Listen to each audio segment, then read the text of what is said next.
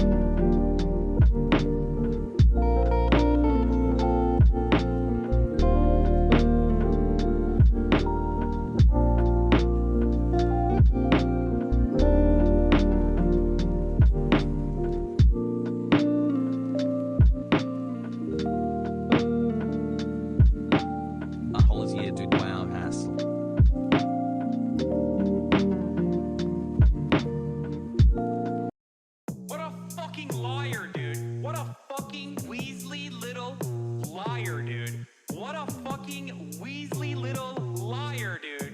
Holy shit, dude. Fuck it. I'm saying it.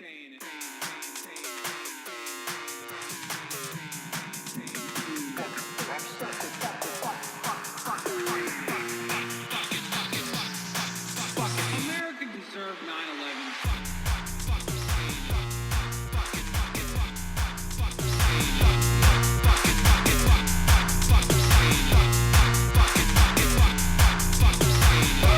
9/11.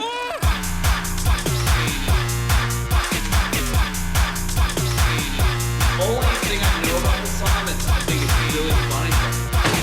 What a fucking liar, dude.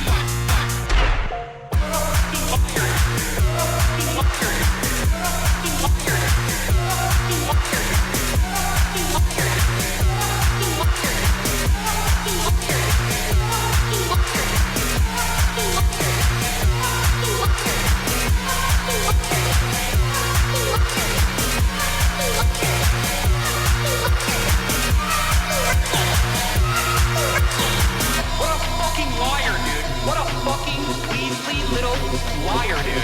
What a fucking Weasley little liar, dude. Holy shit, dude. Holy fucking shit, dude. Literally lying. What a fucking liar, dude. What a fucking Weasley little liar, dude. What a fucking holy fucking what the fuck?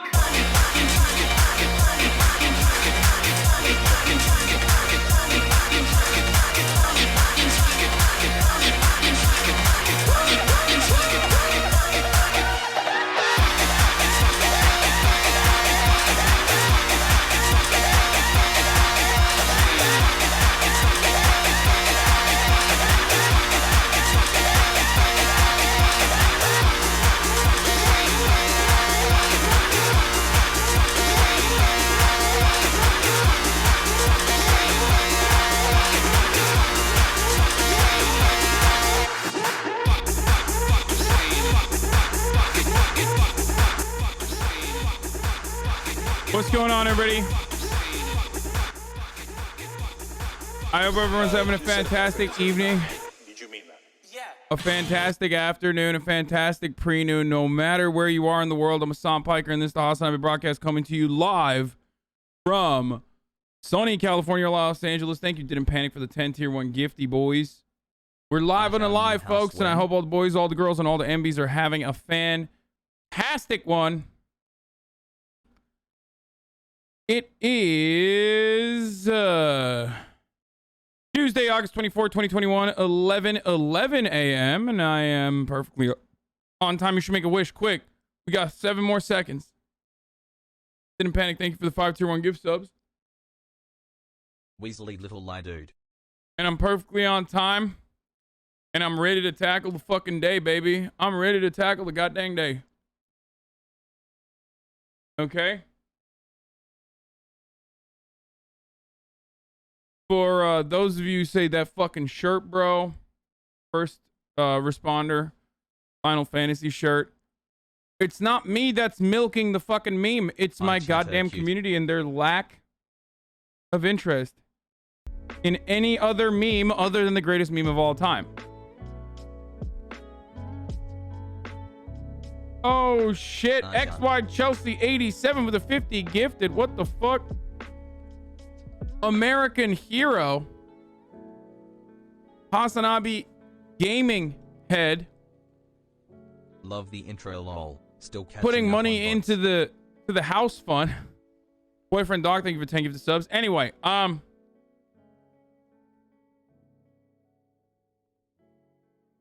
do you and NL have an agreement that you have to stream at the same time? Who is NL? Are the rumors true that you will be debating the 2609 on a 2-hour call against erob221? Those rumors are false. Friends, those rumors are not real. Those are just rumors. Once again, as you also know, day 5 of the house stunlock. No. I think we have moved beyond the house stunlock at this point. I hope we've moved beyond the house stunlock at this point. I know there's other people that are trying to consistently extend the house stunlock drama at this point. Because they're so fucking desperate. They're like, this is a good, Jammies. you know, this is a fucking good own in their minds, or like,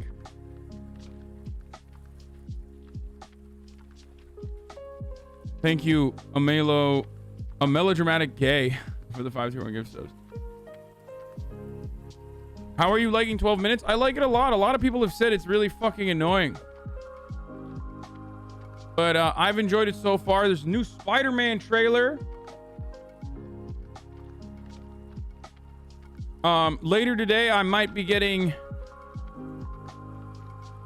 Later today, I might actually be bringing on board... What you do is very important at HasanAbi. friend of the show, David Dayen, to talk about... It's annoying when you play it. Wait, what? People have loved my 12 minutes gameplay so far, I think. Anyway, my back pain is not fixed. I took muscle relaxers for the first time ever last night. And I'm not proud to admit this, but yes, I Googled, can you masturbate on muscle relaxers? And then I thought to myself, I don't give a fuck what WebMD says. I will do it regardless. I'm gonna come. That's what I said. And then Kamala Harris popped up and said, do not come. And then I said to myself, I'm gonna come. And guess what? I won that battle, okay? Haha, guess what, dude? Modern medicine, 0. Hasan Piker 1, modern medicine 0. That's right. Still not sure if you're not supposed to jerk off on muscle relaxers or not. I'm unclear on that, but who cares? 4 months subscribed. I'm taking horse dewormer to treat the brain rot. By the way, this rant is precisely why I know that like every single person that's ever been upset at me about like the house purchase has never watched the stream. Because like if you sign in here and you see, if you sign in here and you watch me like talk for like 3.5 minutes, you're gonna be like, oh, never mind. This dude is not a fucking... I thought this dude was like a revolutionary Vanguard party member. You know what I mean? Like, I thought he was just like doing communism on his stream all day. Like, you know what I mean? No, this is what I do. That's why the community wasn't like, oh my God, I'm shocked. I can't believe this guy is not a fucking real activist. It's like, dude, I do activism every goddamn day, okay? When I crank my fucking hog out, looking at some fucking cussy, that's what I'm doing. I'm doing activism. I'm activating. Or you came to Kamala Harris? No. That's not what I was saying. You misunderstood me. I was making a joke about do not come, I'm gonna come. You make too much money for watching YouTube videos? Yeah, that's what all of this reduces to, I think. Yeah, I'm sorry, brother. I'm not actually sorry. I'm lying to you. I'm not even remotely sorry. I don't know if you have noticed, but you have the A word written on your hat. Anyway. Is the statement on your bucket hat true? Yes, I do eat ass, yes.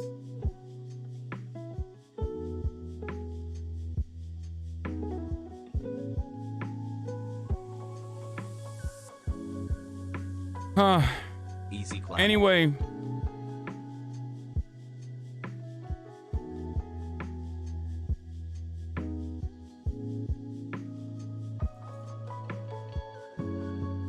Can't believe you're wearing yeah, but that clip of you with John Zerka made you look kind of bad. You're still a good guy. You should be allowed to buy the things you want, though. My clip with John Zerka. That's a ban. Who the fuck is John Zerka? Please stop bringing up irrelevant people in this chat that I have literally... I do not know who they are. I've never heard of them. And I am overall uninterested in extending this discourse so that like some fucking 200 average streamer can turn around and, you know, for a brief week feel like they have like 1,000 people in their chat. You know what I'm saying? I'm good on that, I think. 2 months, Pog.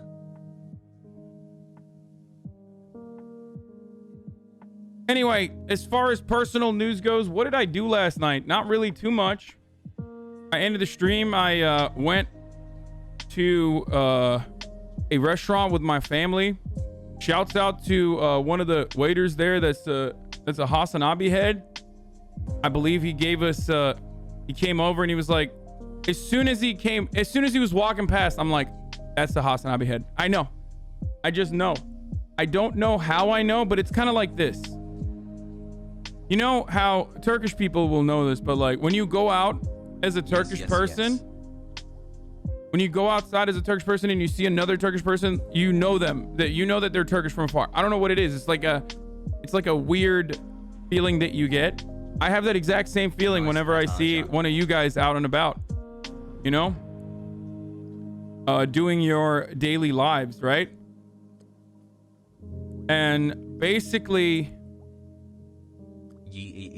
what ended up happening is this dude was walking by and I thought to myself like, oh, this dude is definitely a HasanAbi head. And then he came over. He was like, hey man, I know this is like kind of awkward. You guys are just having, you know, dinner, but like I'm a big fan. I love what you do. I was like, oh, thanks, man. And in my head, I was like, I fucking knew it. I knew it, dude.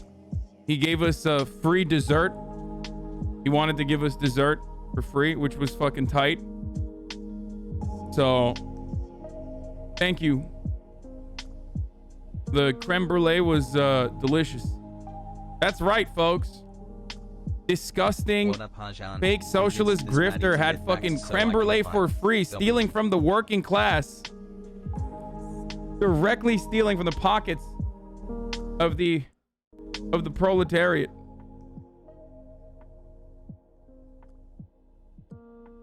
So yeah, that was very nice.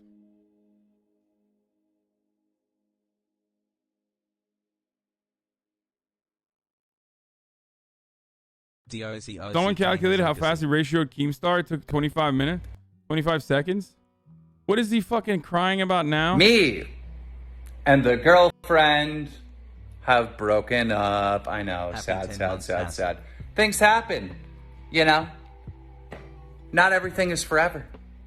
But the good news is I am currently single and accepting applications. Hello. I ratioed this motherfucker so hard last night, his girlfriend broke up with him, dude. Oh my god. I gotta write that under this fucking tweet. Nice.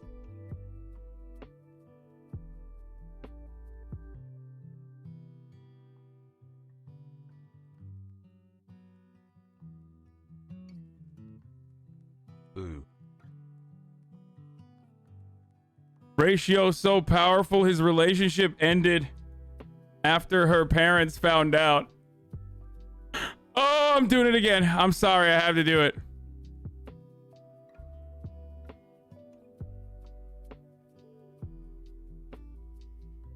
I'm sorry, I had to do it. I had to do that.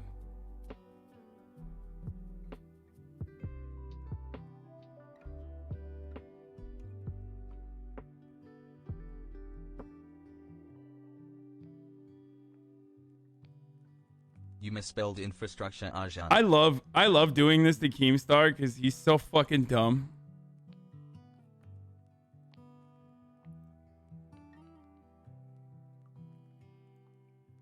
That's crazy. Bro, what happened to the ratio don't accomplish? What happened to saying ratio don't accomplish anything?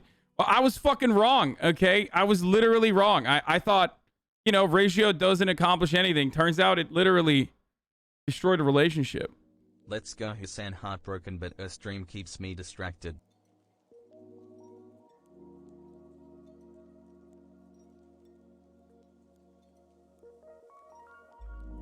That was at least some interesting news in the morning.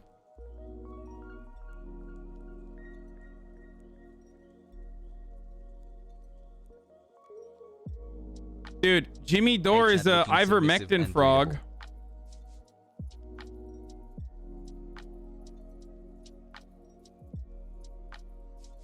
That's not very surprising, but you know, that's what happens to most free thinkers. Anyway, let's get to the fucking news, dude. All right, let's do it. Let's do it, boys. Okay, I'm gonna tweet out that I'm live, and then we'll get right into the fucking news. The house debacle on C-SPAN. There's C-SPAN coverage going on. Squatting in abandoned house. Jordan Klepper popped off with an anti-vaxxer vid. New Hog watch. That's exciting. You know. More 12 minutes today. You blue balled us, bro. I don't understand. I literally I did not blue ball you. I actually ended up. How are you gonna say I blue balled you when I won the game? Like I won the game. You were featured in Business Insider. Cool.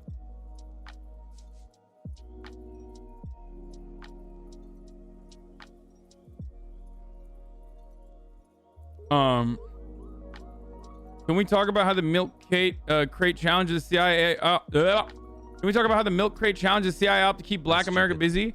No, it's not a CIA op to keep Black America busy. It's a CIA op to fucking kill Black people. ICUs are locking up. Okay. All of a sudden, suspiciously, the CIA drops a bunch of milk crates, shoots a viral video in Black communities.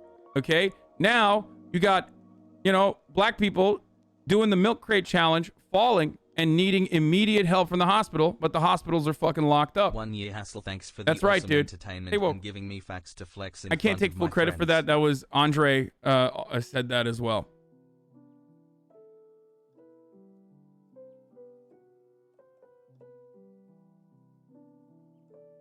Lactose intolerance is a serious medical condition? No, that's not what I was talking about.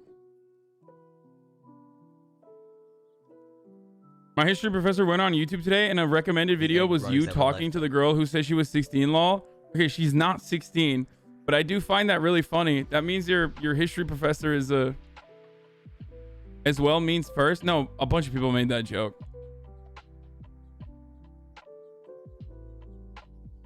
Stole it and said can't take full credit. Yes, that's precisely what I did because I'm fucking disgusting. Okay, that's what I'm doing. I'm exploiting the labor of other takers in the take machine. Do you see?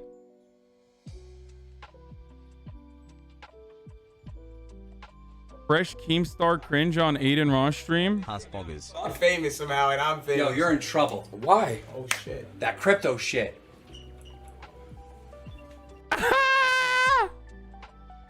Oh no, dude, he's so fucking dumb. All right, let me just blast off real quick. Daycare is live. And I'm talking Hog Watch is back, baby. Yep. Get in ASAP. I got horse dewormer for the whole family. Thank you, Hasan and chat. Can't believe it's almost been 1 year. Fuck the FDA. Federal Death Agency. www.twitch.tv/HasanAbi. Dude, that was a good one, dude. I just fucking own the FDA. You guys see that?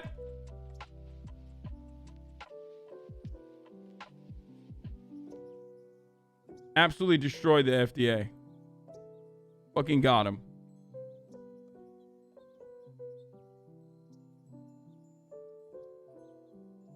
Anyway, there it is. Blast off to all your friends, all your family, all your loved ones. Let them know this is the truth teller stream, Ratio the FDA.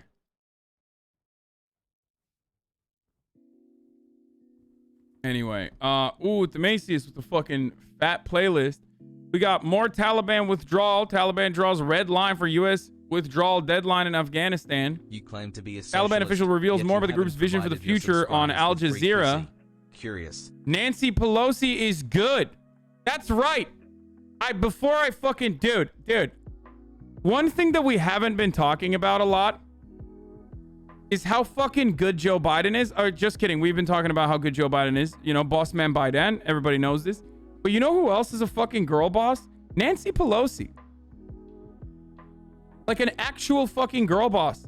I don't know what the fuck's going on, folks. I don't know if AOC and the the Progressive Caucus As of June, actually started Pogo fucking House to applying run. pressure, as they As of did, June, remember, on this Pogo as of infrastructure June, bill, Pogo. right? But I don't know why Naosi. I don't know why Pelosi is on board, but Pelosi is fucking tackling 9 conservative Democrats that are trying to hold off on this fucking secondary bill. On this infrastructure bill. We're going to talk about that. I'm going to have David Dayen on, friend of the show. David Dayen will be on. You wanted to come see my crown moldings. Ironically, I have crown molding in this house, but not the one that I will be moving into. But 27 months together, my king. I'm beginning to agree with that fucking white rapper dude who was like who rapped about Nancy Pelosi. You know, I'm feeling she's looking kind of nice right now, dude. She's fucking killing it. Anyway, among us with gaslight girl queen, girl boss Pelosi, and boss man Biden coming up. Love you, daddy. You cute. Are you going to the shit camp? Of course I am, dude. You think I'm gonna fucking miss out on an opportunity to hang out with all of the other streamers that I love and enjoy the company of? Yes. Boring libs going into sicko mode? Yeah, I don't know what's happening, dude.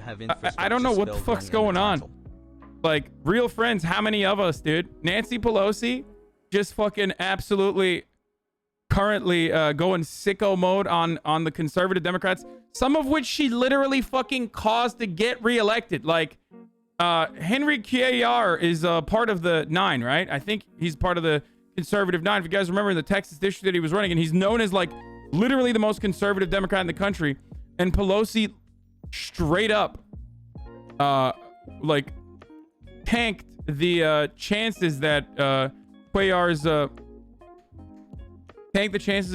opponent 3 months winning. Was it Jessica Cisneros? I'm like trying to remember off the top of my mind, so I'm so sorry if I'm fucking up the names, but like Cisneros was literally like fucking 27 years old, actually interned with Cuellar, fucking progressive as shit. She's awesome.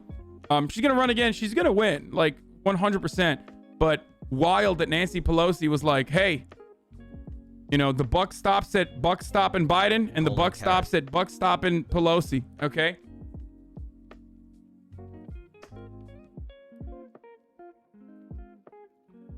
So exciting stuff. Fix the typo in your title. What the fuck? I don't care. I don't care if there's a typo in my title.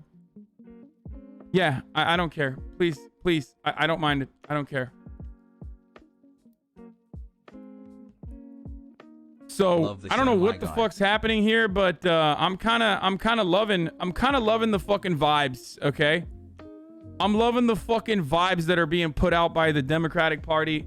I'm a fucking centrist now. I'm a centrist lib, as you guys know. I love capitalism. I love centrism. I love liberalism. These are all the things that I love. As you guys know, I'm fucking libbed up, baby. I'm libbed up. I'm sheeshing, dude. I'm sheeshing at fucking what the liberals are doing so far. Anyway, all jokes aside, I mean, they're all fucking corrupt assholes, but you know, every now and then they 5 months, end up doing the right thing when it's fucking way too late for the most part. I'm at the gym doing chest straight. Can you yell at me to go harder, please? Empty gym. Go harder, motherfucker. That's it. That's all I'm gonna say. Henry Cuellar is an anti-choice Dem and sucks 2 big ones. He sucks 10 big ones. He's literally one of the worst Democrats in a sea of like, horrifyingly bad Democrats. I mean, look, bad Democrats is a target-rich environment. Okay, there's a lot of those motherfuckers that are just bad. But goddamn, dude, Henry Cuellar takes the cake. Probably the worst Democrat in the Congress.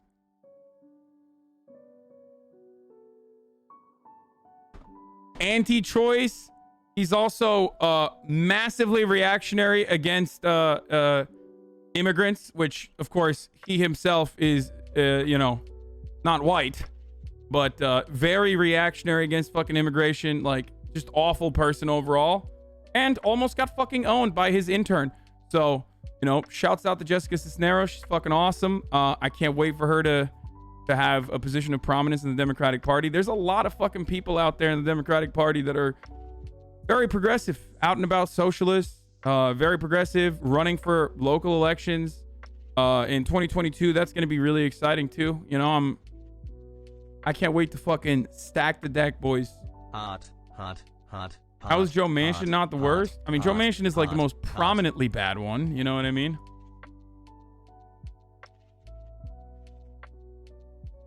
Andrew Cuomo's officially gone. Remember, you was conflicted. Jimmy Dore is a ivermectin frog now. Abusing my power, full of resentment. Jordan Klepper is did a video with the Hogs, so we'll do Hog Watch in a little bit.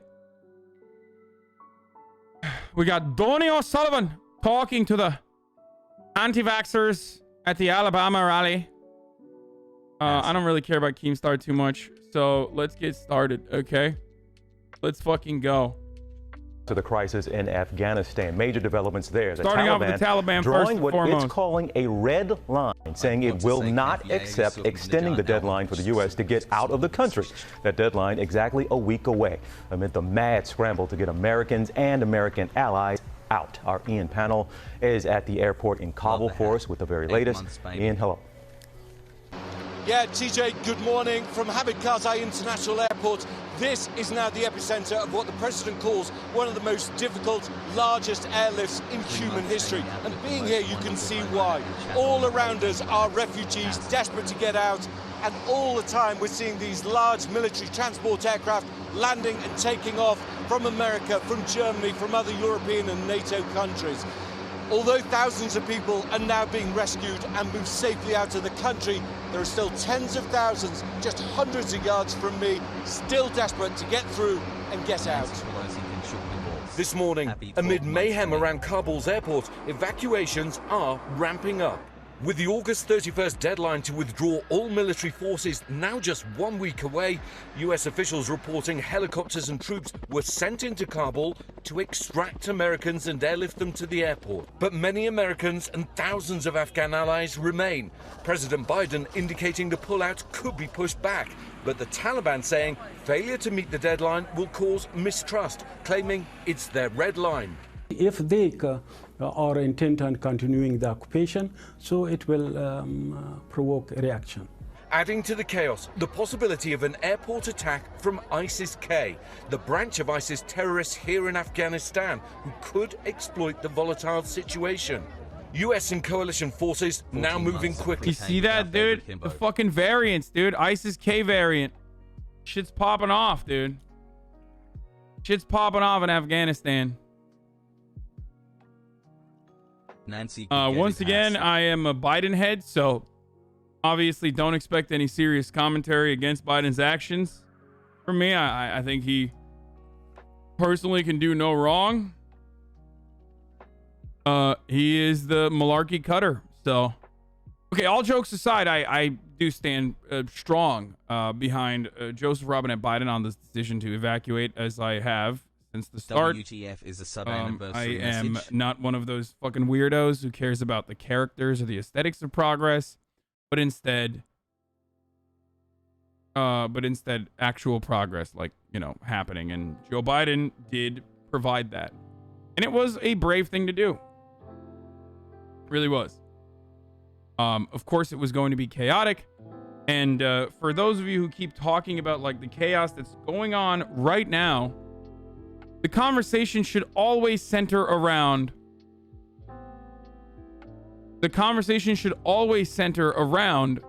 why there is chaos there to begin with, or to this degree, and what our involvement was that accelerated said chaos, not necessarily what the most predictable fucking outcome was somehow impossible, somehow avoidable, okay? Because it wasn't avoidable. And while my heart goes out to the people of Afghanistan who have to fucking suffer through this consequence, they've been suffering for the past 20 years without a single one of these goddamn outlets ever offering or extending any sort of serious coverage to their well-being. And now all of those people turn around and act like they just give a shit about the people of Afghanistan or the women in Afghanistan or any of that stuff. They don't. Okay? They don't. Miss me with that bullshit. You don't give a fuck. If you gave a fuck, you would be trying to... You would have tried to pull out in, 2004, 2005, 2006, 2007, 2008, 2009, 2010. There were so many opportunities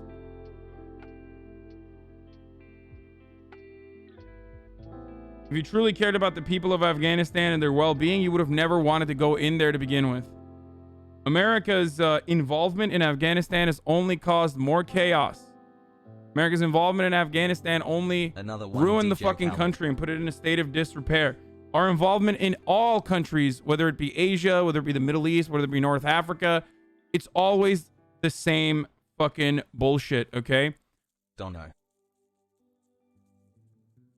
So, Joe Biden did the right thing, and that's why I applaud him for it. I don't give a fuck if he is an otherwise imperialist asshole. Okay. Planes flying almost 11,000 people out over a 12-hour period Monday, more than twice the number of people evacuated in the same period Sunday. Hundreds now arriving in Virginia and dispersing to Fort McCoy, Fort Lee, Fort Bliss, and Joint Base McGuire-Dix Lakehurst. Afghan refugees forced to leave everything they know behind. Friends, families, homes, and their country. Like this man who just arrived in Seattle with his wife and 6 children. He was a translator for the US and owned a clothing business in Kabul. It was hard, you know, it was very hard. Just I left it everything for there. My family, my business, my house. At Dulles Airport outside Washington, D.C., this Afghan and his family speaking with ABC's Gio Benitez. He worked for the American government for more than 2 years. This is his first time in the United States. A lot of relief. Now I think we are safe here. Yeah. 10-month anniversary pogo. No, you're not, brother.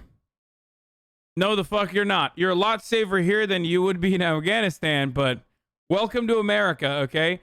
Now you gotta fucking slave away for the rest of your life to get fucking health care. Still, comparably better than Afghanistan, of course, but that's not necessarily a metric for success for Americans who have been living here for their entire lives, I hope. Now you're gonna have to slave away. 11 months. You're not gonna, your housing is always going to be insecure. Your healthcare opportunities are lackluster if you don't have money to pay for it. People are probably going to deny you jobs because I suspect there will be a lot of anti-Afghan and just like anti-Arab, anti-fucking Muslim rhetoric in America that Republicans will utilize as a talking point to, you know, drum up support for themselves. So you know, I hope things look good, but it's okay though. We have Uber Eats. Yeah, you mean like he's gonna do Uber Eats because his other job is not gonna be enough. So, of course, the key question this morning, given that we're now just 7 days away from that August 31st deadline, is whether or not they're going to have enough time to get all of the people out. We're now hearing, in reporting from the Washington Post, that senior US officials are saying that the director of the CIA, William Burns, had a secret meeting with Mullah Baradar, the de facto leader of the Taliban, here in Kabul on Monday. The CIA aren't confirming any details of that, but of course it would seem inevitable that they would discuss a potential extension. It seems to me at the moment, even at this increased pace, getting everyone out in the next 7 days is going to be an almost impossible task. Well, hey, Chatter who called out and said, yo, where's that W banner? I love you, okay? You're great. Thank you for reminding me. The W banner is back. Consultations are ongoing, and of course, it is going to be an inclusive system. We are in talks, and we have a relationship, a working relationship with the Americans about the security arrangement. And I love the Taliban like commission for like, what are they? They have like a hotline to call. They have like a WhatsApp number that you can fucking text your grievances. They're so woke now, dude. They're great. It's like, hey, you guys are whipping me. Like, can you stop? They're gonna be like, no, click. And the outside checkposts are in our control, and inside is under the control of. Oh my God! Yeah. Oh no, this motherfucker! They found one. I was saying, like, I'm surprised at how little, like, how little interpreters and you know, spokespersons that they were using originally were like not fucking, they were clearly like Pashtun straight out of the fucking mountain, And I was surprised that they couldn't get like one or two fucking dudes from, I don't know, Australia or the United States or fucking anywhere else. And homie, they found him. The homie's got the fucking British accent coming out. I don't know if he's Australian or British, but the United States forces, and they're in constant contact with one another. It is very unfortunate for people to be rushing to the airport the way they are at the moment. I think it would have been much better because we have announced general amnesty for he could be South African too. Everyone, the security forces from senior to the junior level. And this fear or this hysteria that has taken place is unfounded. The developments were so fast that all people were taken by surprise. And when we entered Kabul, and it was not pre-planned because we announced initially that we do not want to enter Kabul and we want to reach a political solution before entering Kabul looking very submissive and breedable, making a joint and inclusive government. But what happened was that the security forces left and they abandoned their places, and we were forced to ask our forces to enter and take over security. So I don't know if this is a fat Caparino or if he's being honest, because they actually didn't enter the city originally. They surrounded the city and said they're not going to enter the city, and then the security forces evacuated the city immediately. That's he is right. Like, his timeline of events are correct. So unfortunately, the Afghan government's actions, which were most likely motivated by America refusing to involve them in the negotiations process, that basically signaled to them that, like, no, we're just handing off the country to the Taliban. Like, you're done, Jack. That fear, of course, led them to escape and not want to fucking fight against the Taliban. But originally, they were not supposed to go into Kabul, and they weren't. And then when the security forces left, they were like, all right, we're going to, control the area now.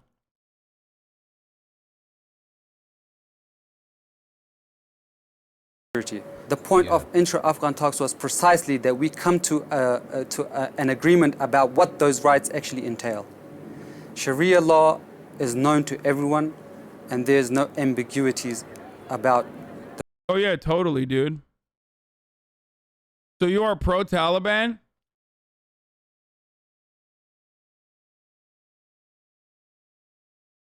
I've said this before, but it bears repeating. I could literally sit on this Twitch broadcast and be like, I love the Taliban all fucking day.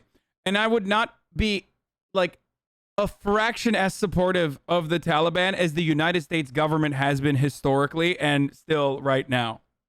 You understand that, right? Like, and I'm not pro-Taliban. I do not believe that, like, Wahhabist fundamentalists who want to fucking implement Sharia law or whatever their interpretation of Sharia law is are actually good folks. They're not. They're antithetical. Their values are antithetical to everything I believe in personally. So no, I'm not pro-Taliban. As a matter of fact, I'm so not pro-Taliban that I constantly criticize America being pro-Taliban throughout history, whether it be originally arming and training them and drumming up support so that there is a mass insurrectionist movement against the USSR that would goad the USSR to invade Afghanistan, a subsequent civil war that the Taliban ended up winning. Okay? And then routinely fucking fighting against the Taliban for the past 20 years, only to deliver the entirety of Afghanistan back to the Taliban in deals that took place over the course of multiple presidencies. I'm not a fan of the Taliban because I'm not a fan of the CIA, because I'm not a fan of the State Department. I'm not a fan of American imperialism. So remember who the biggest fans of the Taliban are. Okay? The biggest fans of the Taliban are always going to be the CIA, the State Department, the United States military-industrial complex. Those who put them in a position of power. The rights of women, the rights of men, not only women, but also the rights of men and children. And right now we're at a situation that number one lurker. that hopefully during the consultations there will be clarifications about what those rights are. Our foremost priority is discipline in our own ranks and not enforcing laws on others, but enforcing it on ourselves first and then giving it as an example for the rest of society to follow suit. So we are the first ones, and our members, if they are involved in such things, will be the first to be prosecuted. Well, I don't think people believe we are terrorists. I think it's just the war on terror. It was just a term coined by the United States, and anyone that did not fall in line were labeled terrorists. I mean, he's fucking right about that. It is 1000% true. Not that the Taliban would not fit that bill. Like, they're not good people. They're bad people. Okay? Sorry. They're fucking psychos. However, the coining of terror and the designation of terror by state actors against any sort of like militant insurrectionist movement is absolutely a political one. There is no... This is not a controversial take. This is not a controversial take at all. I can't believe I'm like talking about the Taliban and also clicking on Dan Crenshaw talking about the Taliban.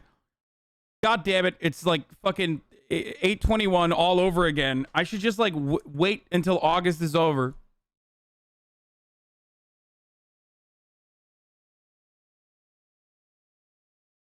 We will kill you, Congressman says U.S. should reject Taliban threats over August 31st deadline. Pro-Taliban socialist who exploits American children, stealing their mom's credit cards to buy a $3 million house. Dude, that's a really good... You fucking nailed it, dude. That's precisely what I'm doing and who I am. Smile.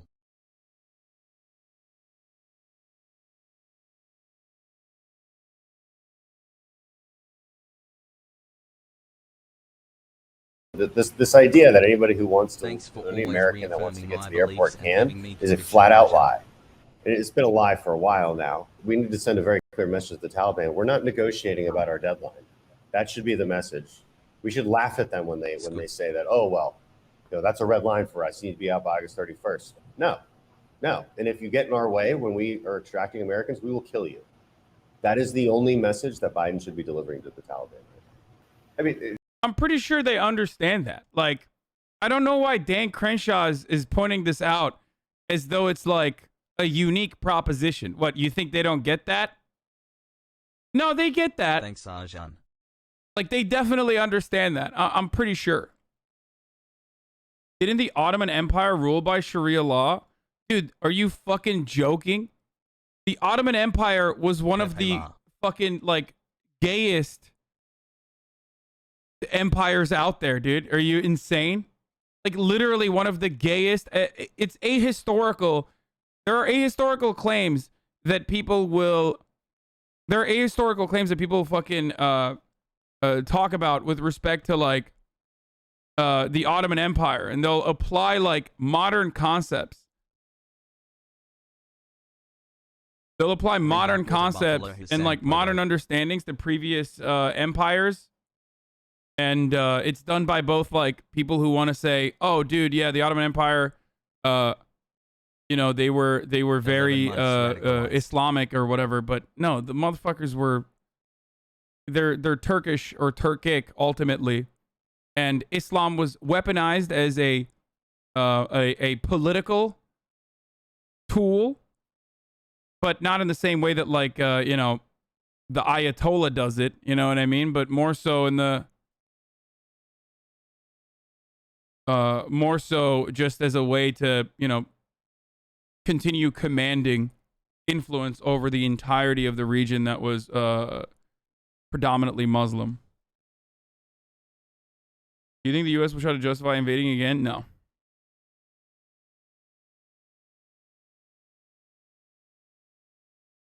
For a lot of its history, the Ottoman Empire was like less religious fundamentalist than Spain or Britain. Absolutely. The Ottoman Empire famously opened its doors to Jewish immigrants or Jewish refugees that were escaping oh my God, I'm forgetting words now. Holy shit. The pogroms. the Ottoman Empire had, I mean, they taxed non-believers, right? Especially after they took over the caliphate. But they taxed non-believers, but ultimately they ultimately allowed people to practice whatever the fuck they wanted to. That's why it was like super diverse. Yeah, the Ottoman Empire legalized homosexuality, or rather decriminalized homosexuality in 1850, a long time before the Western world. However, even before that, homosexuality was not even like considered a weird thing. For the overwhelming majority of history, and unfortunately we see this as like from a super Western lens, but for the overwhelming majority of history, people didn't think like, you know, fucking a dude's ass was weird. Like that was just a thing that you did. There's also certain historians that believe that there's certain historians that literally will have talked about Sharia being, first of all, Sharia is up for interpretation. Obviously, it's religious laws and whatnot. But Sharia's centralization is a post-colonial concept. That, like, Sharia laws in general were basically exactly like the way you see it in Afghanistan, where tribal leaders had a command over a region, and they would have their own set of rules and their own set of interpretations. A lot of the reconciliation process, in criminal justice in those tribes are actually, ironically, even more modern and more humane in certain ways, depending on what the crime is, obviously. And don't think about it right now. Don't think about it the way the Sharia interpretation right now, but like think about the way that like the reconciliation process works back in the day was actually significantly more humane than even our current draconian understanding of the criminal justice system. A lot of that reconciliation revolves around like mediation, having a conversation with one another. Like, it was so ahead of its time. What happened? A constant fucking warfare, dude. Hi chat, I know I am late to the game, but I just want to say I got my first vaccine shot. Now my arm is sore. Get your shots, Hassel. Also, super progressive towards Armenians? No, of course not. Of course not. Islam literally just considers homosexuality as a sin, just as drinking alcohol. Wait till they find out that thinking Jesus the Son of God is more of a sin than homosexuality. And Quran says the Christians are the closest to Muslims. Yes. My manager at work just told me he has been getting into Jordan Peterson. What do I do about this, Hasan? Bro, every Ottoman emperor literally fucked dudes. And also maybe even younger than, you know, men, if you know what I'm saying. Okay, so certain concepts were modernized, which is a good thing. Okay, it's good. You know, some things are some things were in need of a refresher. But yeah, this notion that the fucking Ottoman Empire was like not on certain aspects not more modern than like comparable empires in the same time is pure Orientalist Western interpretation of events that took place.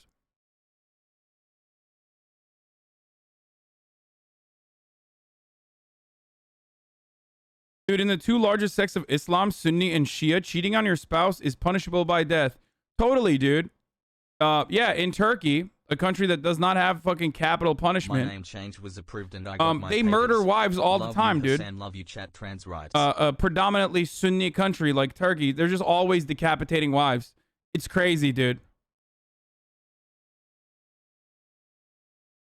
Why come here and listen to what I have to say if you're just going to make your mind up and just, you know, live in a world full of delusion anyway? Turkey is not a good representation of Islamic countries. Yes, because we were America's dog and a Western dog for so long that they allowed us to fucking survive, partially because, you know, we joined NATO. That's literally the reason why it's not a good representation of Islamic countries, lmao. It's because it was it was allowed to fucking exist, unlike all of the other countries that refused to allow Western influence to continue extracting their resources, like in fucking Iran with British Petroleum, or numerous other countries that the Western imperialist forces had a hand in. And even then, Turkey had a significantly hard time modernizing because of, fat IMF loans. And they're still victims to Western imperialism in the form of, like, banking and whatnot, but still.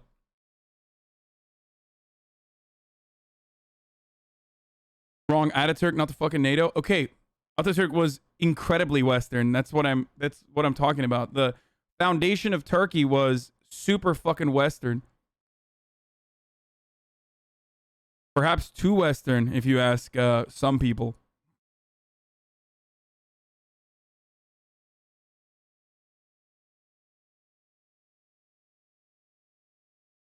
Anyway. The best representation of Islam today is the top of the hour ad break. Sharia law states that you can use your Twitch Prime for an ad-free experience. Why do you got to do that? Why do you got to rob me of the joy?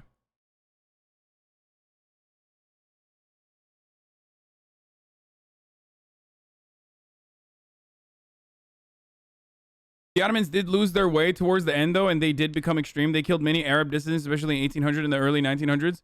Yeah, no, for sure. That's what happens when your fucking empire is dying. Look no further than what we are living in currently. Anyway, what we're living in currently in the United States of America is one thing, but the top of the hour ad break is another. Running the first one of the day. You'd like to no longer see the ads. Would you agree that Turkey was a template for neo-colonization for the U.S.? No. I am streaking. No. All you need to do is subscribe. You can do it for $5 or you can do it for free. What the fuck? Sorry for the house drama, but this article's on the front page of the Guardian website right now.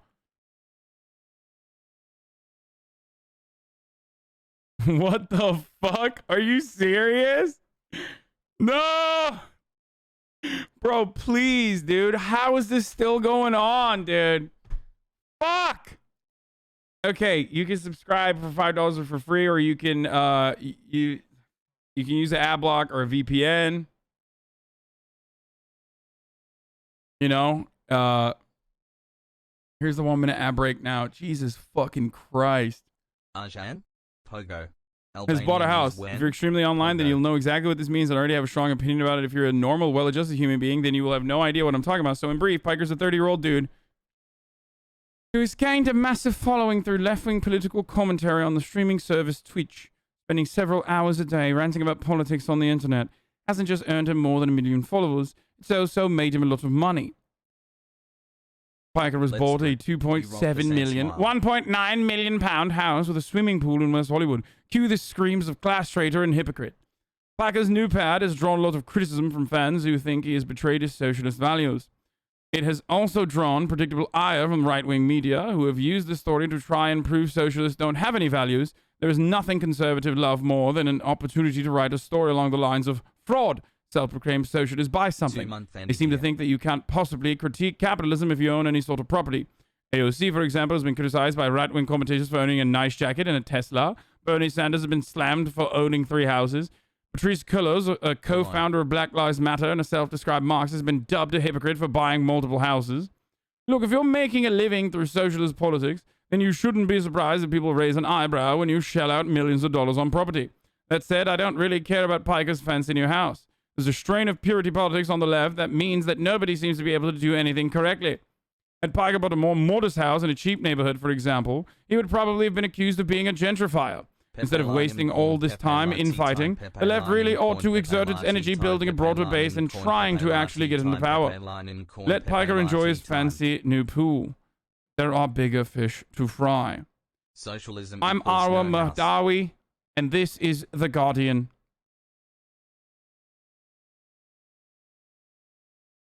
What's all these people saying, I don't care, and then wasting a whole day caring about it? The Independent wrote about it too? No, that's for 2 days ago. That's whatever. Dude, they have my fucking... Bernie Sanders' face is covered by my back heating pad.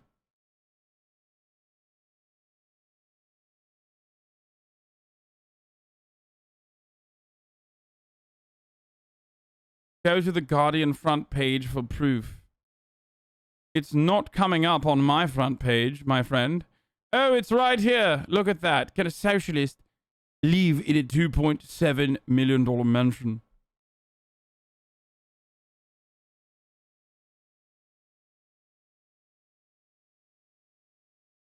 Hasan, are you ever even open for opposing views? No, dude. Of course not. From what I understand, I looked a little bit deeper into Ahmed Massoud, and this is, of course, the son of Shah Massoud, who was like very famous figurehead that was assassinated by the Taliban when an American, under the supervision, or rather allowance of the CIA, by the way, when he wanted to give Osama bin Laden before 9/11 to the United States of America for his involvement, allegedly, or potentially his involvement in the 1993 World Trade Center bombings. His son is, from what I understand, not very similar to his father, okay? It's not like I think he's more so trafficking his father's clout. Leftist streamer HasanAbi doesn't live in public Leftist political commentator faced criticism for buying nearly $3 million home. I mean, it's whatever. My face when I walk into Hasan's house.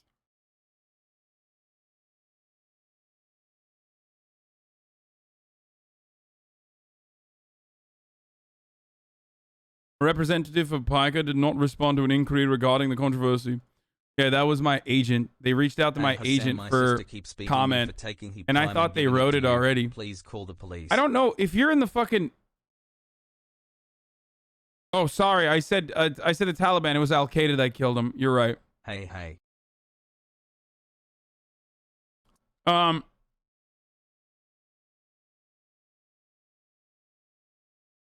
But 20 months wide peepo pussy. This guy won't like America either. Wait, what? No, this guy likes America too much. I'm saying that this guy is like, from what I understand, Ahmed Massoud has some really interesting points of view. He's more so an op. He likes America too much. Does that make sense?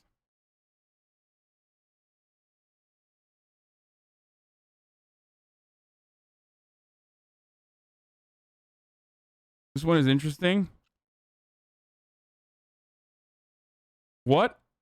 I was homeless in LA and I'm not angry at Hasan for buying an expensive house, so why are you? Will produce streams from his $6 trillion home. Then I own 3 what doorknobs the in fuck? my house. Happy 10 months. Wait, is this a meme or did someone actually write this article? What the fuck?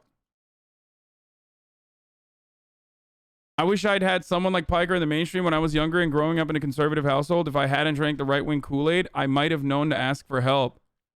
Tom Piker, a highly successful Twitch streamer with a considerable following, is dared to do something revolutionary while advocating for socialist and leftist values. He bought a house in West Hollywood. The internet exploded at Piker over his past few days for what deemed rank hypocrisy. Out there, a working-class socialist advocate to buy a home while making statements and money off these very values. I might not be a hot socialist Twitch streamer like Piker, but my path towards housing had some similarities. I also became housed while advocating for socialism, and that's why I absolutely cannot be upset about him buying a $2.7 million home of his own. I was in the middle of a major custody battle when my sister was murdered. The financial hardships I endured in that time brought me to a state of homelessness. I drifted from couch to couch and hunted for safe spaces to sleep in my car. This is, by the way, the very classic like example I talk about all the time. Like, remember how I always talk about the different tier structure of homelessness?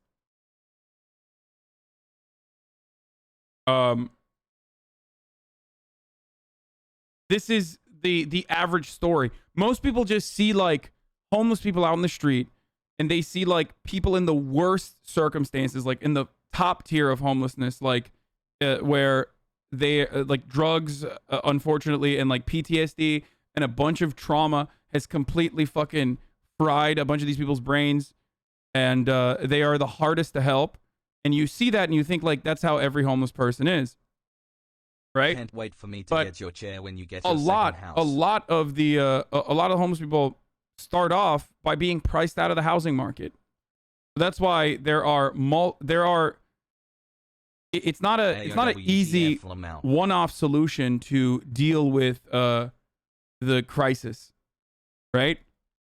Each individual tier has different methods of dealing with it in an amount of time that you have to work on.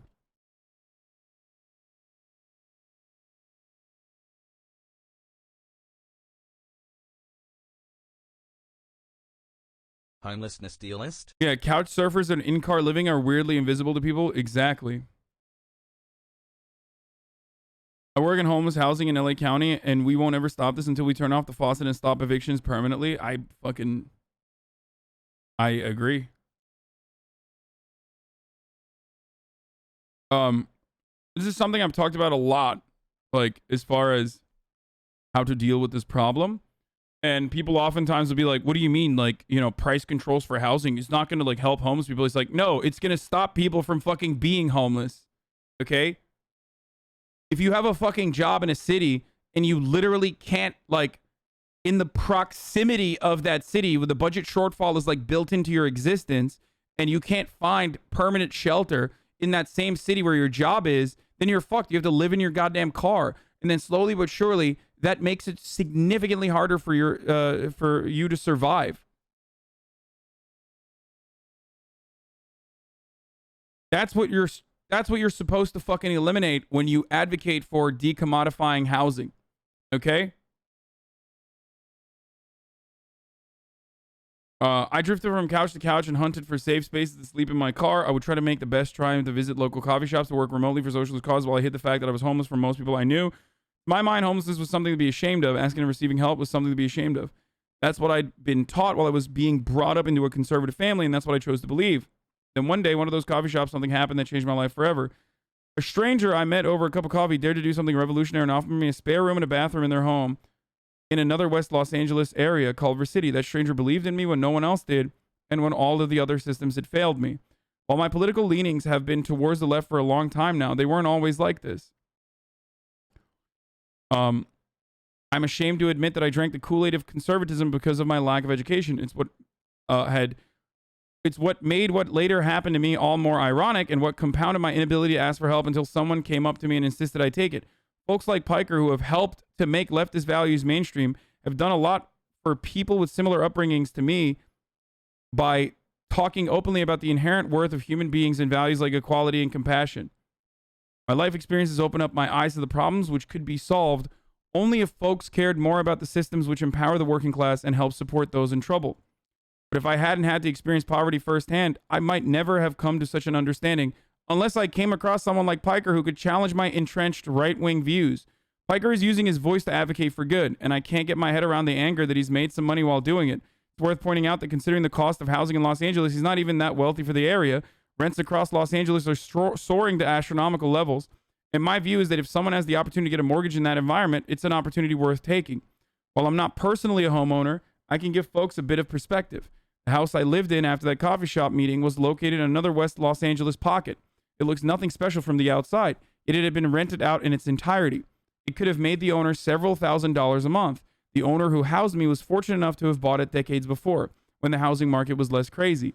He wasn't wealthy at all, and later found himself faced with financial hardships due to his own property taxes handed down to him in the midst of the pandemic.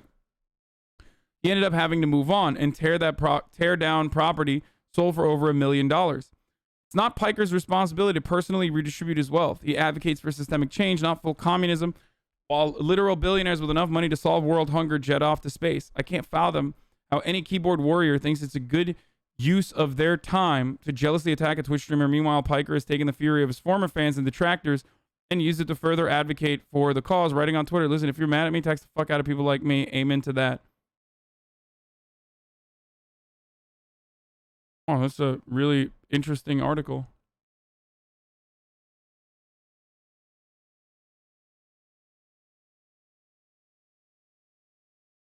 Like, one of the things I was thinking about a lot these past couple of days was people getting very upset at me about, like, my choice of, like, living in Hollywood, right? They were like, why did you buy a house in West Hollywood? Why'd you buy a house in West Hollywood? And I was thinking, Motherfucker, I've been renting in West Hollywood for like the past 3 years, and not a single person ever got mad at me. Like, so it was the purchasing of a house in West Hollywood that like made people upset, I guess. Like, everyone knows I've been publicly living in West Hollywood for a long ass time. And now they're like, oh my God, like, I can't believe you bought out, you chose to live in West Hollywood, like, away from poor people. It's like, well, first of all, no. And secondly, like, I literally, I've been living here. You just found out, I guess. Who wrote the article? Someone by the name of Jennifer Stavros wrote this article.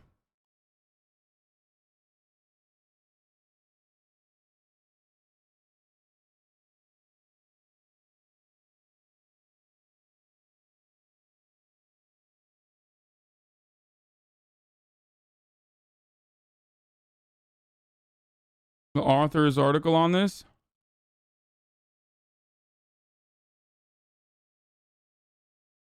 All right, I'll blast it. This is a great article. Medium chungus.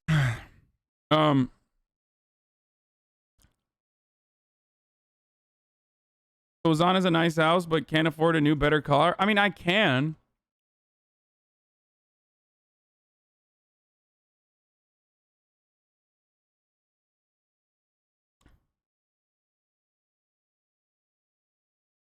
But this was an interesting article. I did not see this. I guess there's a lot of people that are like writing about it.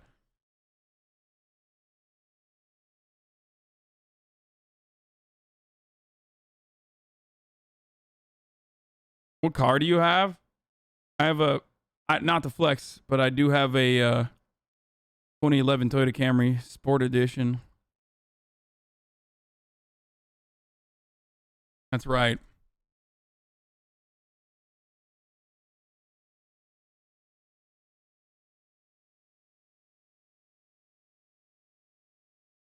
I do have a 2011 Toyota Camry Sport Edition with heated leather seats.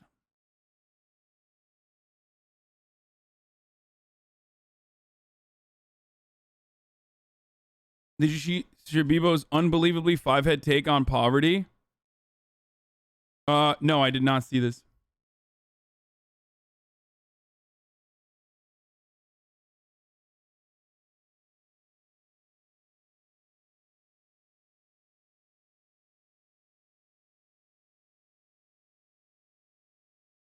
At HasanAbi 14 months bog hassle. The argument about the house can be extended to virtually every single thing that I've done. It can be extended to my chair. You know, why do you have such an expensive chair like the Herman Miller I sit on every day? Or why do you have such an expensive fucking desk like the uplift desk that I have? When you could have bought a cheaper fucking chair and a cheaper desk and then donate the rest. It's a ridiculous conversation.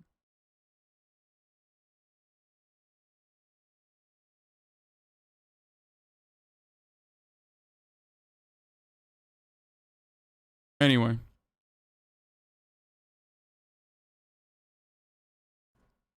It's a third-party headrest, yes.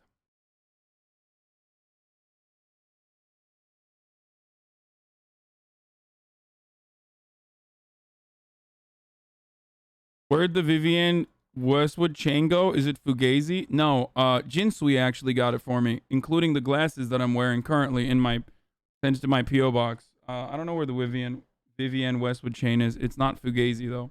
It was $150.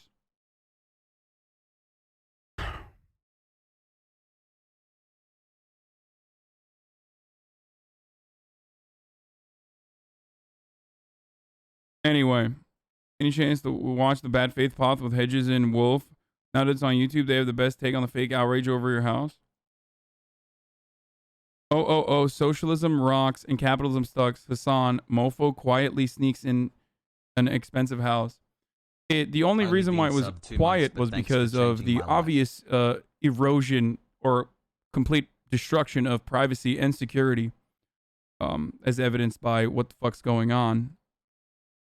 Yeah. That was the only reason. What do you think? Like when I fucking move in, eventually, that people were just like not gonna realize that I'm in a much nicer and larger house? Are you fucking stupid?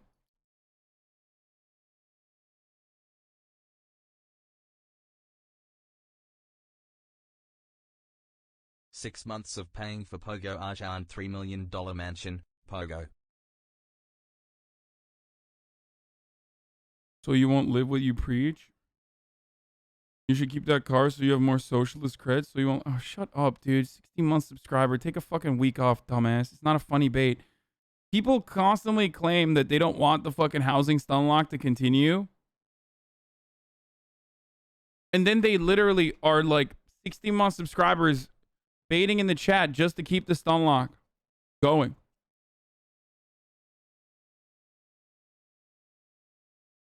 "9 months, so there Shut better the be fuck room up. for our baby and the new pad." Anyway, so we talked about the Taliban. Dr. Anthony Fauci's FDA approval on the Pfizer COVID-19 vaccine. Let's hear what he had to say. Advisor Dr. Anthony Fauci joins us now to discuss. Good morning to you, Dr. Fauci. It's good to see you. We just heard in David's piece how students say that they will now get the vaccine because it has now been FDA approved. How much of a game changer do you think that this will be? I give the Liberals. Well, I think it's going to be very important from three standpoints, Gail. When you have a vaccine that's fully approved by the FDA, there are a certain percentage of unvaccinated but eligible to be vaccinated people. Okay, chat, should I keep replying to the same fucking idiotic arguments over and over again, or do you think I've like no, don't time them out for 10 minutes, just ban them, or do you think I've like given enough attention to these idiotic takes? Keep up the great work, Hassel. Just ban and move on, right? Hey, democracy, baby. About 30. You have now been democratically chosen to be a participant in Gulag. 80% of them who are reluctant to get vaccinated now will go ahead and get vaccinated. So that's a pretty good chunk. Dr. Fauci, how far away do you think we are from full approval for Moderna and Johnson & Johnson? Hi, Hasan. Was wondering if you have... I don't think it's too far away because both of those products were a bit behind in the initiation of their EUAs and then in the submission, obviously, of a lot of material that is required for a BLA. So I think it's a temporal issue. I don't think there's anything different necessarily about the process. It's just that they submitted or are submitting their material a bit later are we talking about, after Pfizer did. Are we talking about weeks, do you think? Months? Do still? I get a room in the mansion now? You know, it's difficult to predict because issues may come up with the FDA. I would imagine, knowing the differences in times of the submission of their EUA, that it likely would be a matter of a month or so, but not a lot more than that. Dr. Fauci, how close with this approval and the two other approvals that are likely to be forthcoming soon, how close are we to getting back to some sense of normalcy where there are fewer guidelines and we don't think about the coronavirus on a daily basis? You know, that's going to be up to us. This is pretty funny. I gotta see this. 8-month subscriber says, longtime sub and person of color, just here to tell you, you will never have the desire from black community because you're kind of a bigot. In the most sincere him or way possible, if you'd like to learn more, I could elaborate, but I'm probably going to be banned. You're not going to be banned, but no, I'm good, man. Thank you, though.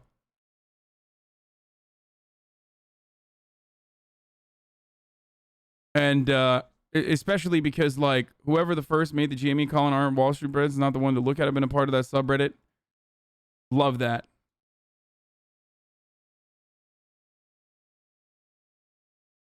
Full stack programmer here. We safely digitally vote via blockchain Ethereum. Oh, okay.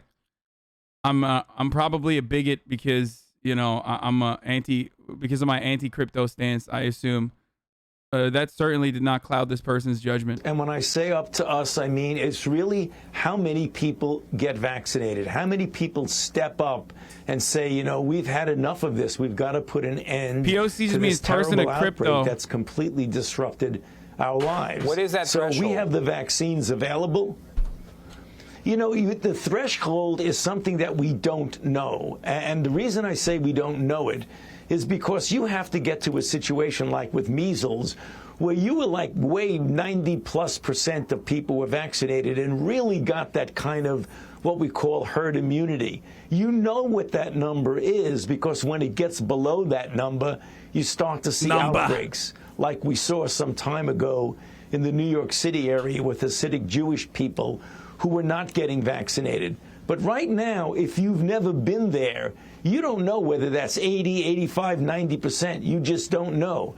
And when you don't know, the thing to do is to just do whatever you can to get as many people vaccinated as you can. And when you reach that point, you'll know it, because you won't have any infections. But you really can't accurately predict what that number is. Let's go back, Dr. Fauci, to the stepping up part, because if more people got the vaccine, we would be out of this much sooner. The science has shown that. And I heard you say that if people get it, we could maybe get back to normal in spring of 2022. So what do you say to people that think this FDA process was rushed? That how do we know that this is safe? Can you just hit on that a second? And how did you come up with spring of 2022? Yeah. Well, let me answer your first question. First of all, Gail, it wasn't rushed. They meticulously went over every bit of data. Spring of 2022 is just an estimate, Gail. It means that if we can get a large majority, overwhelming majority of the people vaccinated, and we get through the winter okay, because remember, we're going to have the complication of influenza and other respiratory illnesses. If we can get through the winter okay, and we can get those people vaccinated, that 80 million or so who are not vaccinated, I estimate, and it's purely an estimate, that by the time we get to the spring and people come outdoors again as opposed to being inside, I believe that we can get to some degree of normality. It's not happening. All right. God is separating the sheep. God is separating the sheep from the goats. That's what Trump supporters are saying. They're goats now. They ain't sheep, they're goats. Friend of the show, Donnie O'Sullivan, went to Alabama. Let's see what he had to say. At the top of the program about the FDA's decision to fully approve the Pfizer COVID vaccine and how it just might change the landscape for those people who've been, at least many of them, who've been on the fence about getting one. This came after the former president spoke at an Alabama rally over the weekend, and while he received his usual full-throated welcome, when it came to that vaccine, many who came to hear him had no support for either the vaccine or of him telling them they should get the vaccine, which he did. CNN's Donnie O'Sullivan was there. He talked to his supporters about the vaccines at the time pending approval. Here's his report. No, not getting that vaccine. No, no, no, no, no. Them vaccines are not good, huh? Are you vaccinated? No, but I have a lot of hydrochloroquine and zinc at my house. So have you got your vaccine shot? Nope, don't want it. No? Wait. They ain't tested it enough, from my opinion. Yeah. The fight. Yeah, her opinion. It's like, what is your opinion? Are you capable of crafting two independent thoughts in your mind? What is your opinion? Like, yeah, when you're an anti-vaxxer, you basically are looking at that lady and going, I do not care about the accumulative, collective fucking, like, scientific accomplishments of millions and millions of man hours, okay? That, like, professionals who have dedicated their entire lives to this, to finding, technological, medical achievements like this, okay? And I care about this person. Like, this person's opinion actually is, holds the same level of weight, okay? As, like, all of the other shit that I just mentioned. People, unfortunately, just think that, like, if they go against the grain, if they're just contrarian in general, and there's a lot of this, right? But if they go against the grain, that means that they are automatically onto something.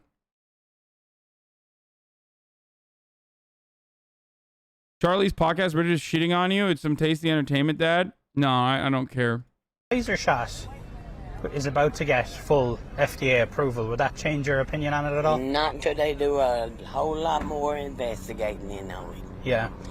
Nothing's Like, this is not about investigating. Like, there is no amount of investigation that will be conducted that will allow this psycho, this hog, to finally be like, all right, that's good. I'm doing it now. I'm doing it now. That's right. going in me until then. Right. Do you think that would take a long time? About 10 years or so. I don't trust the government. I don't trust CDC. I don't trust none of them. What is it about the vaccine that? Because I've watched Dr. T. Penny, and she's done a lot of research on it. Dr. Sherry Tenpenny is a discredited conspiracy theorist.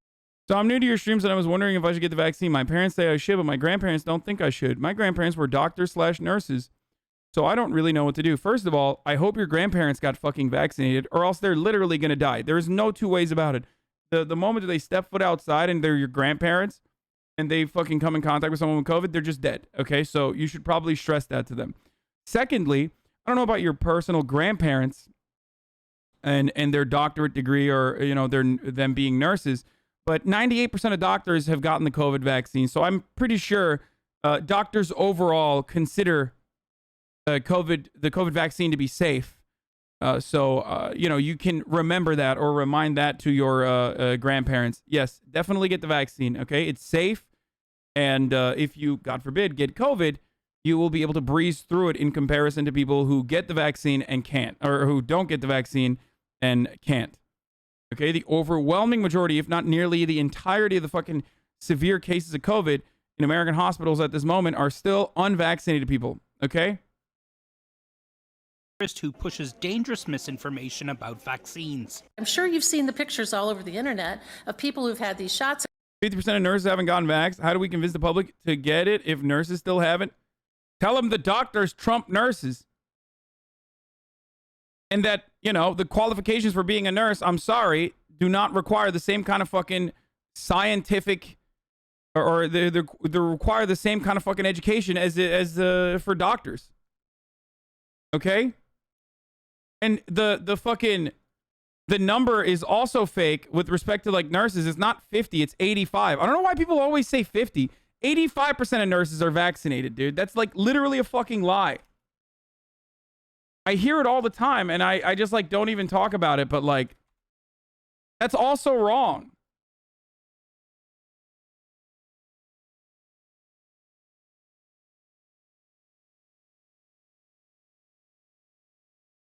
I think it's from, like, an older article from July or something. Disparities in COVID-19 vaccination coverage. It's a lot higher. 2% are in Alabama and Mississippi. My workplace, 80% now are positive for COVID. 83 people total. I know most went to this rally. Dude, why are you mad? Let these dipshits die of COVID. It doesn't work that way, man. You can't. Like, I think I've talked too much about how fucking hogs, if they die, whatever. But, like, as much as it's like fun to watch conservative commentators that, like, believe their own bullshit, that urge people not to get vaccinated and then don't get vaccinated, unlike the fucking politicians and the Fox News commentators that absolutely have gotten the vaccine and booster shots and shit. They're vaccinated out the wazoo. Unlike those guys, there are a lot of dumbass conservative commentators who don't get the vaccine and then fucking die, and that's pretty funny. Like, that's funny. That's an incredibly funny situation. I'm sorry. I don't give a fuck that you died. You are a disgusting human being that probably caused a lot of death and destruction in the same, you know, communities that you exist in by spreading misinformation. So yeah, if you die, I'm going to make fun of you. Remember that. You are letting the libs own you when you fucking die. Okay? The moment that you die and I see your fucking Facebook post about how, like, COVID is fake and it turns you gay or whatever, I'm going to make fun of you. So just keep that in mind. So don't fucking die. Okay? I know you think it won't happen to you, but it very well can. I did talk about Phil Valentine. I did make fun of Phil Valentine a lot.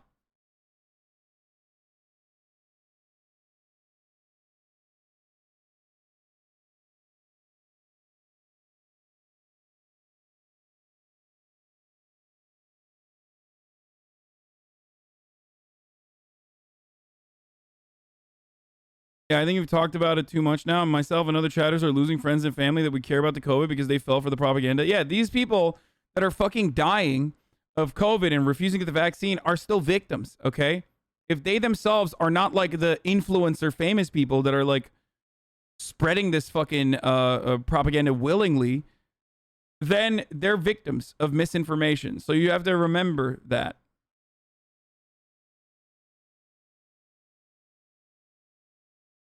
So yes, of course I believe that like everyday people, no matter how hog-like they are, should not fucking die. That's not a good thing.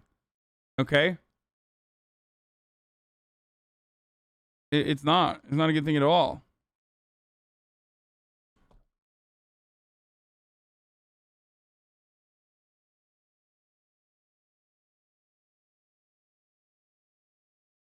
What is this? Is Keem start talking shit again?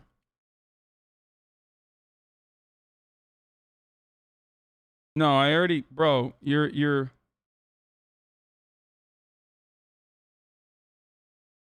already late to the game. I already said ratio's so powerful the relationship ended after her parents found out.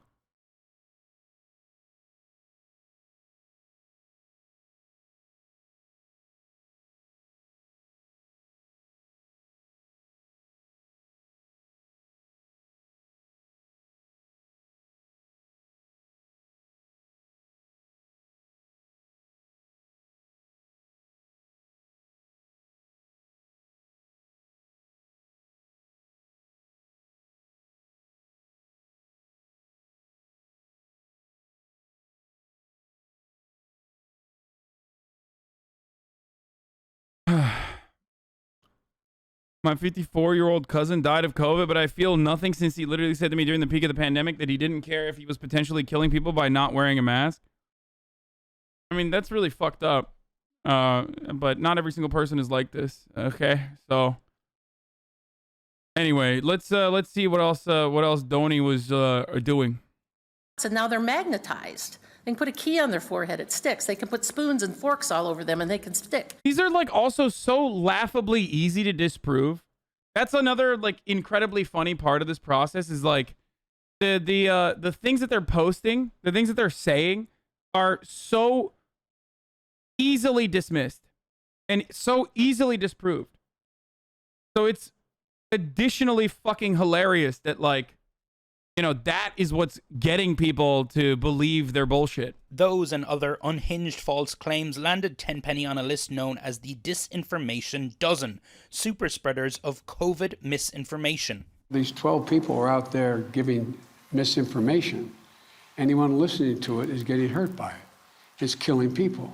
It's bad information. But Tenpenny and others in the Disinformation Dozen are finding appeal among some Trump supporters. My own doctor tried to get me to get the shot, and I told him to go watch Dr. T. Penny. So you trust this woman on the internet more than your own doctor? I do. To listen to the internet or to listen to, rather than the professionals, the scientists, the CDC, the FDA, if you look at the history of vaccine, it's been, again, the greatest gift we've ever been given.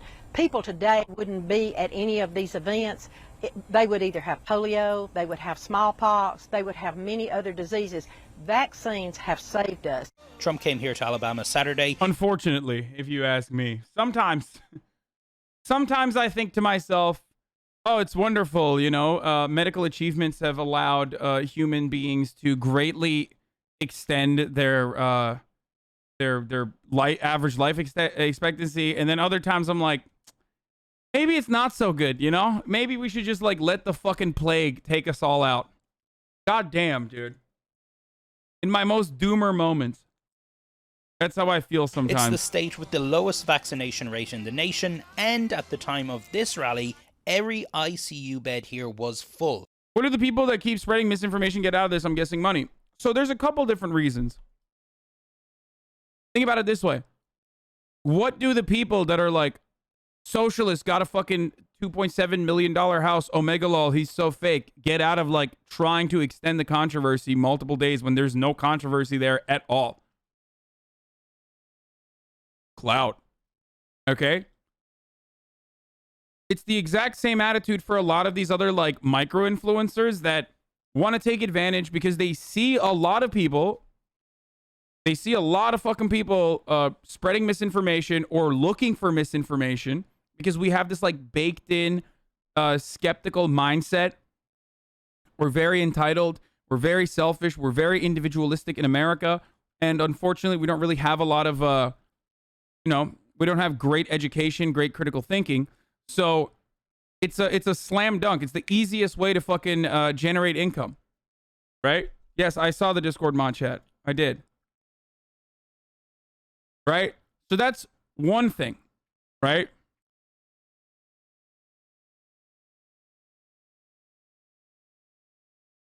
So that's like the easiest reason for why people get involved in this, because there's like a built-in network. There's already a fucking built-in network of like fans that you can immediately latch onto and like, become a micro-influencer. The other reason is, hold on, let me ban some fucking idiots. The other reason is because, a lot of these, like the disinformation dozen, for example, they make money. They get clout.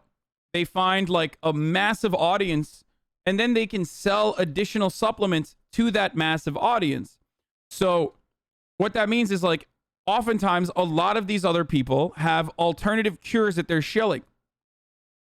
If you notice, like most of these influencers have something to sell you. Whether it's a t-shirt that's like a cultural signifier, like they'll either sell you like a t-shirt that says like, I'm not wearing a fucking face stopper, like fuck you, I'm not letting this vaccine kill me. They'll sell you like merchandise or something like that. Or they will directly sell you alternative cures, like that famous doctor in Florida, the holistic medicine guy. Is shilling a bunch of different supplements like zinc and all this other shit on his website. Okay? A lot of these other like alternative medicine people are selling you different things to make money. So it all still goes back to the interest to make money. Kind of like your merch. Yeah, exactly like my merch, because I sell alternative products like my merchandise that has chicken tendies on it.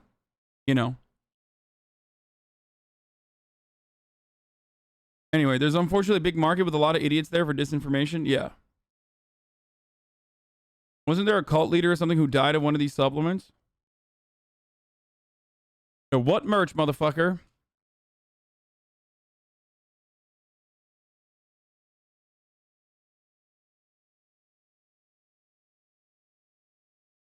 I'm just curious. Oh, here we go. Just curious, Andy. Knowing about the negative effects of past rush vaccines, polio, swine flu, what's the threshold of skepticism should be acceptable? What is the past rushed vaccines? What incredible fucking website are you going to send me information from? Just curious, Andy.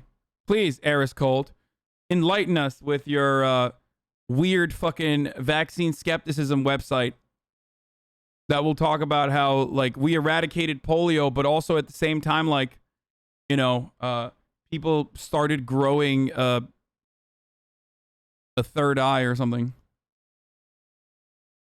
Like how there's that classic fucking meme where it'll be like, cats are not as dangerous to the ecosystem as once thought. And there'll be like an article and someone will say like, did the cat write this? Did cats write this article? Sharks are actually not like dangerous. Did the shark write this article? Sometimes I feel like fucking polio is writing the article in the chat. Hello, I'm a representative of the Polio Bureau, and I decided like, the vaccine against polio is actually really deadly. And it's like, what are you, like, siding with fucking polio? The only negative consequence of the polio vaccine is that we eradicated polio, you dumb fuck.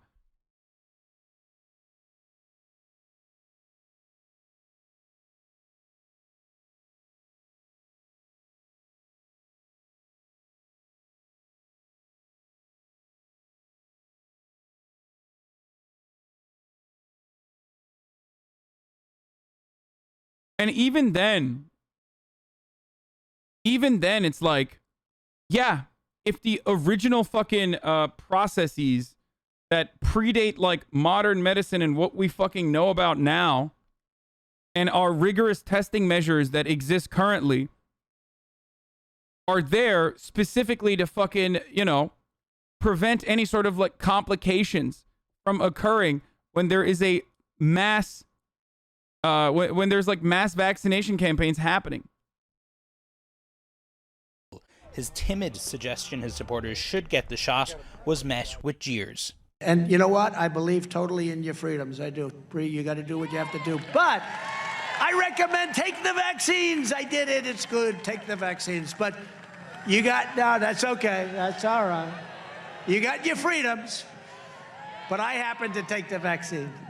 If it doesn't work, you'll be the first to know. Okay? Whoa. Trump got the vaccine, though. Yeah, they keep saying that. I don't know that. I mean, I'm not fully convinced of that. You don't think Trump fucked it, huh? I don't think he did. Yeah. I really don't. The chance of you dying from COVID is something like 1%, and only 0.00001% of people who got the vaccine die. Why not take the chance with the vaccine? Even fucking less than that. But yeah, in so many people's minds. That's what I've said this a million times over. You make dice rolls every time you fucking walk out of your apartment and get in a goddamn car. A significantly higher chance of dying when you're driving over to get the fucking vaccine than actually dying from the vaccine or dying from COVID. So I don't understand why you would, you know, roll the dice on nature rather than fucking scientific accomplishments when, like, it is literally anti-human. Okay? It's like against everything that we've done. You're a Luddite. You're basically saying, like, yeah, I don't trust the scientific accomplishments. Like, you're already doing that, though. You're doing that in every part of your life without recognizing it. I do not understand how you wouldn't do the dice roll here as well. You do that when you live in a fucking city, dog. Like, there's a reason why we have developed societal formations near large bodies of fucking water so we could ensure survival. And you're basically saying that is, you know, I'd rather take the dice roll, live in a fucking cave, and keep trying to hunt and gather on my own. Hey, yo, fuck this wheel shit, dog. I don't know about this. You know? I think I'm just going to keep carrying everything on my own. I don't know about this wheel shit.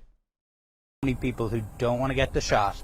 This is a Republican-Democrat thing. Oh, absolutely. You know, we know, but I will tell you, I don't personally see that virus came over here on a donkey or on an elephant, and it's affecting everybody. I watch Prophets of God and Newsmax and maybe a little Fox. That's about it. That's about it. Right. That's where but I've kind of turned away from news. I don't want to listen to it. I want to listen to what God's saying. Yeah, God, i.e. her fucking Facebook feed, too. I mean, dude, I keep repeating myself in a lot of these videos that we watch, but, you know, I guess it bears repeating, but it's like, the irony is they're so skeptical of, like, the FDA and these authorities and science and all that stuff, and I can't fully fault them for it. Obviously, there's a lot to be skeptical of there, especially as it pertains to, like, capitalist profit motive interests that pharmaceutical corporations may or may not have and the profound amount of influence they have over the government. But then they have no skepticism towards fucking Brett Weinstein and all these other snake oil salesmen. It's like, dude, you literally are you're just like, nope, that's it. This guy knows the truth that everyone else is unaware of. I'm a medical doctor. The original polio vaccine was contaminated with another virus called SV40, which is purposely purported by some people to maybe have played a role in human cancers.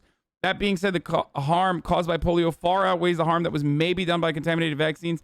Modern vaccines aren't produced by the same means of manufacturing with live cells and cannot be contaminated with other viruses.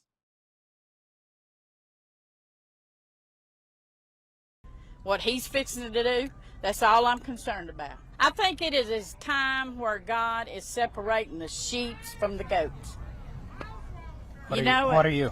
I am I'm a goat because I ain't a sheep. I'm not doing what they tell me to do.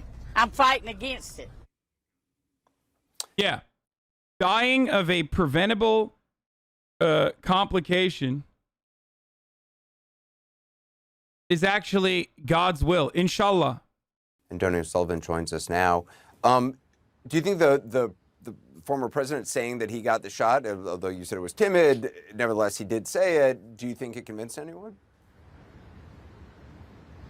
No, it didn't seem like that, Anderson. I mean, and I think that is something that Trump knows. We know Trump likes to take credit for things, and he can, in many respects, take credit for the development of this vaccine. But he knows that so many in his base do not want to take this shot. It is a red line for them. And it's really remarkable to hear, you know, so many folks we've spoken to do not want to be, as that woman described it, a sheep. They don't want to take this vaccine. They view it as a political statement also. Isn't goat like... If you're so into like biblical interpretations, aren't goats literally most commonly fucking used as like the devil? That's why the devil looks like a goat. It's actually the sheep that's being herded to salvation, whereas the goats are like literally the devil. Like, how do you not fucking see that?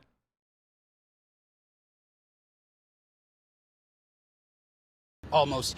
And some folks are so intent on not becoming part of this herd of sheep, they're going as far as taking medicine for horses. So it is a very troubling situation here. And as you heard from that public health official, Judy Smith, in our piece, some folks are only willing to take the shot once they see a family member or loved one really, really sick in hospital. Let's go, boys. Time for the fucking second Hog Watch. Jordan Klepper debates anti-vax mandate protesters in New York City. As far as I know, the goat only became Satan to turn Baphomet into something profane and heretic.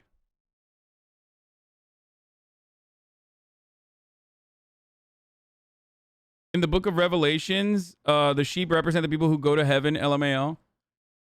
It doesn't matter. It's illogical, and it's also illogical even in the illogical systems that they supposedly believe in, okay?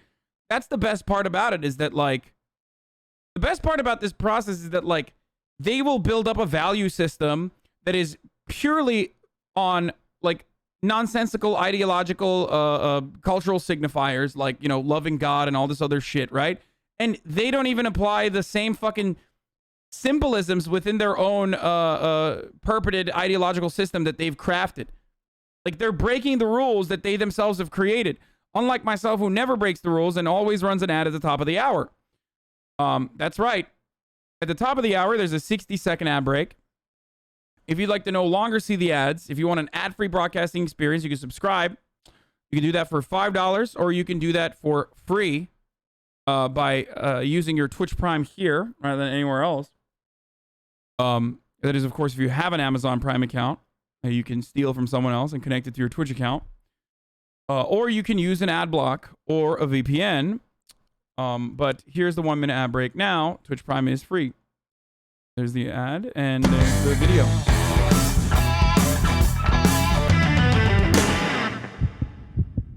Normally when I'm in search of an angry mob of people screaming anti-science, deep state, vaccine, microchip, conspiracy jazz, I head to the heartland of America. But it turns out I can find those very same I'll be back right here in my own backyard in New York City. That's right. Last week, outside of Mayor Bill de Blasio's home, there was a group protesting his new mandate that customers show proof of vaccination in order to enter restaurants, gyms, and theaters. It was a mix of hardcore anti-vaxxers, people who are okay with vaccines but hated the mandate, and then, of course, some people who put together a Joker costume once, loved the attention, so now that's pretty much all they do. I'm the only one in my family that hasn't gotten the vaccine. It's not approved by the FDA. I don't know what's in that. Women are miscarrying. People are having their DNAs wiped out.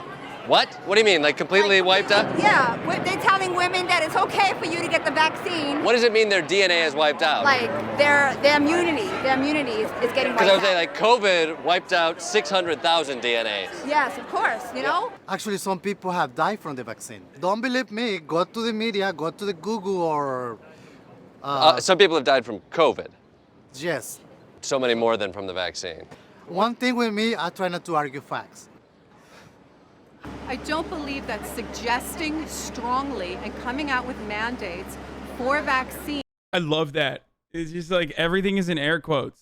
When you drop air quotes on it, it's just like 90% of conservative commentary unironically revolves around just like saying something that is completely logical and good, but doing it in a way where you're like using the baby voice. This is the Tucker Carlson technique, by the way. Yeah, you mean to tell me that scientific achievements have finally gotten to a point where this this vaccine could be able to, I don't know, seriously prevent people from, I don't know, dying of COVID? Okay. It's like, wow, dude, you just fucking owned, lady. You literally just owned. That's what people always do. Mitch McConnell, go back to the first lady. Okay, I was peeing. I missed it. What is she? Vaccine is not approved by FDA. I don't know what's in that. Women are miscarrying. People are having their DNAs wiped out. What? What do you mean? Like completely wiped out? Yeah, they're telling women that it's okay for you to get the vaccine. What does it mean their DNA is wiped out? Like their immunity is getting wiped Because I was out. saying, like, COVID wiped out 600,000 DNAs. Yes, of course, you know? Actually, some people have died from the vaccine. Don't believe me, go to the media, go to the Google or... Some people have died from COVID. Yes. So many more than from the vaccine. One thing with me, I try not to argue facts. Wait.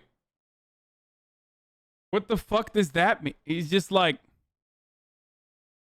I try not to argue facts, dude. It's like, you know, I try to argue from a place of emotion. That's what I like to do. I don't believe that suggesting strongly and coming out with mandates for vaccine is a way of medical intervention. This is not what I believe in. That's a lot of quotes. People from both sides of the issue came from far and wide to express their hate or love of vaccines. I think you're killing people. Right? I think you're killing people. Don't get your vaccine! Let me come over here. Let me cough on you. Oh, full of shit. You know, Ron DeSantis and Ted Cruz have both been vaccinated. Bullshit. This is why I love doing interviews in New York. You're from Pennsylvania. Yes, because we know it's coming to Pennsylvania. How important is it like that to think ahead to protect something before it gets out of control? It's everything. It's everything, because once it's gone out of control, you don't reel it in. Right, like that's why it's important for everybody to get a vaccine, squash it before it gets out of control. That's why what? It's important that we take the vaccine, squash it, Oh my get God, herd what side are you on? Are you nuts? No, what were you talking I'm about? not talking to you. What were you talking about? I am not for the vaccine. Are you out of your mind? Well, you were just talking about getting ahead of it. Getting ahead of the mandate. The mandate is what's spreading. Yes. We don't want the mandate to come to PA. We don't want to take the vaccine. Oh. Why should I? You see why I'm confused. It's like, why are you siding with COVID? In the battle against COVID, why are you siding with COVID? It's like, I'm on team COVID. I like it personally. My neighbor, she was a fucking cunt. She died. Guess what? I personally like that, okay? A lot of fucking dickheads have died because of COVID. Made the neighborhood a lot nicer. I'm siding with COVID. I hated that bitch, Karen, you know? She kept telling me to trim my hedges. Guess what, bitch? You're dead now. Because of COVID. Confused, though. Clearly putting potentially harmful toxins into your body was something these anti-vax mandate health nuts were very concerned about. Why do they always look like this, dude? Like, anti-vaxxers just like, they always look like mandate this. Health nuts were very concerned about. Like, well, what are you doing? Like,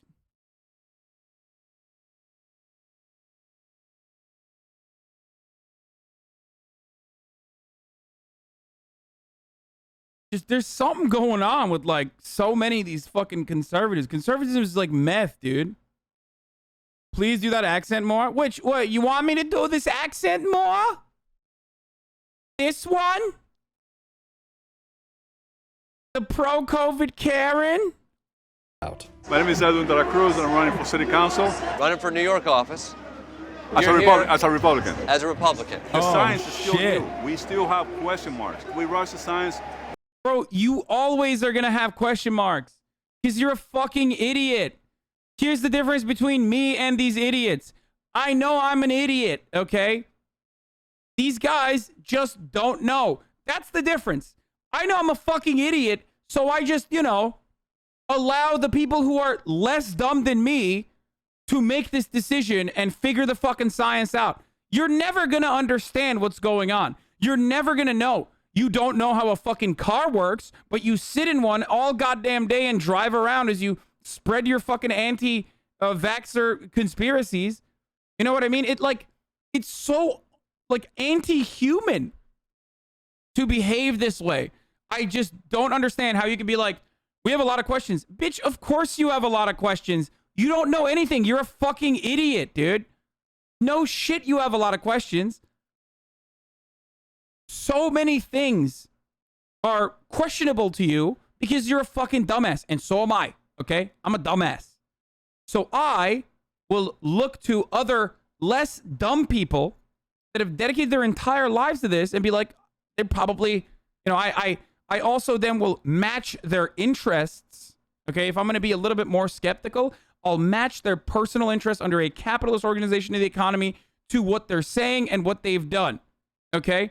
That's it. We were moving at warp speed. Well, we moved at warp speed. So Donald Trump rushed it. Not correct. Who rushed it? Who rushed it? Oh, he's recognizing he just got fucking put in a bind.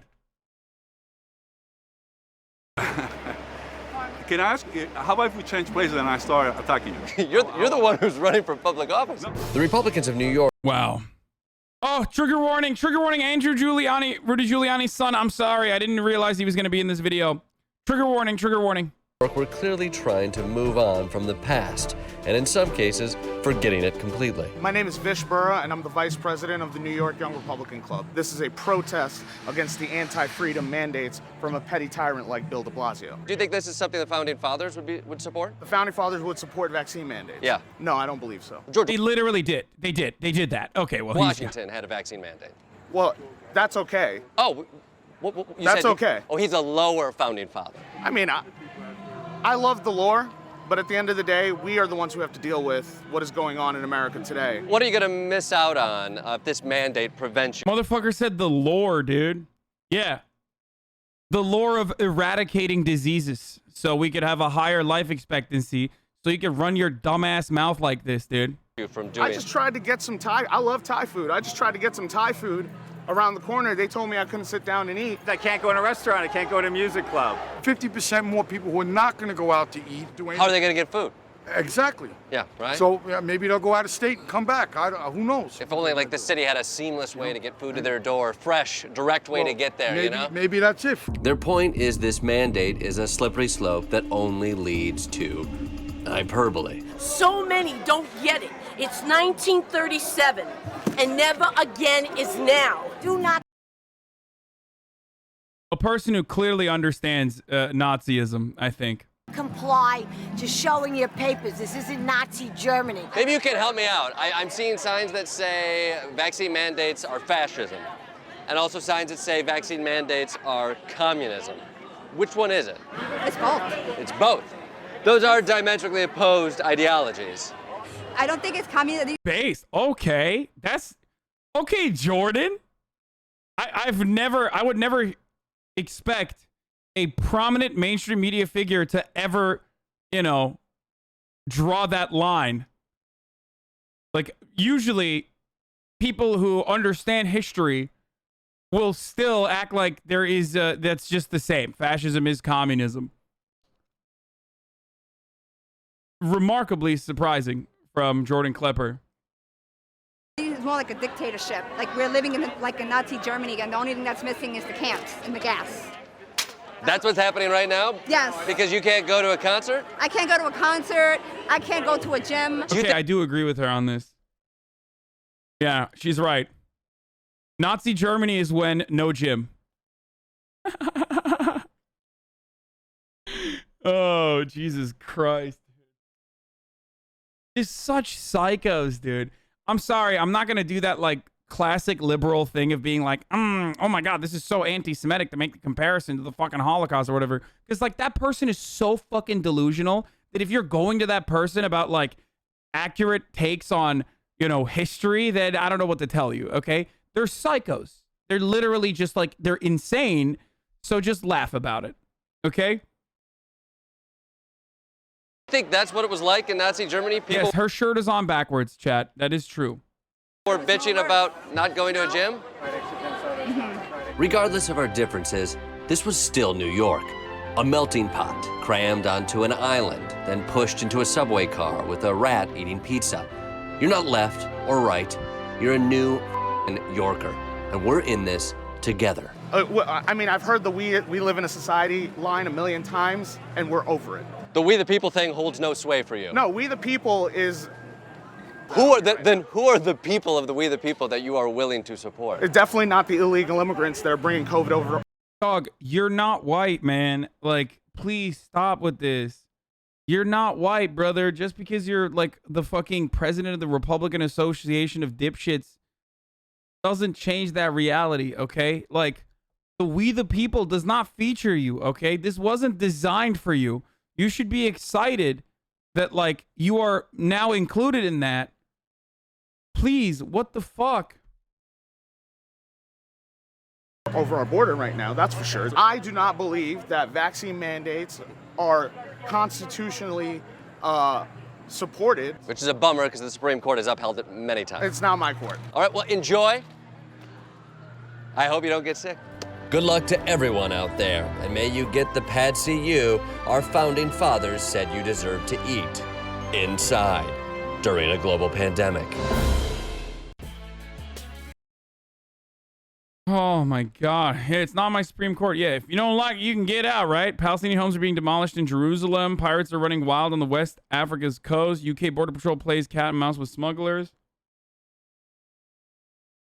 Yeah, not his court, despite the permanent supermajority that conservatives have on that court. Laura Ingraham said the quiet thing out loud. Do you want to see how the wealthy actually talk about the poor? Let's take a look at a conversation that occurred between John Taffer and Laura Ingraham. Oh. Keep in mind that John Taffer... Oh, I talked about this before as well. I remember, guys, this was a big fucking thing that I mentioned. Taffer is worth $14 million, and Laura Ingraham is worth $40 million. What if we gave that additional unemployment benefits to employers to incentivize people to go to work? Well, what if we just cut off the unemployment? I mean, hunger is a pretty powerful thing. I don't mean physical hunger, because people who truly are in need help. I'm talking about people who can work but refuse to work. John, I want to ask you, though, about this idea of work-life balance. Have we taken that a step too far when you think of, well, a lot of... Like, you have all the work-life balance in the fucking world, and here you are saying that, like, workers should not have that. Like, they should be starving so they can be motivated to go back to fucking work. That shit is so... It's so fucking annoying, dude. It's so insanely fucking annoying. You go to work for like 2 hours a day. Your producers fucking give you talking points and you just like blurt them out and you're done. And then the rest of the day, you're doing whatever the fuck you want to do. And then you turn around and you're like, sorry, waiters should work 80 hours a week for like, you know, $2 an hour plus tip and get berated by assholes like me. And if they don't want to do that, then they should fucking die of hunger. What an incredible take, dude. Thank you, Laura Ingraham. And then motherfuckers turn around and listen to this person and love this person's attitude. And then they turn around and tell me like, oh my God, I can't believe you're rich too. You're rich too. Okay, dude, I'll just start advocating for whatever the fuck this is then. Clearly, it's very, very successful. More successful if I do say so myself. A lot of the millennials talking about, oh, I need time for self-care. I don't know why I'm harping on that tonight, but the whole self-care movement is a little, I mean, my mother is not with us anymore, but she worked by the time she was 12 during the Depression. If she heard the self-care thing, I think her head would explode. You know, I think that's right. I have a friend in the military who trains military. Yeah, old school, old school. Yeah, they should just die of like syphilitic brain poison, like old school. That's old school, you know? We should just do that instead. Things were a lot better back then, dude. Like, oh, my grandmother, she would be so mad. It's like, dude, your grandmother got beaten every fucking night by your grandfather after he came back home from work and felt like the borscht was not up to his standards. Like, that's not a lifestyle that we should be going back to for anyone, you dumb fuck. And it's certainly not one that Laura Ingraham would ever fucking advocate for herself, okay? That's the reality. Whenever we, like, mythologize about the old days. Like, it's like your grandmother wasn't a human in the eyes of many in society. In the eyes of people that have your kind of ideological predisposition, your grandmother was not a human. How do you like that? Was that good? No, I don't think so. Shut the fuck up. Military dogs, Laura, and they only feed a military dog at night because a hungry dog is an obedient dog. Well, that's the worst take, though, somehow, when John Taffer, fucking bar rescue Andy over here, turns around and fucking compares human beings to dogs, dude. That, like, you know, we should treat the working class, wage laborers, people that fucking work for $2 an hour plus tip, we should treat them like dogs. Perhaps that kind of fucking psychopathic attitude is some of the many reasons why waiters and waitresses and people that work in retail do not want to go back to fucking work and would rather take chances with other things. It's also partially because, like, a fuckload of them died of COVID. You know, when we were banging our fucking Teflons every night at 7, like, essential workers, like, they died. So they can't go back to work. There's that too. It's so fucking annoying, man. It is so disgusting.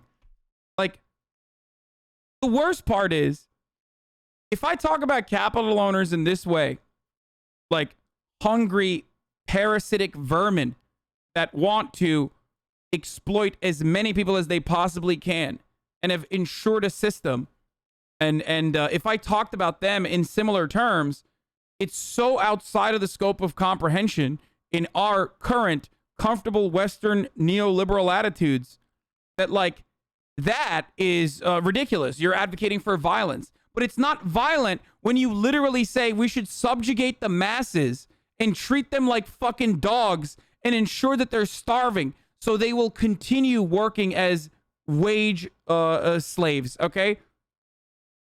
That's not violent. That's not a violent fucking take at all, even though it is incredibly violent. It is just our attitudes. We're so used to living in this capitalist dogma where this kind of rhetoric is just like, yeah, that's what it is. I'm a dog. I'm a starving fucking dog. So that's what you sound like to me when you come into my chat and you're like, Hasan, fuck you, dude. You're part of the fucking ruling class. You're a ruling class, Andy, yourself. Like, fuck you. Oh, you say capitalism is bad, yet you benefit from it. It's like, yeah, dude, I benefit from it, dude, okay? You're basically telling me you are a hungry dog. So have fun with that.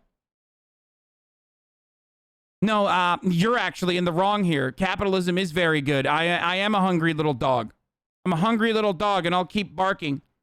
And maybe one day I'll bark so hard that they'll fucking let me also get a crumb of the fucking wealth that I've generated from my bosses, so that then I can turn around and continue that same fucking system of subjugation. Idiot. It's never happening. Okay? It's not happening for you. If it hasn't happened yet, it's not going to fucking happen. If we're not causing people to be hungry to work, then we're providing them with all the meals they need sitting at home.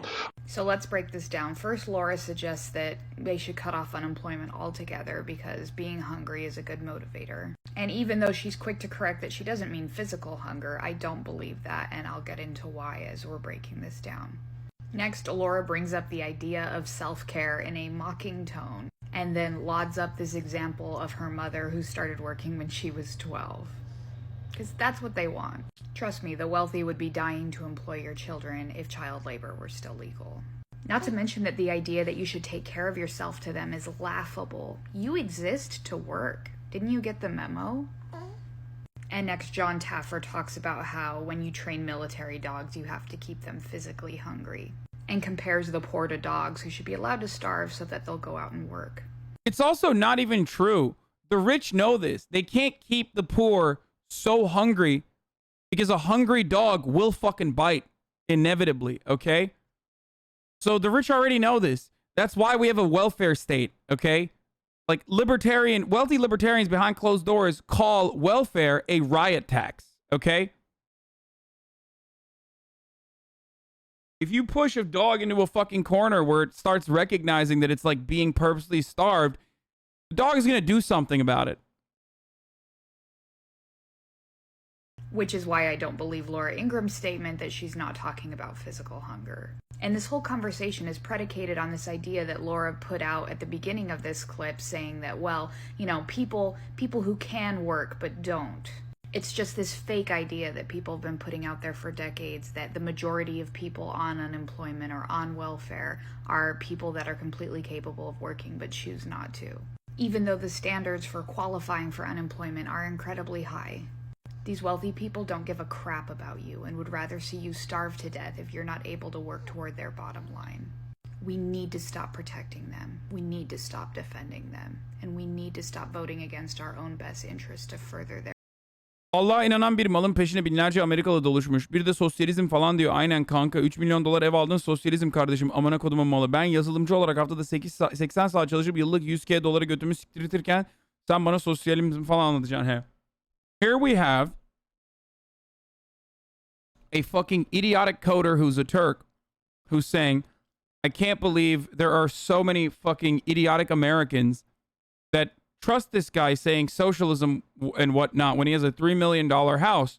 Yeah, totally socialism. I'm a coder and I work 80 hours a week and I make $100,000 and I get my ass fucked for that $100,000 a year. And now you're going to tell me about socialism. But let me answer you. Okay, let me give you an answer. First, I'm going to give it in Turkish. Furkancığım, götünü siken sistem hala götünü sikmeye devam ediyor. Benim sadece sana söylediğim şey o sistemi biraz düzeltmek. Bana niye bağırıyorsun geri zekalı? Sistemin götünü siktiğini görüyorsan niye bana bağırıyorsun salak herif? İkimiz de aynı şeyi görüyoruz. Aptal mısın? Evet, aptalsın. Günün sonunda aptalsın. Çünkü diğer zenginler sana bu gerçeği görmeni istemiyorlar. Diğer zenginlerin en çok sevdiği şey bu işte. Gel bana bağır amına koyayım. Sana sistemin boktan olduğunu gösterdiğim için. Geri zekalı, manyak. Good job advocating for a system while recognizing that fucking system fucks you and then yelling at me for telling you that the system fucks you instead of recognizing the conditions that you exist under and doing something about it. Congratulations, man.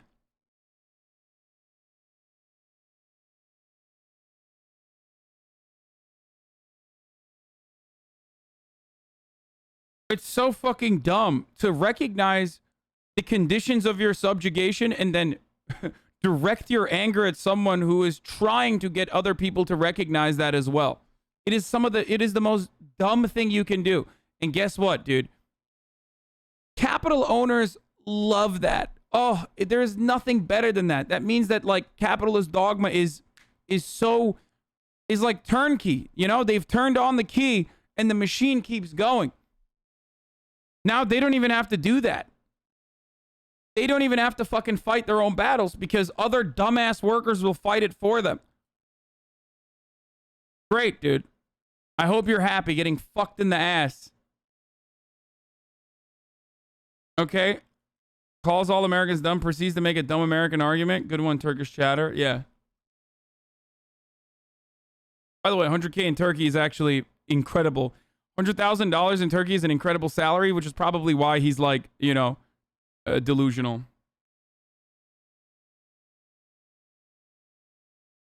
Hey, bro, you disrespect Zerka and Has of Infrared. Not cool. They proved you're a shepherd for the establishment, spreading lies about Marxism. Enjoy your streamer mansion. Thanks, I will. Their wealth.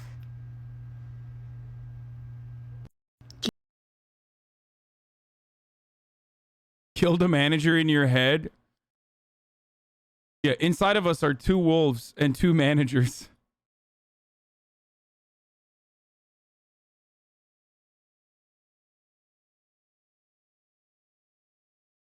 Justin, the House of Representatives narrowly approved a budget resolution providing a framework for the $3.5 trillion spending deal. We're going to talk about this in a second. I'm waiting for David Dayen to come back to me. The House of Representatives narrowly approved a budget resolution providing a framework for the $3.5 trillion spending deal. The 2020 212 party line vote came after division between moderate and progressive Democrats delayed action. Guess what, though? House Speaker Nancy Pelosi came in the fucking clutch. That's right, boys. That's right. She agreed to tuck the budget vote into a procedural measure and add a provision specifying that the House would vote on the bipartisan infrastructure bill by September 27th. This process also sidestepped a separate vote on the budget resolution.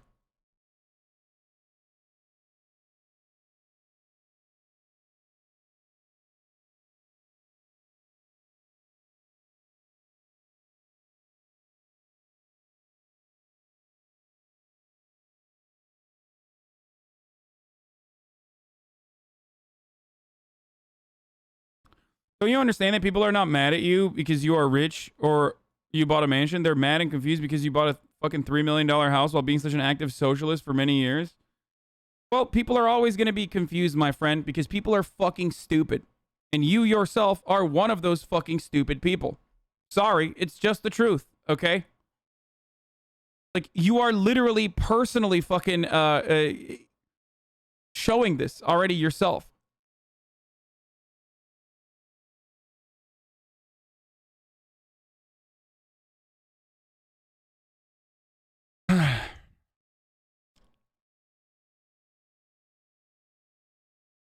People are mad at you because instead of fucking continuing to live in the exact same fucking neighborhood that you live in and, you know, give money to a landlord, you yourself became a homeowner in that exact same fucking neighborhood that you've been living in for years, as you also very openly fucking have transparently shown your subscriber count for many years. Okay, so you're just mad because you're stupid. Like, you're mad because you're dumb. I can't do anything about that. I can only urge you to stop being dumb.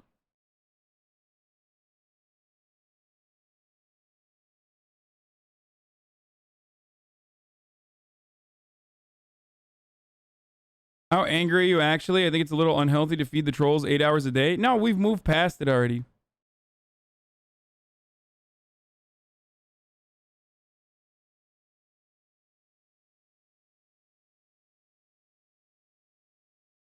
Okay.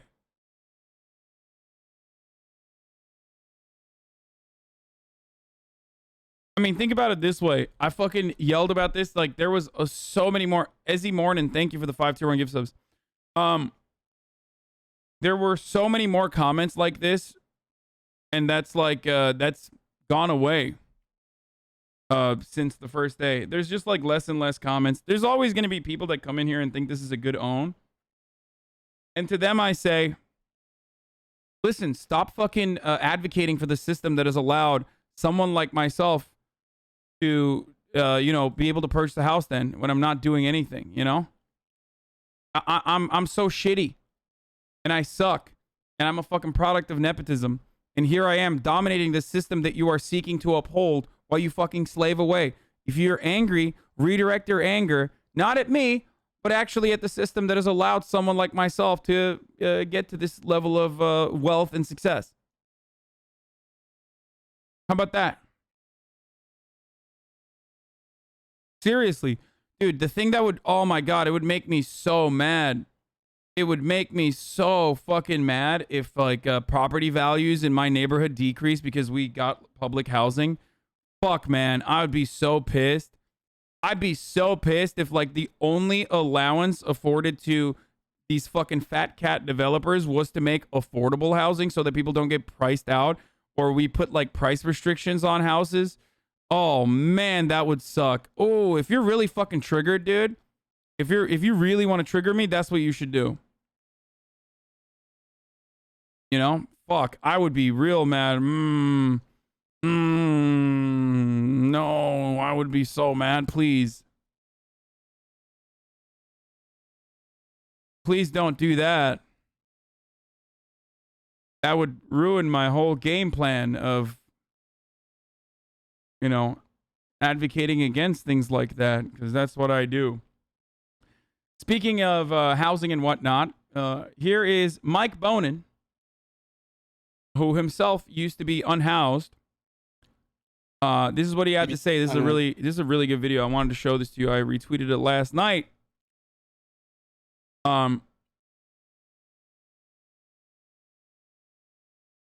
Here's another video about homelessness. Share some of my lived experience. Most of you know, I think all of you know, I'm a recovering addict and alcoholic. I have Acting as a devil's advocate, how would you feel if your $3 million house was devalued by 500K to a 500K one? Don't mean any offense by it. I would not give a single shit. Okay? You want to know why I wouldn't give a single shit? Because I make my money on my labor. I don't make my money as an investment vehicle for this house. Like, I don't see the house as like a fucking a personal investment that will accumulate capital on its own. Especially if my fucking house and its value decreased so that we could open up more affordable housing opportunities and free housing opportunities and give permanent shelter to fucking homeless people, dude. Are you stupid? Yeah, of course I don't give a shit. Just like I don't give a shit if I'm taxed more so that we can pay for fucking healthcare for everyone.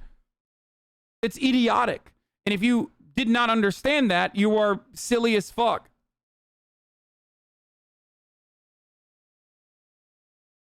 Yes, you would, and you don't make money from labor.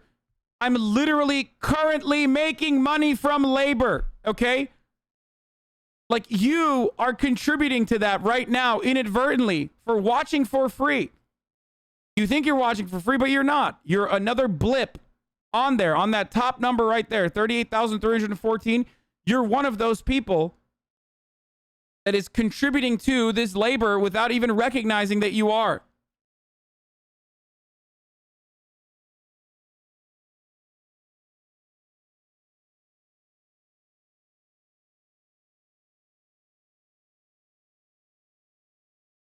Not been shy about sharing. Advocating for homelessness is really good, but if it becomes a stunlock about your house, it's fucking pointless for actual homeless people. Okay, so do you not want me to talk about this then?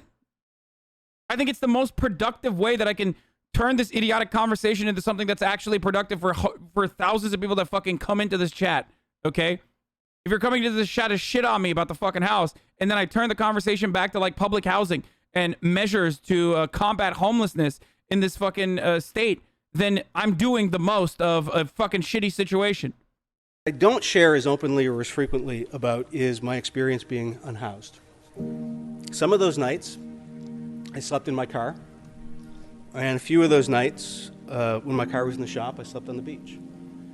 I can't tell you how much turmoil there is in your heart when the sun is setting and you don't know where you can sleep.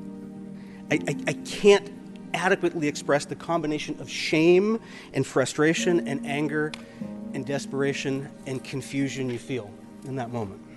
Imagine you're sitting there all day, your face is sunburned, and you are dead dog tired. You haven't had a moment to relax and to drop your guard and just to exhale. We are all fragile. We are all breakable and often break. And that we all stumble and fall down, and that we often need somebody to help us up. Yes, we have created more housing units and created more shelter beds and more interventions than ever before. But despite all that, we still do not have enough units or enough beds. And it has not been easy. Hell, I haven't got just protests, I've got lawsuits and appeals that have tried to stop or slow down everything I've tried to do. I've gotten calls from people in my fucking replies were shitting on him, saying like he destroyed Airbnb for my Airbnb owning family. Like he's a piece of shit, and now like the entire neighborhood's overtaken by fucking crackheads. It's like, dude, you're gonna be more mad at like your family not making wise investment choices and contributing to the fucking explosion in the housing market in Los Angeles, which is already a fucking incredibly expensive housing market to begin with, and like ruin opportunities for so many other people that already have a fucking job but simply are being priced out of the market as a consequence of your fucking parents like buying multiple properties and turning them into fucking Airbnbs. That's, you're more upset about like this guy preventing that from further destroying the housing market. Like, what a fucking insane, idiotic take. Millionaires, I've gotten attacks from the police union. I've had people say, I hope your family suffers. You know what? It's okay. Because today, when I go home, this man is flexing, by the way. I know where I can sleep. Flex. I don't have that feeling of not knowing. When I go home, he's like, Whatever, bitch, I used to be homeless, and guess what? I'm not anymore, so literally doesn't matter what you say, because I got a roof over my head. No matter what else, I know where I can sleep. And everybody in Los Angeles deserves to know that.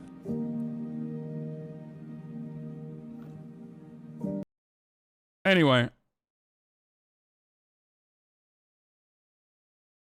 The thing people need to start doing is start considering housing like buying a car. The price you paid is the highest it will ever be worth. The system is so fucking broken. We're told housing is an investment because people have no way whatsoever of participating in other investment vehicles. I mean, fuck investment vehicles, dude. The system is broken because we don't have adequate fucking elderly care, okay? That's why the system is fucking broken. Like, if there was better social security, if there was a fucking fatter, more robust social safety net for those who fucking retire, who could live comfortably, okay? Then they wouldn't be fucking freaking out over the reality that, like, their nest egg, in some instances it literally is their nest egg, is still a incredibly parasitic fucking denial of resources that are necessary for human life to thrive and to continue, i.e. landlording, i.e. residential real estate.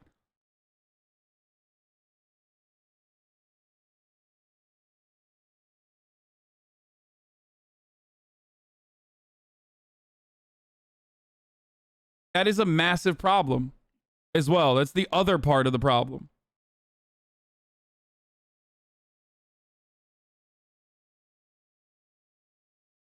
The concept of equity from buying a house is a joke. Many sources prove that it's actually just a money pit. I mean, no, it's a... Housing is still... Well, maybe not as much anymore, but like even with like government measures and whatnot, housing is still one of the like fundamental ways that you can create intergenerational wealth.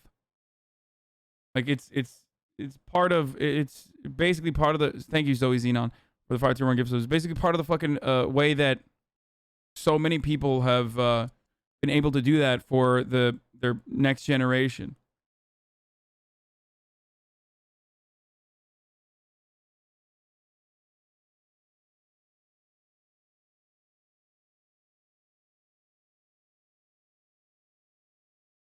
Dave Rubin, the decent centrist.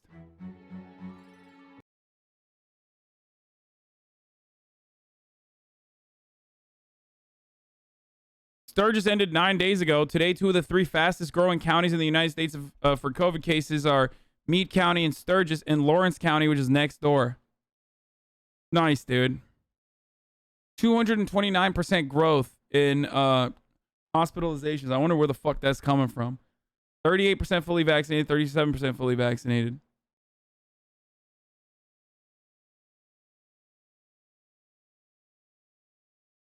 Literally happened last year, too.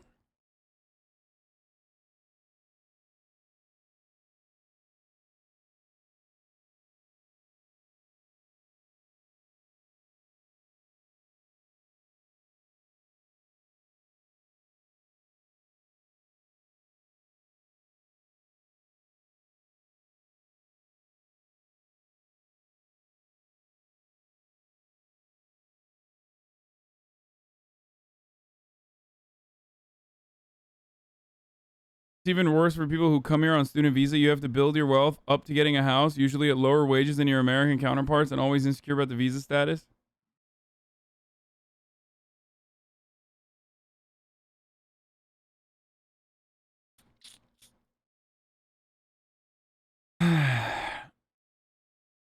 People don't realize how arduous it is to be a streamer. You're literally balding. Okay, fuck you. I'm not. Okay. It's not funny. And no, I'm not. Fuck yourself. Wait, let me see where the fuck David Dayen is right now. Okay. I'm still waiting on him to reach back out to me here.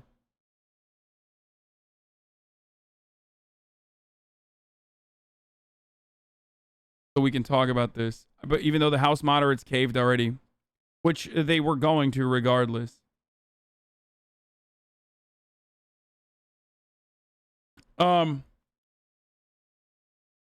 Congressional Progressive Caucus is saying that they will only vote for the infrastructure bill after passing the reconciliation bill, which is fucking awesome, dude. That's what I'm talking about, baby. Let's go. That's what I'm talking about. Listen, a lot of people got mad at me and still apparently have a lot of anger towards me for saying, you know, the forced to vote stuff was frivolous, was not. I mean, I think, like, you know, it was basically created by fucking podcasters, you know what I mean? And it wasn't the best thing to do. Even though there are people who I respect and I'm friends with that were a part of that movement, a part of that momentum. But ultimately they gambled on working with Nancy Pelosi, and their gamble fucking worked out so far. I don't trust Nancy Pelosi I could trust Nancy Pelosi as far as I could throw her. And I mean, I don't know, I could probably throw her like decently far, but not super far. Right? And so far, so good. So far, so good, folks. So, life as a spy inside of Al-Qaeda? What the fuck? All right, let's get to it. Let's just talk about it a little bit. I'll briefly introduce it. Maybe David will be able to come on soon. Hopefully. I'm gonna fucking DM him again and be like, yo, just come on. The kids need you.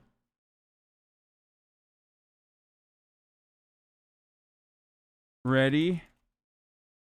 Want to talk about infrastructure now.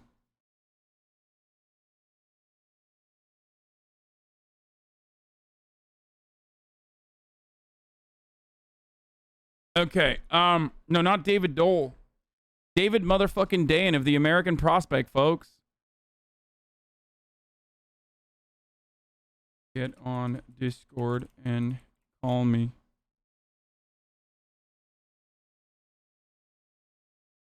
Nancy seems the size of my gram and she only weighs 80 pounds. Yeah, I know. It's, yes, Nancy Pelosi is very skinny. Not very big, not very thick.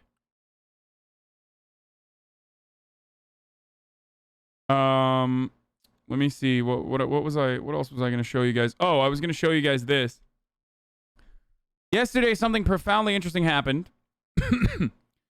And that was the Justice Democrats got together with like the DCCC and like centrist, horrible fucking organizations like Third Way, and basically started bullying 9 conservative holdouts. Here is an ad that the Justice Democrats put out calling the holdouts out. Joe Biden promised he would build back better, and his infrastructure plan does exactly that, fixing our roads and bridges, making historic investments in clean energy, education, and broadband, expanding Medicare and childcare. But these 9 conservative Democrats are sabotaging Biden's agenda because it would make billionaires. That's what I'm talking about, dude. Look at that. Look at that. Just fucking ripperoni, dude. Absolutely ripperoni. All of them. Because it would make billionaires and corporations pay their fair share. Tell Representative Gottheimer, stop obstructing President Biden and start working for the American people. So they started calling these fuckers out. Who was it Gottheimer that was on? Hold on.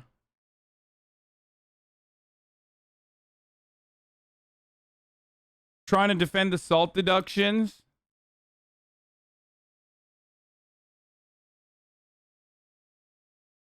And then got absolutely fucking owned in the most pathetic way possible. Why can't I find this video? God damn it.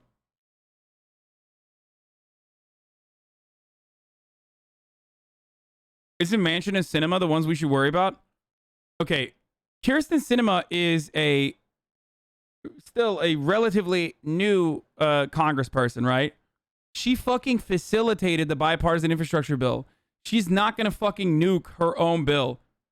And I don't know about Joe Manchin, but we'll see. Senator, congressperson still means a senator can be a congressperson.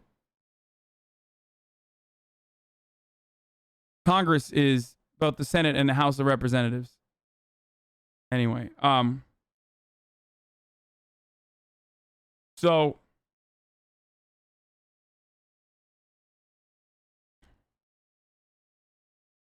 thank you. Oh, the CNBC Gottheimer clip. Here it is. Watch Gottheimer get fucking destroyed about the SALT deduction, which is a tax cut for the wealthy. What does the final SALT compromise look like for you and your colleagues, Swazi, and the other guys that think it's really important to change that?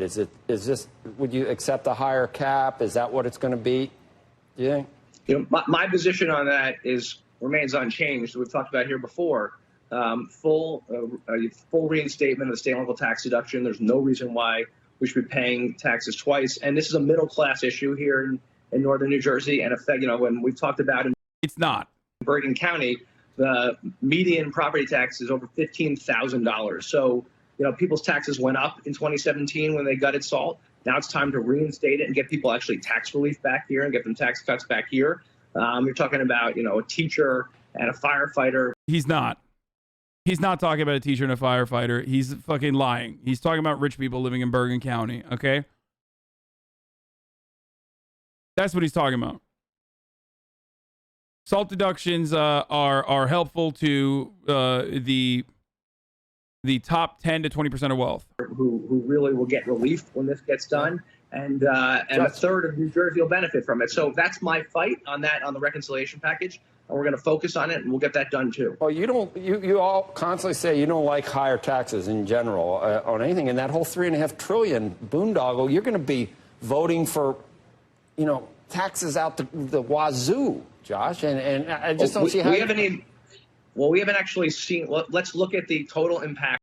I like that this guy's take is like, well, what about the fucking infrastructure bill that's going to have a lot of taxes for the wealthy? Like, that's the problem there, dude? Come on, brother. What the fuck? I'm going to focus. And then he tries to be like, oh, well, that's not true. We won't know. Also, how are you? Democrat, by the way, who's like, I don't know about fucking increasing taxes. Like, dude, you're such a piece of shit, dude. What the fuck is wrong with you? On one thing, the total impact on my district. On Kelly, and I'm making sure that Kelly is okay. Yeah, no, there's some. I just think it's such we'll look bad at that. We've got to messaging. look at that when the legislation's written. There's no bill yet. What? So when the bill is written, we'll look at it. I got to draw you out. I think SALT is a problem. You can't be for SALT, but you're helping the wealthy. I'm sorry. There are a few teachers in town. They're married to people on Wall Street for the most part. I don't think it's helping a lot of the middle class. I'll introduce. Whoa, that is salty, dude. That's salty. What the fuck?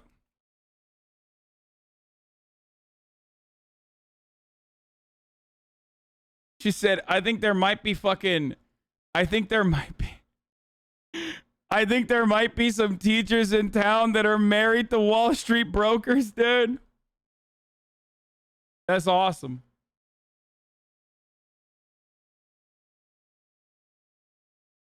That was pretty good. That was some fucking Sigma Grindstay shit right there, dude. She held frame like a motherfucker.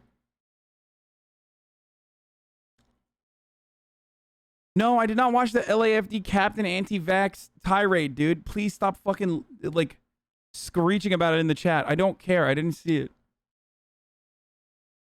Another day, another influential political event HasanAbi is not invited to. Oh, this? Yeah, dude. I know. The fucking Crenshaw Youth Summit, boys.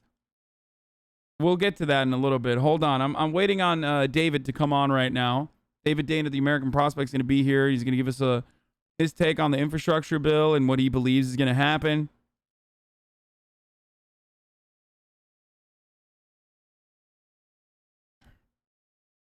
You to a lot of folks that I'm hearing from who are real middle class folks who need help. Josh loves coming on in Faces, and we love having you, Josh. Jesus Christ.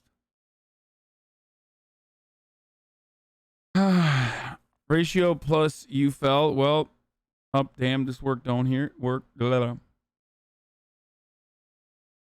blah.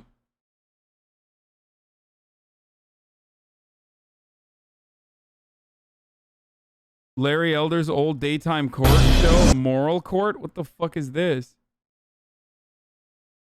Rundown Southern California motels are being converted to permanent homeless housing? That's awesome. Actually, awesome idea. Great. Hopefully, it's not going to be operated like a homeless shelter, but instead like actual permanent housing, because that's a big distinction. It's a big difference.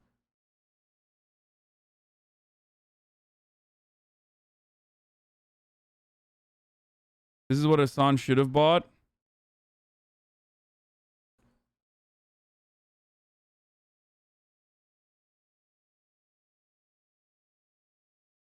Oh my God, what the fuck is this?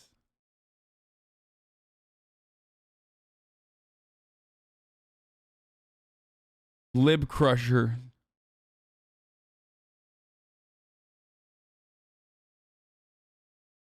Okay, where you at, David? David, where you at, David?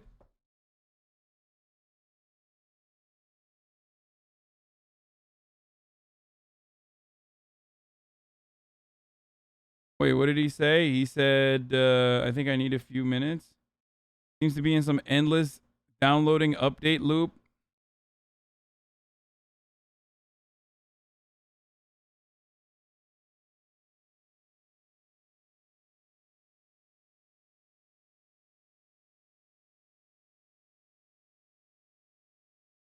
What is the argument against homeless shelters? My dad always uses that as housing they can't go to, but I never know how to respond. There are many different problems with homeless shelters. One, they're like super fucking underfunded. Two, they're not permanent shelter. So, and lastly, they're conditional shelters. So a lot of homeless people don't want to fucking live in shelters. One, especially if you're a homeless woman, there's like a lot of threats to your safety. There's like sexual assault and things like that that happen in homeless shelters quite frequently. It's shared housing that you're sharing, like occupying space with like a bunch of other people. And more importantly, or rather, most importantly, there are conditions to it. Like you can't do drugs. And for someone who is like, from the outside looking in, you're like, well, what the fuck? Then yeah, all right, well, that's a great idea. Like, yeah, they drug test you. And if you can't fucking do drugs, then a lot of people are like, yeah, I'd rather live in the street and keep doing drugs. The point is, it's safer than the streets, you dumb fuck. Okay, that's literally not true. I'm giving you the reason why. Okay? Yeah, they don't allow pets. They don't allow how many of your belongings you can bring, and also they don't let you do drugs or alcohol in a lot of these places. There's crime that runs rampant. And if you are... What? Literally false? Source was in one? What do you mean, literally false? Am I wrong about...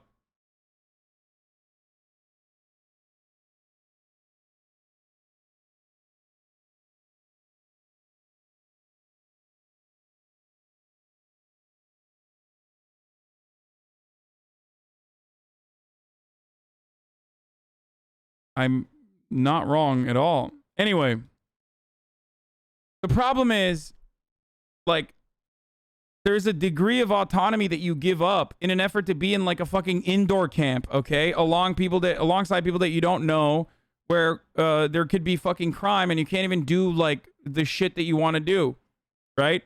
Withdrawals can literally fucking kill you. Withdrawals can fucking kill you. The way to the resheltering and permanent shelter goal for the people that are homeless already revolves around like a long amount of fucking commitment, dedication, and guiding people to want to move into permanent shelter rather than ripping them off the streets, criminalizing homelessness, and then fucking saying like, all right, go live in the shelter now and fucking die. Okay? That's a major problem. That's why a lot of people don't want to fucking do it. A lot of people would rather live in the goddamn street than in a fucking homeless shelter. Like, think about that.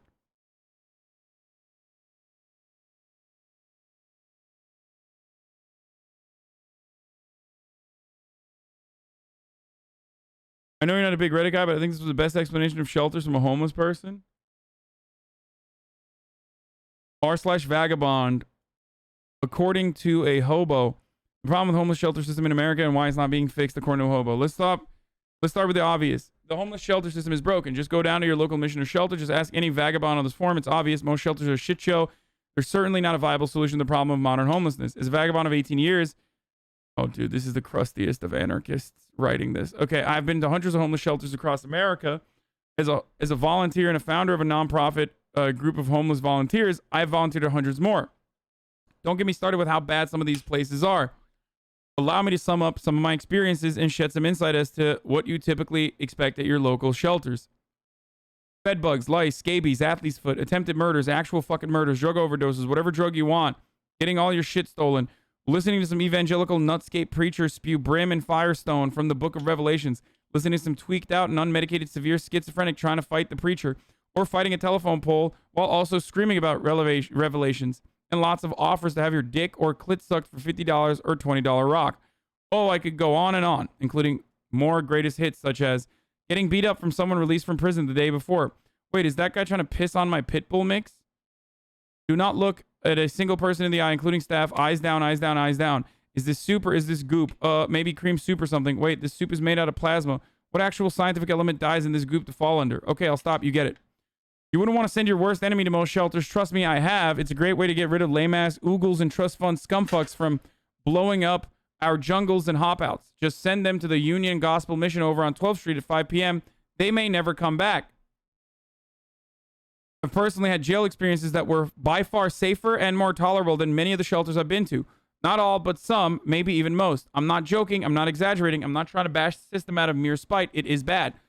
So before I get more serious and factual about the homelessness shelter system in America, everyone repeat after me. Shelters are a shit show. But why are they a shit show? To answer that question, we have to travel back in time and educate ourselves on how the shelter system began in America. Jesus Christ. Okay, this guy is definitely a leftist. Holy shit.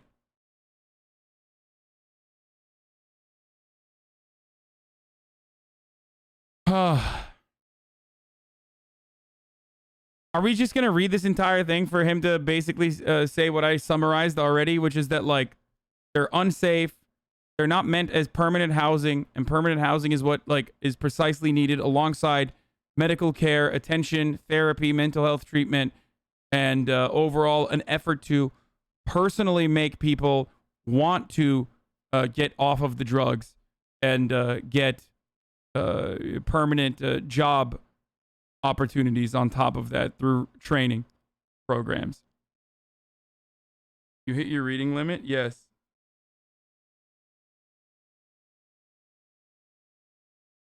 Wait, is there a TLDR in the end? Nope, he did not write a TL. Oh. TLDR. Modern homeless shelter system was designed in the early 1900s for able-bodied and stable-minded working-class males. It was not designed for schizophrenic PTSD tweakers pregnant with a baby and shitting in the water fountains. If you're from a first world foreign country looking at the USA as a first world foreign country, you may be like, well, how the fuck do you guys have so many homeless mentally ill people and why aren't they being cared for? Don't want to dive into that nitty gritty, huh? No, it's not going to fucking say anything counter to my point of view.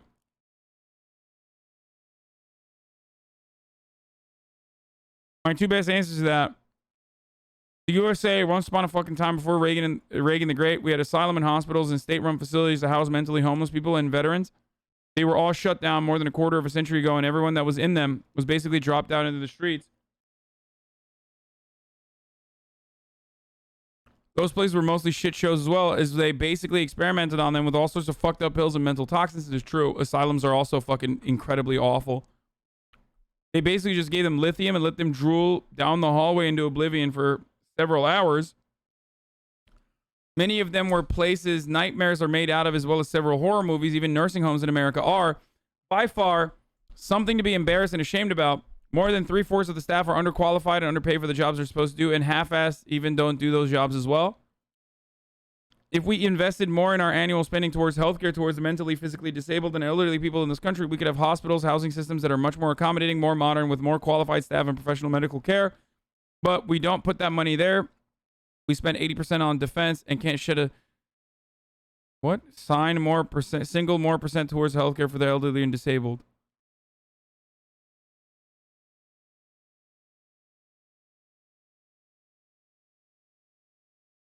Yes, the two fundamentally flawed systems are also simultaneously the intersection of marginalization for homeless people. Okay? The healthcare system and the housing system. Both are incredibly profitable if you're an executive, and incredibly awful if you are, you know, at the precipice of getting priced out of a housing market. You become homeless, either due to mental health deterioration or due to being priced out of the fucking housing market. And I'm using like incredibly reductive terms here. Okay? And then ultimately, that makes it harder for you to find permanent shelter. And it gives you so much more trauma as a consequence of not having a permanent shelter. It's a never-ending spiral of despair and death. Okay? It's not profitable to help the homeless people. It's actually a constant reminder for those who should work as hard as they can to never get to that condition. Because if you look at the fucking dudes that are living in tent cities next door on the street and they're eating trash, you're like, well, I don't want to be like that. So I will shut the fuck up and keep listening to my boss scream at me every fucking day.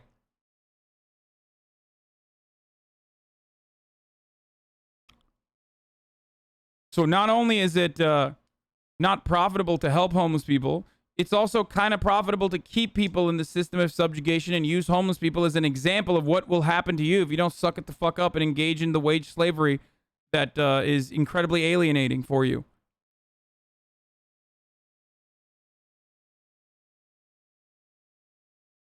What about the hobos that throw trash off the bridge on the 110 and almost hit my brand new Porsche? What? If you don't want them to do shit like that, then get them healthcare and fucking housing. There you go.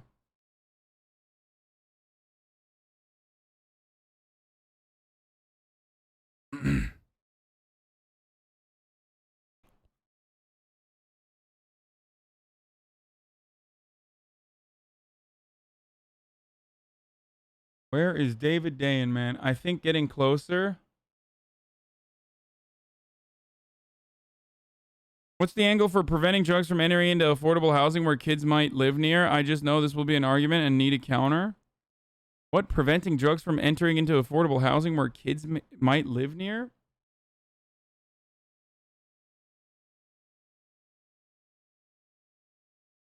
I don't know.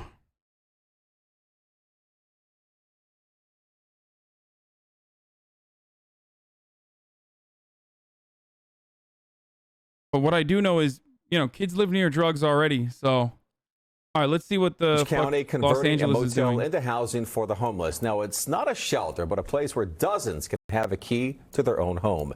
NBC4's Vicky Vargas explains.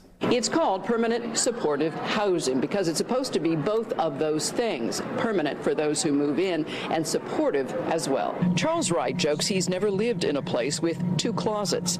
Now he has that and more. But it comes after a long bout of homelessness. I was living out of my car for a long period of time. Wright moved into Buena Esperanza 2 weeks ago, one of 69 residents soon to call this Anaheim address home. It was a rundown econo lodge, converted and remodeled to become a place for veterans, the formerly homeless, and those struggling with mental illness. This is not a shelter. This is permanent housing. So these individuals can stay here. The difference between shelter and permanent housing is that when you're in permanent housing, it's your fucking house. Okay? This is the most effective. Capitalists hate this. The single most effective way of deleting homelessness is called permanent shelter. Okay? That's what it is. Doctors hate them. Like, that's literally it. Okay? That's it. Put them in houses. Now, the process of putting people in permanent housing is also a difficult one. You would be very shocked, maybe, to find out that, like, depending on what tier of homelessness you are at, and I feel like it's like such dehumanizing terms to use it to like try to contextualize this for those who are just very far removed from understanding it. There are people who are just not going to want to fucking move.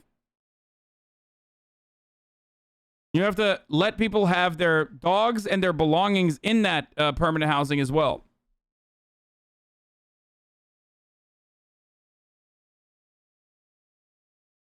Here for as long as they wish to. Residents pay 1/3 of their income towards rent, which averages about $300. The rest comes from housing vouchers. But to get here took a village of investors. The $25 million project came about from county, city, and businesses. It's literally so fucking cheap, dude. $25 million to provide permanent housing for hundreds of people. It's literally nothing. Okay? In the grand scheme of things, $25 million is not even a drop in the fucking bucket, dude. Are you kidding me? Holy fuck. Mind-boggling to me.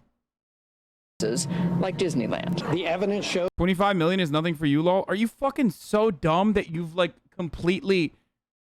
Are you completely fucking misunderstanding my point? $25 million is significantly more than anything I've ever fucking made or even will make, okay? You dumb fuck. I'm talking about in the grand scheme of things as far as like the local budgets we have, okay? Municipality budgets, especially in a fucking place, especially in one of the largest economies on the planet. California alone is like the 14th largest economy. You understand that, right? $25 million is nothing.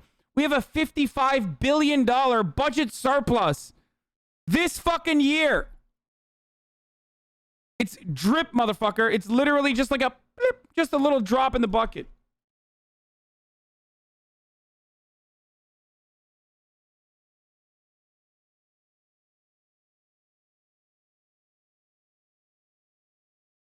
That once people are housed like this with sustainable supportive services wrapped around them, the vast majority, more than 90% of these folks will never go back to homelessness again. This former Marine says he felt that sense of home soon after he moved in and needed an on-site counselor to help him through a breakdown. We talked and talked, and she got me out of it. She made me laugh. She made me smile, and I felt a whole lot better when I walked out. According to the most recent point-in-time survey, there has been an increase of 43%. If it's so little, why haven't they done it? Serious question. I just already mentioned it. It's not profitable to house the houseless. It's actually better for capital owners to fucking use the homeless people as a further reminder for the working class that, like, that is what will happen to you if you don't shut the fuck up and come to work every goddamn day. In Orange County's homeless population over just 2 years. Charles Wright vows never to be one of those statistics again. This is my home. This is where I feel comfortable at. Organizers say the need is obvious. They have had about twice as many applicants as they have rooms here. In Anaheim, Vicki Vargas, NBC4 News. Absolute fucking drop in the bucket, kind of like a drop in the bucket for most chatters that have $5 if they want to avoid the fucking top of the hour ad break. You know what I'm saying?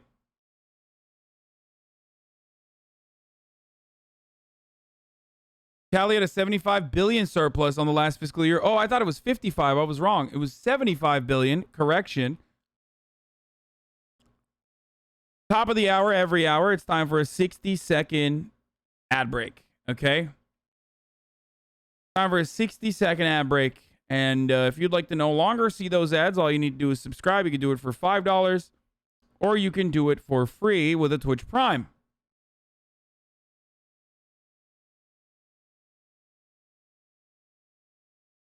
Okay. Okay. Oh, David is here. He's calling. Hold on. I'm going to fucking pick up the phone. Hold on. Hey, David, what's going on? I got to go pee real quick, and I'm running an ad, but thank you for coming on. You know, you take care of the kids. How about that? I'm going to leave you with them for a brief moment. No, please don't do that. No, I'm doing that already. Folks. Yo. Here is David Dayen at the American Prospect. He's awesome. He's been on the show before. He's going to teach you guys all about Nancy Pelosi and how she's a girl boss, slay queen, infrastructure deliverer. Or maybe he's going to say that that's not the case and that she's going to, you know, pull the rug from under all of us when push comes to shove. I don't know, but I'm going to talk about Los Angeles real estate right now. Oh, you want to talk about? Yeah, no, go ahead. That's totally fine. That's totally fine. I love that. I have been talking about that already. A 2-bedroom, 1 bath. Or I don't know what the specs are, but it's very pricey. It's out of whack with what you might expect elsewhere in the country. And yes, is there a lot of marble in Hasan's new house? Yes. Is there granite? Probably. is there. There is none of those, for the record. I don't know why you're saying this, but I thought you left. I thought you left me here. no, I'm still here. Hold on, I'm sizing your camera right now. Okay, now I'm gone. You can go ahead. You can tell them all about how expensive my house is and how much of a hypocrite I am.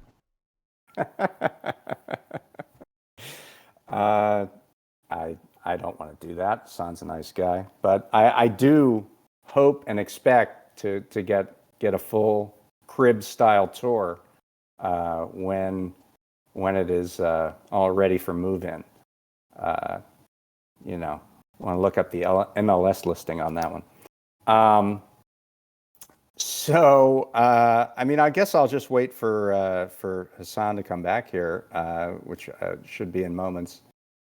But I guess what he wants me to talk about is the infrastructure bill and what's happened over the last 24 hours, where we've had a group of 10 conservative Democrats in the House threaten to derail the process if it didn't go in the particular way that they wanted.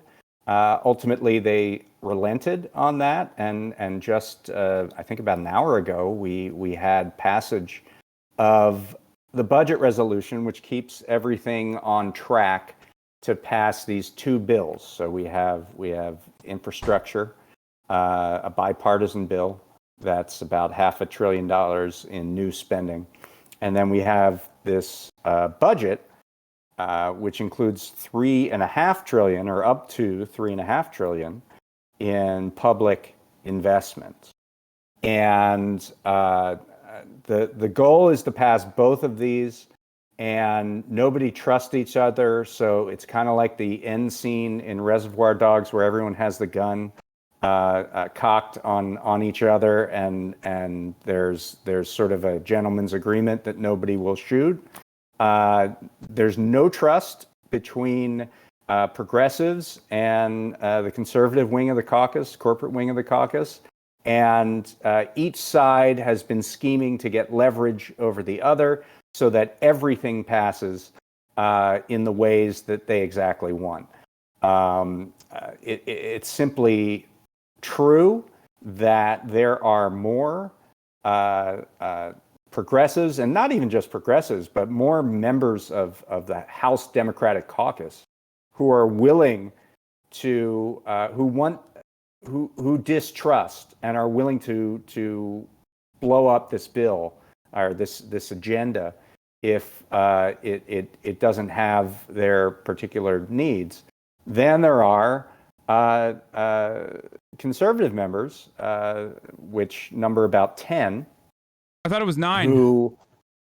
Well, Stephanie Murphy joined at the last minute, so it's actually 10. But there are simply more. The point, Hasan, is that there are just more Democrats who want to go forward with the process that Biden and Pelosi and Schumer have set out, and that process is the Senate passes the bipartisan bill, they pass the budget resolution, which has the reconciliation bill, and then they send everything to the House, and then the House finishes that off. And that was sort of the plan. And then these initially was 9 and then became 10 on Monday. Conservative Dems said, no, that's not what we want. We want to have a vote on the full infrastructure bill first, and then we'll deal with the budget resolution. Now, they gave no policy reason for this. There isn't, there was this claim like we can't waste time and hold up all of this great infrastructure spending that we're going to have, which is bunk. There's under current rules of appropriations, you can't even spend any of this money until October 1st. So because it's tied to particular fiscal years. So it's just nonsense to say that we have to hurry up and do this. Their real reason is they want leverage over the process. They don't want certain tax increases on the wealthy and on corporations.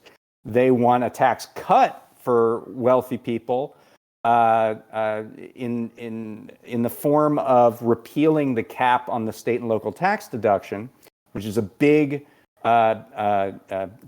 imperative for people like Josh Gottheimer, who's sort of the ringleader of this. He's from a bedroom community in New Jersey, which has a lot of wealthy folks in it, and he wants them to be able to maximize their state and local tax deduction. Yeah, he has.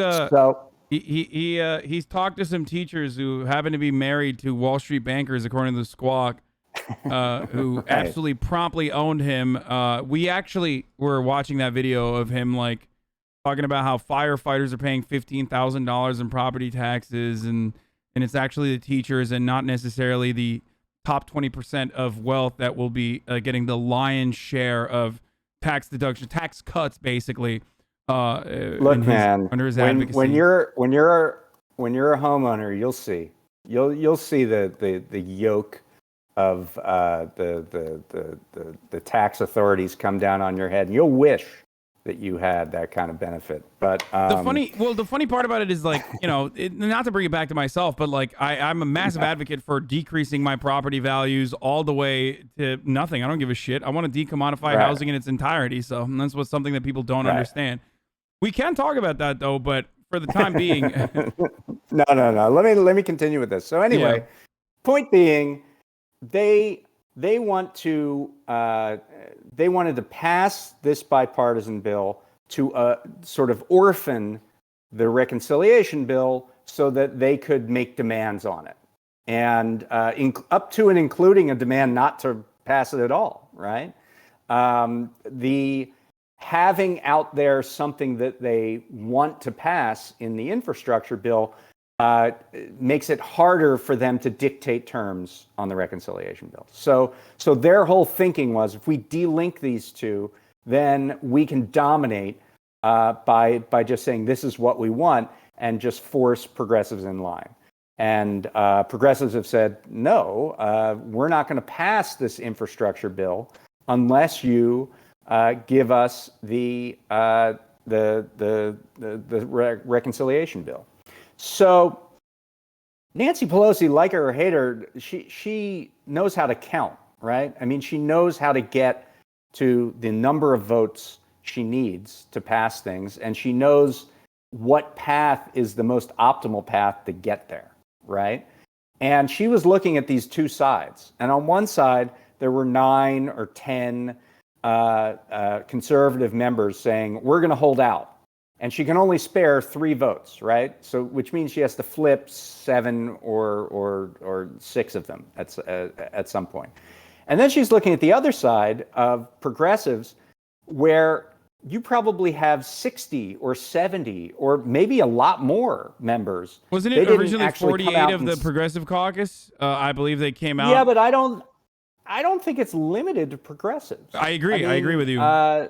Yeah, I committee chairs that want a piece of this bill, members who have long-standing priorities that are in that reconciliation package and don't want to screw that up. I'd say it could be as much as 100 members that would not vote for the infrastructure bill and give up their leverage. So Pelosi, just by her actions, knows the numbers. And she knows, and I know that they were communicated to her, not just in an abstract way, but in a real way. And so she knew that the way I'm going to get this done is I'm going to have to roll over these 10 conservative Dems. And so she tried to just sort of dismiss them. She tried, she used the head of the DCCC, which is the campaign funding arm of the House, to say, if you vote this way, we're going to cut you off from all your donations in 2022. Apparently, there were threats to, we have a redistricting year coming up, so all the districts change, and there was a threat to ruin somebody's district, to that was awesome. Knock out their turf. There was a threat to have the relative of one of these members be fired from their White House job. I mean, there were a lot of threats going around. There was a very contentious meeting where there was more pressure placed on these conservative members. I should say who they are, right? I mean, so we have Gottheimer. We have a few South Texas members, Vicente Gonzalez, Henry Cuellar, who almost lost his primary to a progressive last Jessica year, Cisneros, 2 years ago. who interned with him, and who, of course, girl boss slay queen Nancy Pelosi did not want a 27-year-old progressive to occupy the seat of the most conservative Democrat in Congress, and actually agitated for Cuellar. Who then she slaps came her in the down. face. She came down to Laredo and campaigned for him, and or raised money, I believe. Maybe not campaign, but raised money certainly. And she's probably regretting that decision because Cuellar gave her a lot of headaches today. So Cuellar, Gonzalez, and Filemon Vela were the others. So that's 4, right? Stephanie Murphy, I mentioned, who came in late. That's 5. Kurt Schrader, who's a very conservative Democrat from the Oregon Central Coast, who's probably going to vote against the whole bill because he's deficit obsessed. Jared Golden, who's in a swing seat in Maine. So what's that, 7? I'm trying to remember the others. Jim Costa, who's in the Central Valley here in California, in a pretty blue seat, by the way. Like this isn't just sort of conservative Democrats in swing seats. Some of these guys are in, Cuellar's seat is pretty safe for Democrats, for example. Carolyn Boudreaux, who is in a very tough swing seat in Georgia, where she might lose through redistricting. She might just have her seat vanish. And there's one more, and I can't think of the other one. But anyway, so that's who we're talking about. So they were kind of beaten up by the leadership. They said they were holding strong. We heard reports on Sunday that they were kind of wavering, but they held strong through Monday. But they changed what they wanted, right? So you could see them bargaining at some point to try to find a way out of this. Because initially, what did they say? They said, we want to vote on the infrastructure bill, so that goes to the president's desk before we would entertain anything on the budget resolution, right? Well, then it changed. Then they said, well, we just want a date where we know we're going to get that vote, a date certain on the infrastructure bill. And in exchange for that, we'll pass the budget resolution. So the goalposts moved here. And at first, they agreed to do this in somewhat of a non-binding way. Then they got a bit stronger language in it in the final version. But that doesn't really tell the whole story, because Pelosi has a ton of ways to maintain this sort of two-track approach, even with this deadline. So there is now sort of a deadline where it says in the legislation that just passed like an hour ago, it says there has to be a vote on the infrastructure bill by September 27th. Like, that's the date certain. However, Democrats, progressive Democrats could simply vote down that infrastructure bill if they decide that reconciliation isn't moving in the direction they want. And indeed, Pramila Jayapal reiterated that that's exactly what they would do if the reconciliation bill didn't pass first. Number 2, they could slightly change the language of the infrastructure bill, and any change would require a conference with the Senate to reconcile the two different bills, right?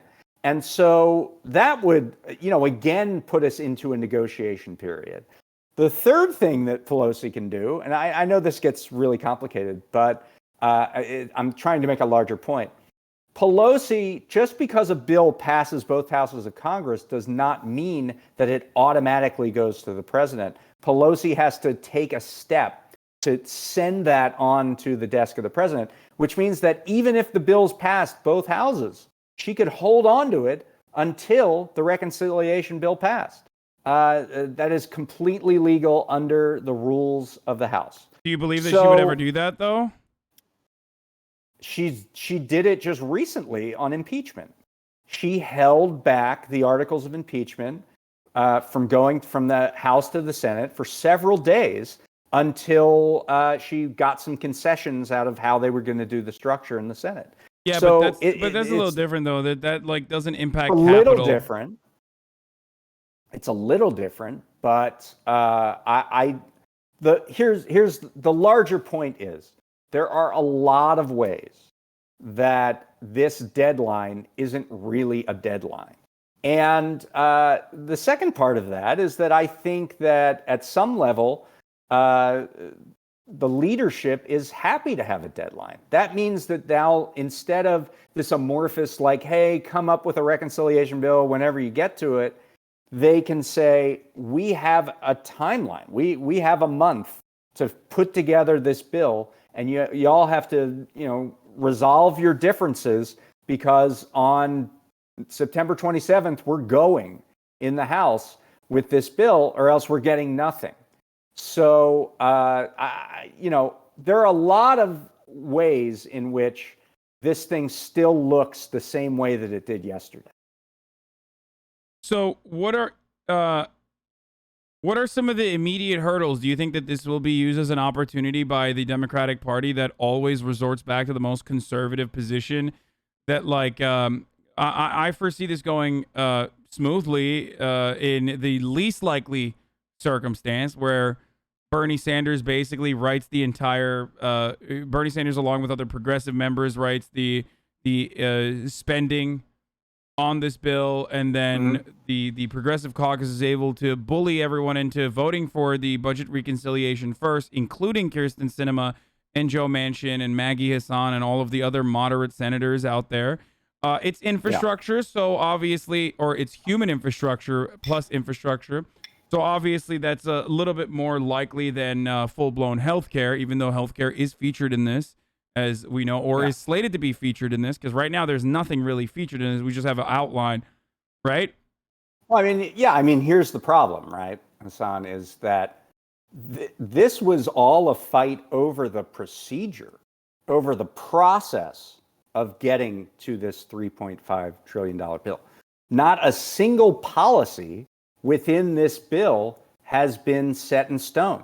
It's just there's a menu of certain things, but there are no details on exactly what's going to end up in here. And there is a difference of opinion among the caucus.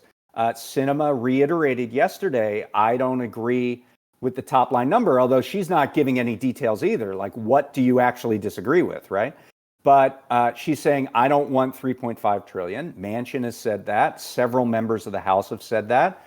On the other side, progressives have said 3.5 trillion was actually the compromise number, that we wanted a $6 trillion bill. That's what Bernie Sanders put out originally. And we compromised down to 3.5 trillion.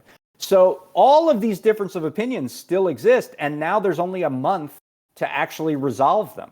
And not just the top line numbers, which seems like maybe the easiest part of this.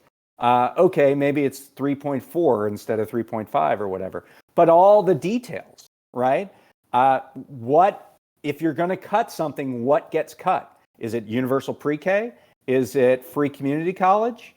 Is it money for childcare so people can afford childcare? Is it money for home and community-based services so elderly people have the ability to get help and at the end of their life?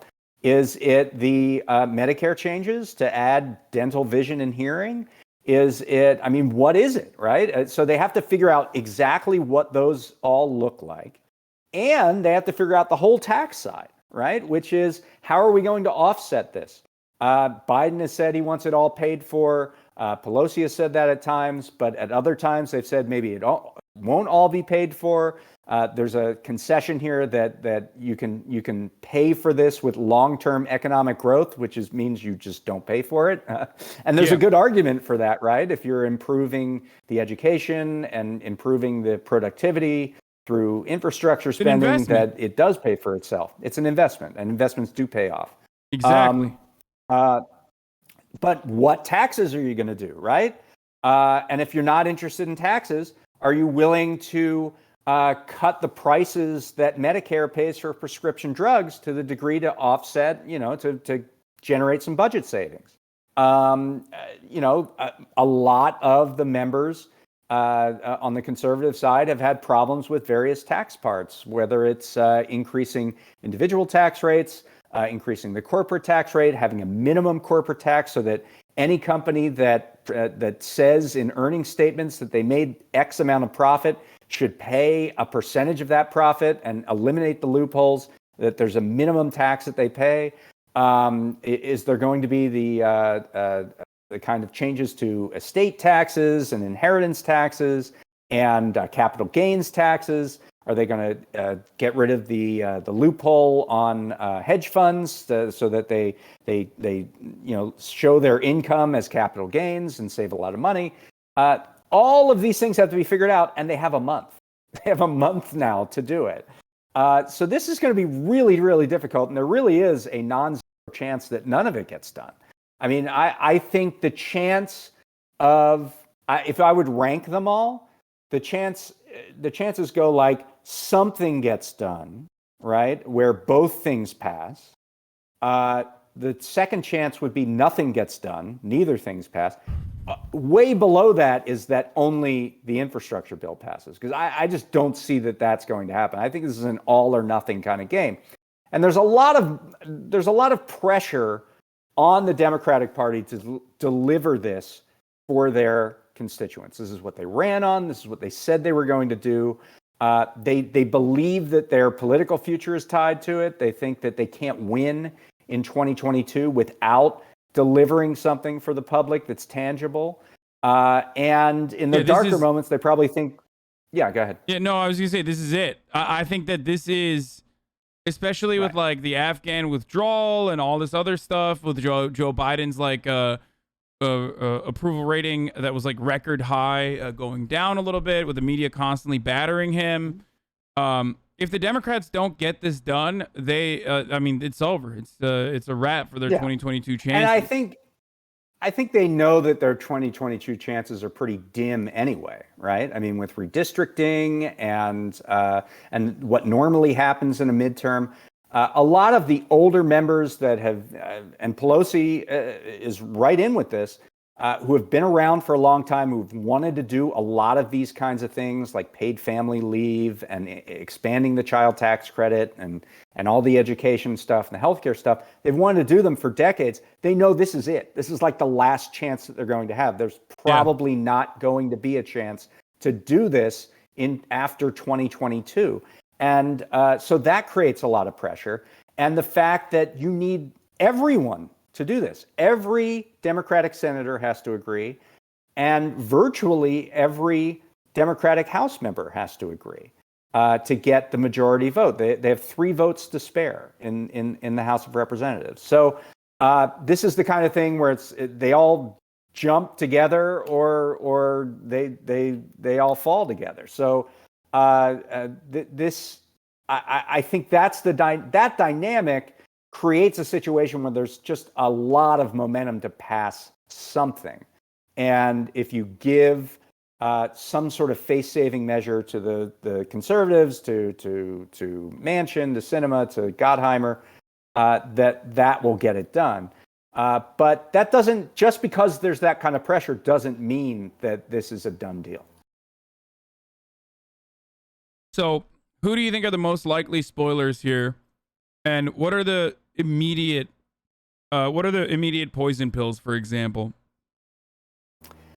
Well, so obviously now we have 10 members in the House who have outed themselves as not as interested in the reconciliation bill as they are in the one in the infrastructure bill.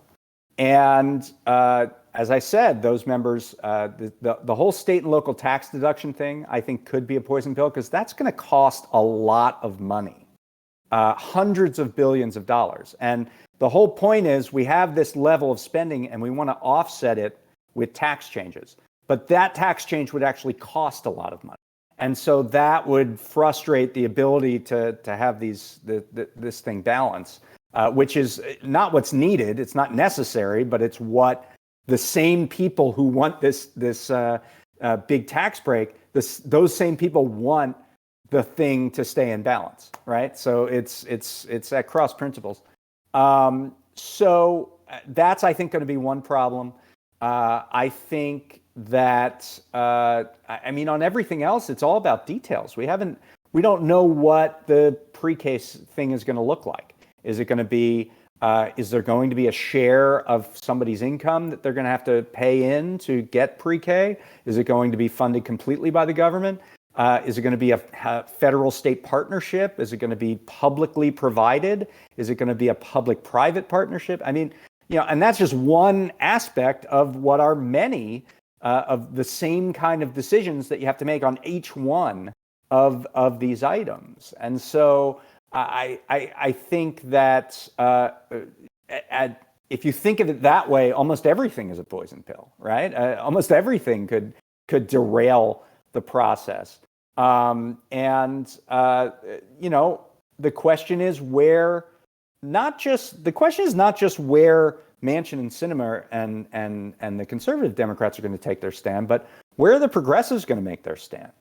One thing is there's been kind of conflicting discussions about what they're doing with Medicare. Is it just going to be the increase of adding dental, vision, and hearing, or are they going to try to lower the Medicare eligibility age to 60? Yeah, which, by the way, both incredibly popular provisions, like 90%, and also it tends to be people who actually vote. So people, so both parties, there should be bipartisan consensus on this, but of course in America it never happens because, Republicans have nothing to gain from doing good things for people when they are in the minority party, and they don't even have anything to gain from doing good things for people when they're even in the majority. So Democrats at the very least... Yeah, go ahead. And even from the stupid budgetary standpoint, lowering the Medicare eligibility age is a big win, because what are you doing? You're taking people who are 60 to 64 and you're putting them into Medicare. These are younger and usually not as sick people who you're putting into the Medicare risk pool. That makes that risk pool overall cheaper. It saves money. Yep. What are you doing on the other side? You're taking out the oldest people and taking them away from that risk pool. It actually makes that risk pool also cheaper and easier to manage. So it actually is a win on both sides of the insurance equation. So so our progressives going to say we have to have that. We need that into the bill. These are the questions that are going to be hashed out over the next month. Okay. So, are you overall hopeful, or are you a little bearish on this? I think, as I said, I think there's a non-trivial chance that it all blows up. There's a lot here that you have to reconcile among people who have wildly different interests and worldviews when you're talking about the entire breadth of the Democratic caucus.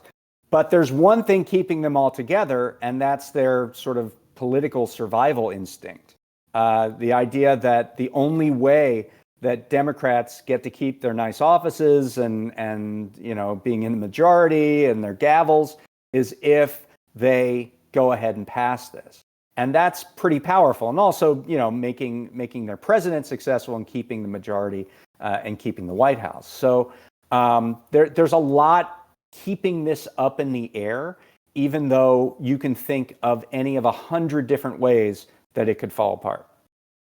So I don't know if I answered your question, but I think that means I'm somewhat bearish. I don't know that you'll get all 3.5 trillion. You might have to do a peace offering to the Manchins of the world, whether it's 100 billion, 200 billion, something like that. Something's probably going to get cut. That's probably pretty important. And any sort of green energy initiative, probably. Well, we haven't even talked about that. There's a huge amount of green stuff that needs to be in here. The biggest being the clean electricity standard, which would put a cap. It would say by 2035, 80% of all electricity has to come from renewable sources. And that renewable means solar and wind. It does not mean gas, which Schumer has said specifically, like gas is not included in that clean standard. That's the biggest thing, but there's also, as you said, a lot of tax breaks for electric vehicles, for clean energy investment, and what have you.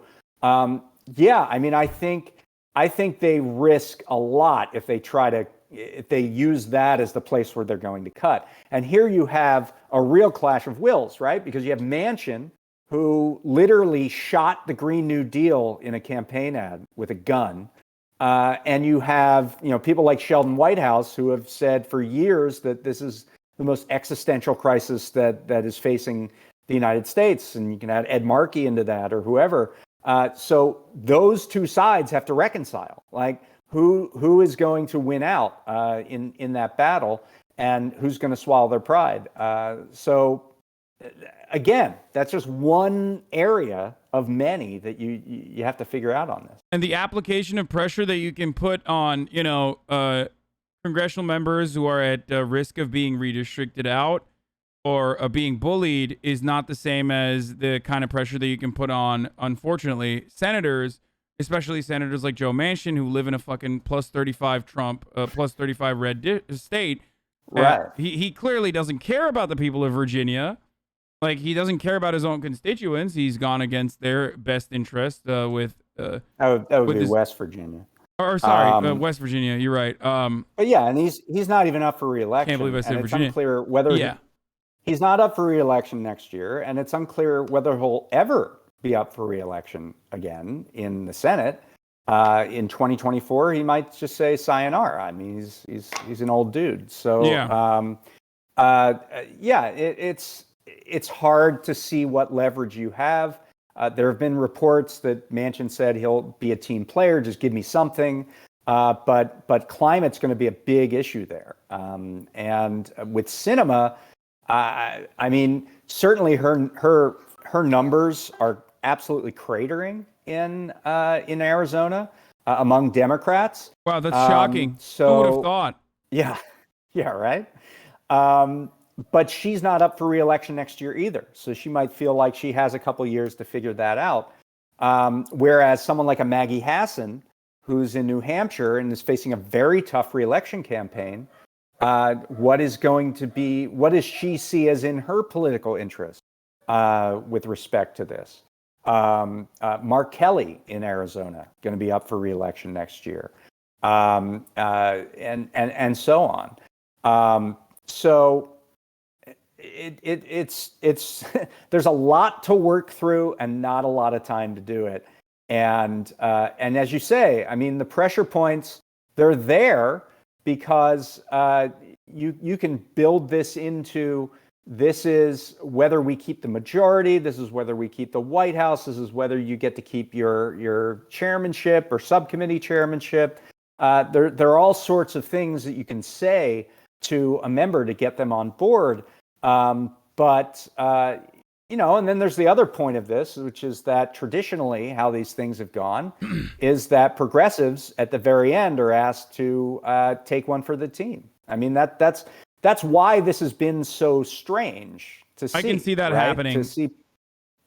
I mean, this is you to see Pelosi operate kind of in lockstep with progressives, which is what she's done on this point, has been a bit of an anomaly. I mean, it's not something that you always see.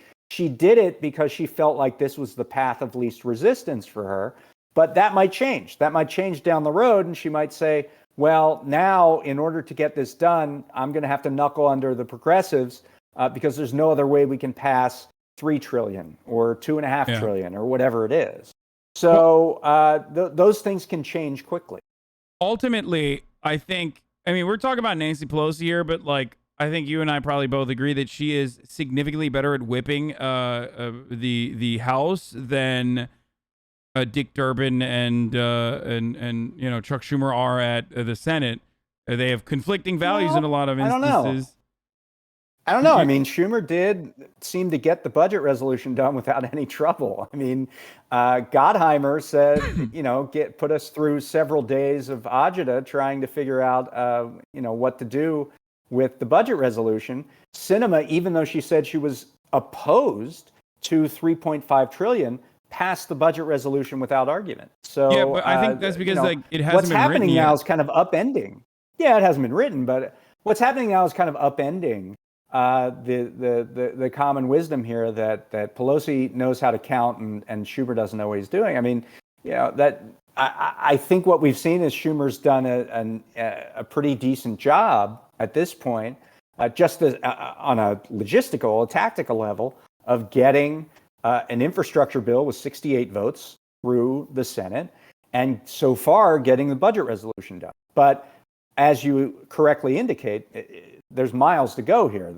You have literally an entire bill to be written.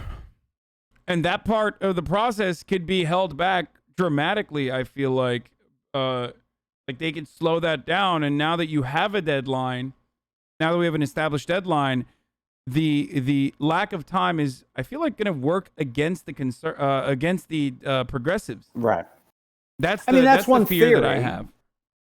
That's one theory, but I do think that there are several kind of aces in the hole that progressives have. One is all this, the only thing that the budget resolution, the thing that passed the House today said is you get a vote on September 27th. It doesn't mean you get a successful vote on September 27th. And Democrats, progressive Democrats can certainly say, we'll just vote it down and you'll have to come back later. And now you won't have a guaranteed vote. Yeah, I mean, I think there are options there. And now the question is, are there enough Republicans who would come in and vote for that bill to offset the Democrats? I don't really think so. I mean, Donald Trump has been steadfast against the infrastructure bill. There was a whole Marjorie Taylor Greene press conference that was talking about it. McCarthy has turned against it. I don't think that in the House, I think the dynamics are different, and it's harder to oppose from a Republican standpoint. It's harder to oppose something that Trump. It's harder to support something that Trump opposes because you're all up for re-election next year, right? Whereas if you look at the Senate and what Republicans actually voted for the infrastructure bill, almost all of them weren't up for re-election next year. They were either retiring or they weren't in cycle. I think there was one member, and it was Lisa Murkowski, who's already burned her bridge with Donald Trump, who voted for the infrastructure bill while being up for re-election in 2022. So I just think the dynamics are different, and you're not going to have enough Republicans willing to buck a leader of their party, Donald Trump, in order to offset how many liberal Democrats and progressives you would lose if you brought that infrastructure bill up under the circumstances where reconciliation isn't done. Yeah, that. I mean, we'll see what happens. I was definitely a little bit more excited last time around. I was definitely a little bit more. What do you mean last time around? Well, not last time around. Before I had this conversation with you, I was certainly a little bit more. I was certainly a little bit more excited about the prospect of this double bill, but now not so much. Well, I mean, I wouldn't be unenthused. I mean, I do think that there's a pretty decent shot that something will pass. Now, will it be the entire 3.5 trillion? Maybe not. But will it be significant? I mean, $3.5 trillion in one bill would be the largest bill in American history. Even if you backed that down to $2.5 trillion, I think it would be the largest bill in American history. And, there's a lot of good to be done. And a lot of these things are very popular and progressive. I think it's a better than even money bet that something gets done. Just because it would be so catastrophic for nothing to get done. And I don't think there's an avenue for just the infrastructure bill to get done. I don't see it. I mean, maybe you disagree, but I don't see there's a way where only the infrastructure bill passes. Okay. I can, Yeah, I think so too. I agree.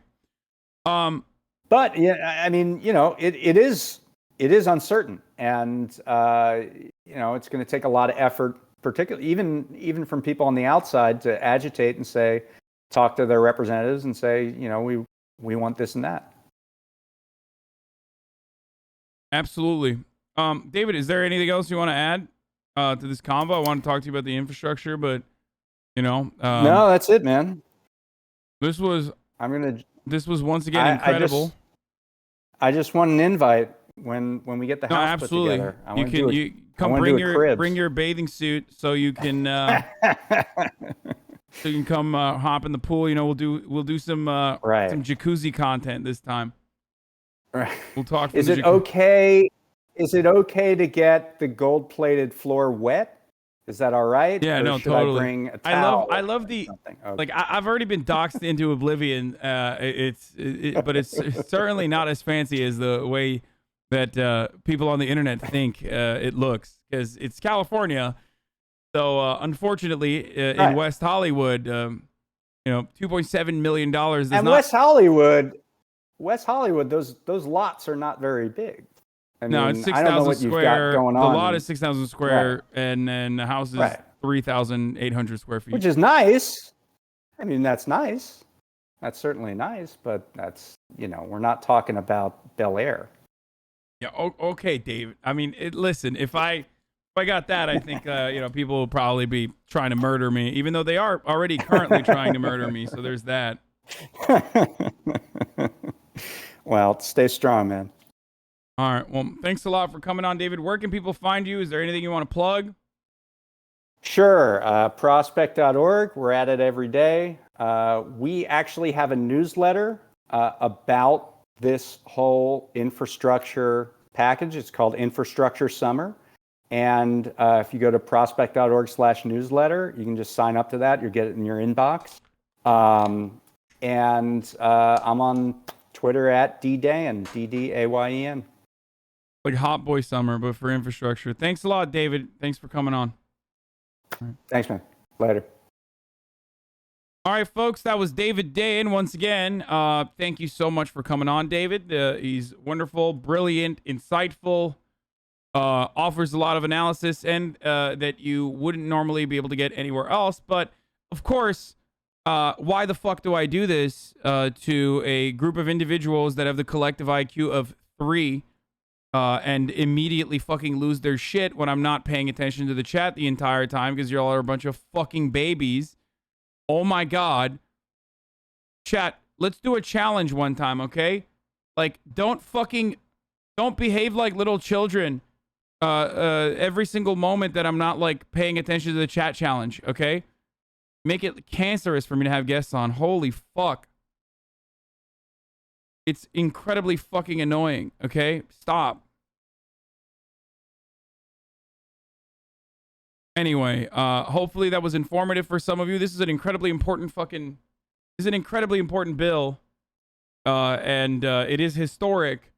And I don't know what we're going to end up with. I don't know. The Biden administration has shocked me so far with the Afghan, the retreat in Afghanistan. So that gives me a little bit more, I don't know, that gives me a little bit more comfort that things may be looking not so bad. But who knows? Joe Biden also, it's so funny that people complain about your sub count and then literally screech about you not thanking gifters. Yes, there was a gifter that gave 100 gifted subs in the beginning. Thank you, Saxy Panda Bear, for 100 gifted subs in the beginning of the interview. Sorry. I did not pay attention to that immediately because I was,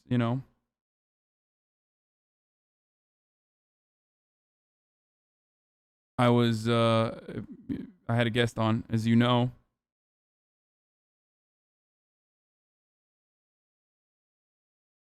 So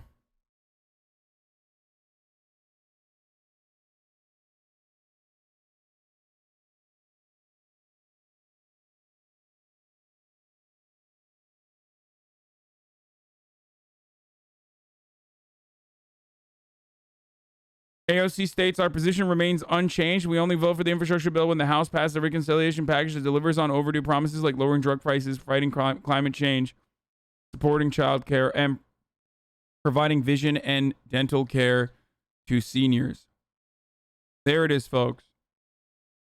The Progressive Caucus is standing firmly.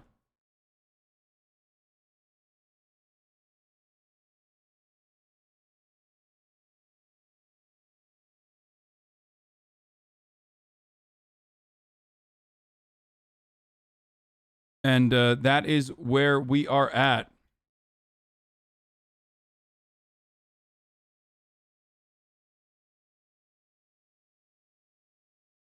The Biden withdrawal update is that the U.S. Army has now overseen the evacuation of more than 70,000 people from Afghanistan since August 14th, 10 days ago. It is a historic evacuation.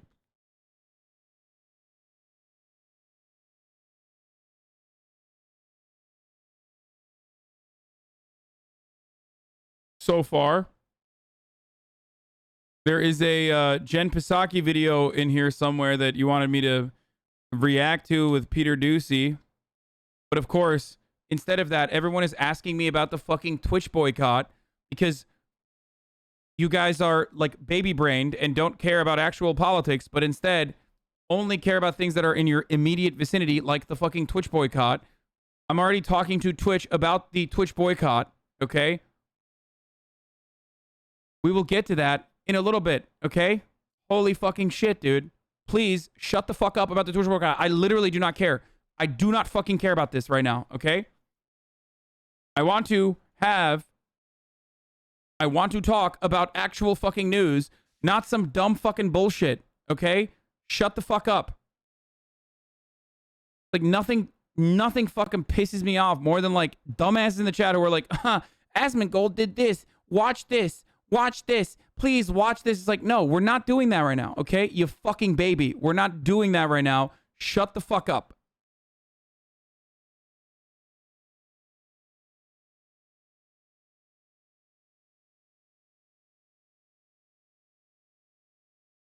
Before I update you on the meeting that I had with leaders of the G7 earlier today, I want to say a word about the progress we're making on the Build Back Better agenda here at home. I just got off the telephone with the leaders in the House. Today, the House of Representatives taken significant step toward making a historic investment that's going to transform America, cut taxes for working families, and position the American economy for long-term growth. When I became president, it was clear that we had to confront an immediate economic crisis, the most significant recession we've had since the Depression, or at least since Johnson. But that wasn't going to be enough. We also had to make some long-term investments in Americans and America itself. The first thing we did was to write and pass the American Rescue Plan, and it's working. Our economy has added 4 million jobs in my first 6 months in office. Economic growth is up to the fastest it's been, the fastest rate in 40 years, and unemployment is coming down. Right now, our economic growth is leading the world's advanced economies. But to win the future, we need to take the next step. Today, the House of Representatives did just that.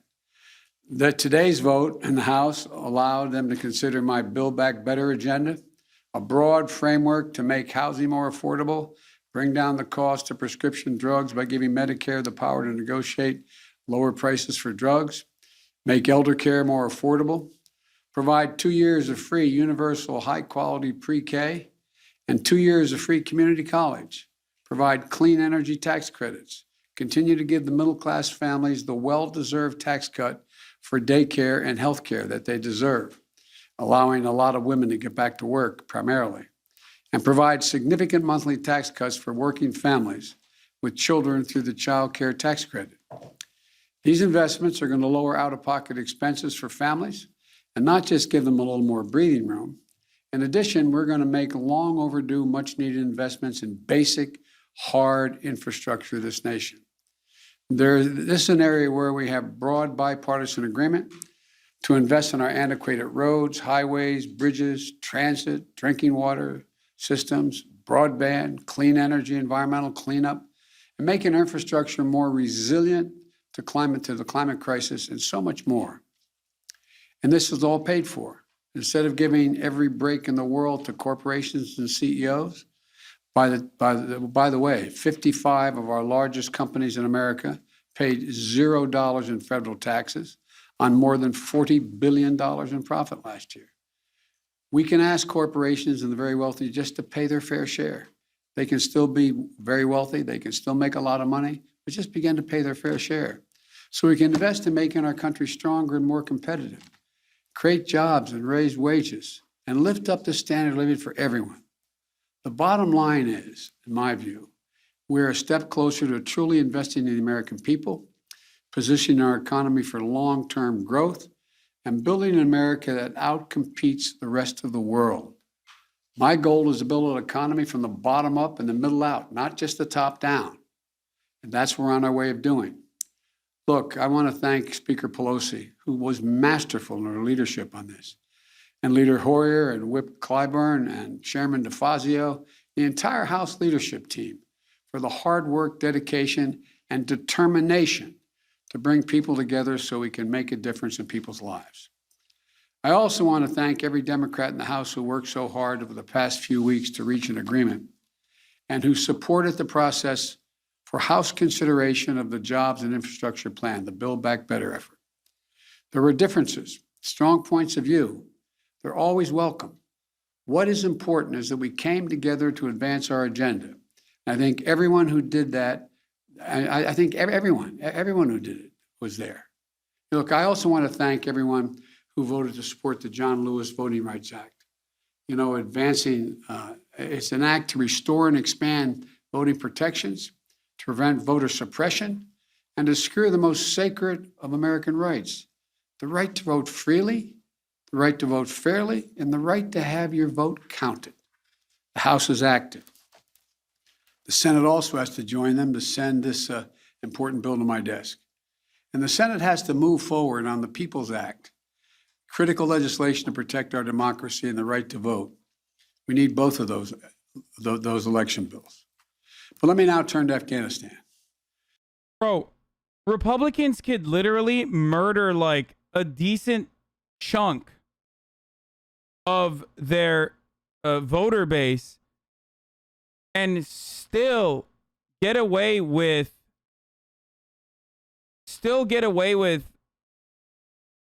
winning elections as a consequence of their gerrymandering and the way that they've designed the system for the minority win.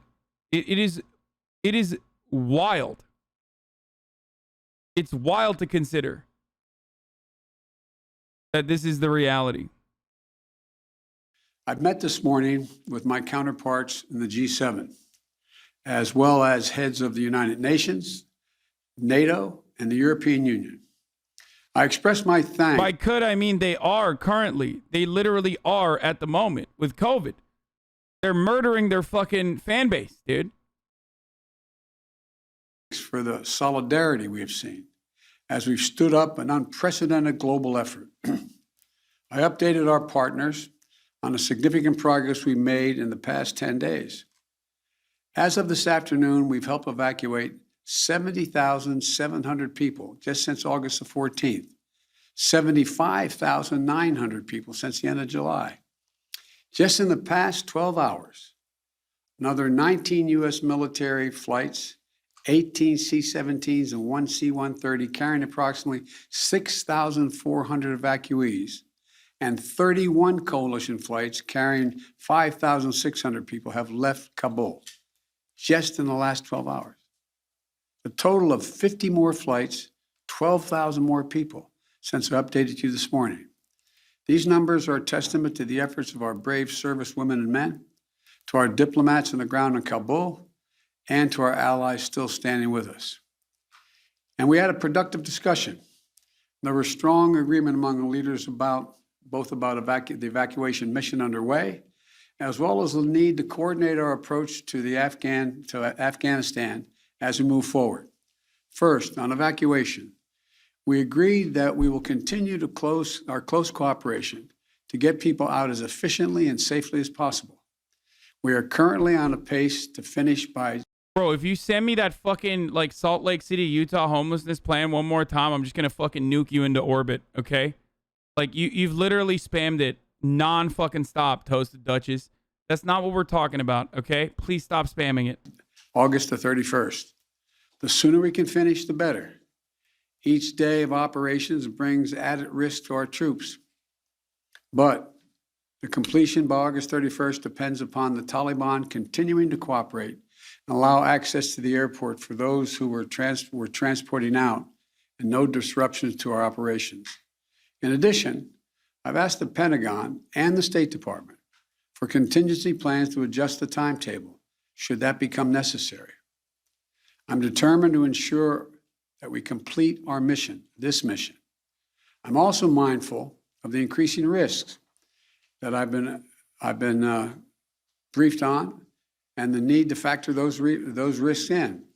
They're real and significant challenges that we also have to take into consideration.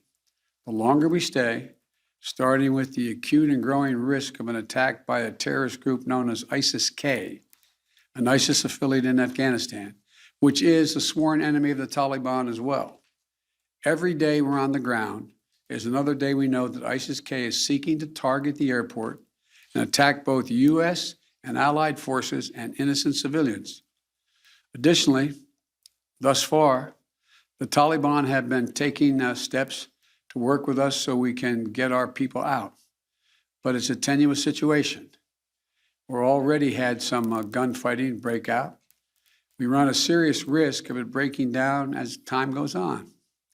Second, the G7 leaders and the leaders of the EU, NATO, and the UN all agreed that we will stand united in our approach to the Taliban.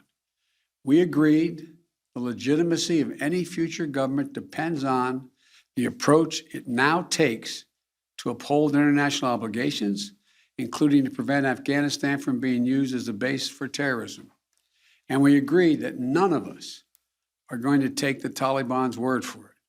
We'll judge them by their actions, and we'll stay in close coordination on any steps that we take moving forward in response to the Taliban's behavior. At the same time, we renewed our humanitarian commitment to the Afghan people and supported a proposal by the Secretary General Guterres of the United Nations-led international response with unfettered humanitarian access in Afghanistan.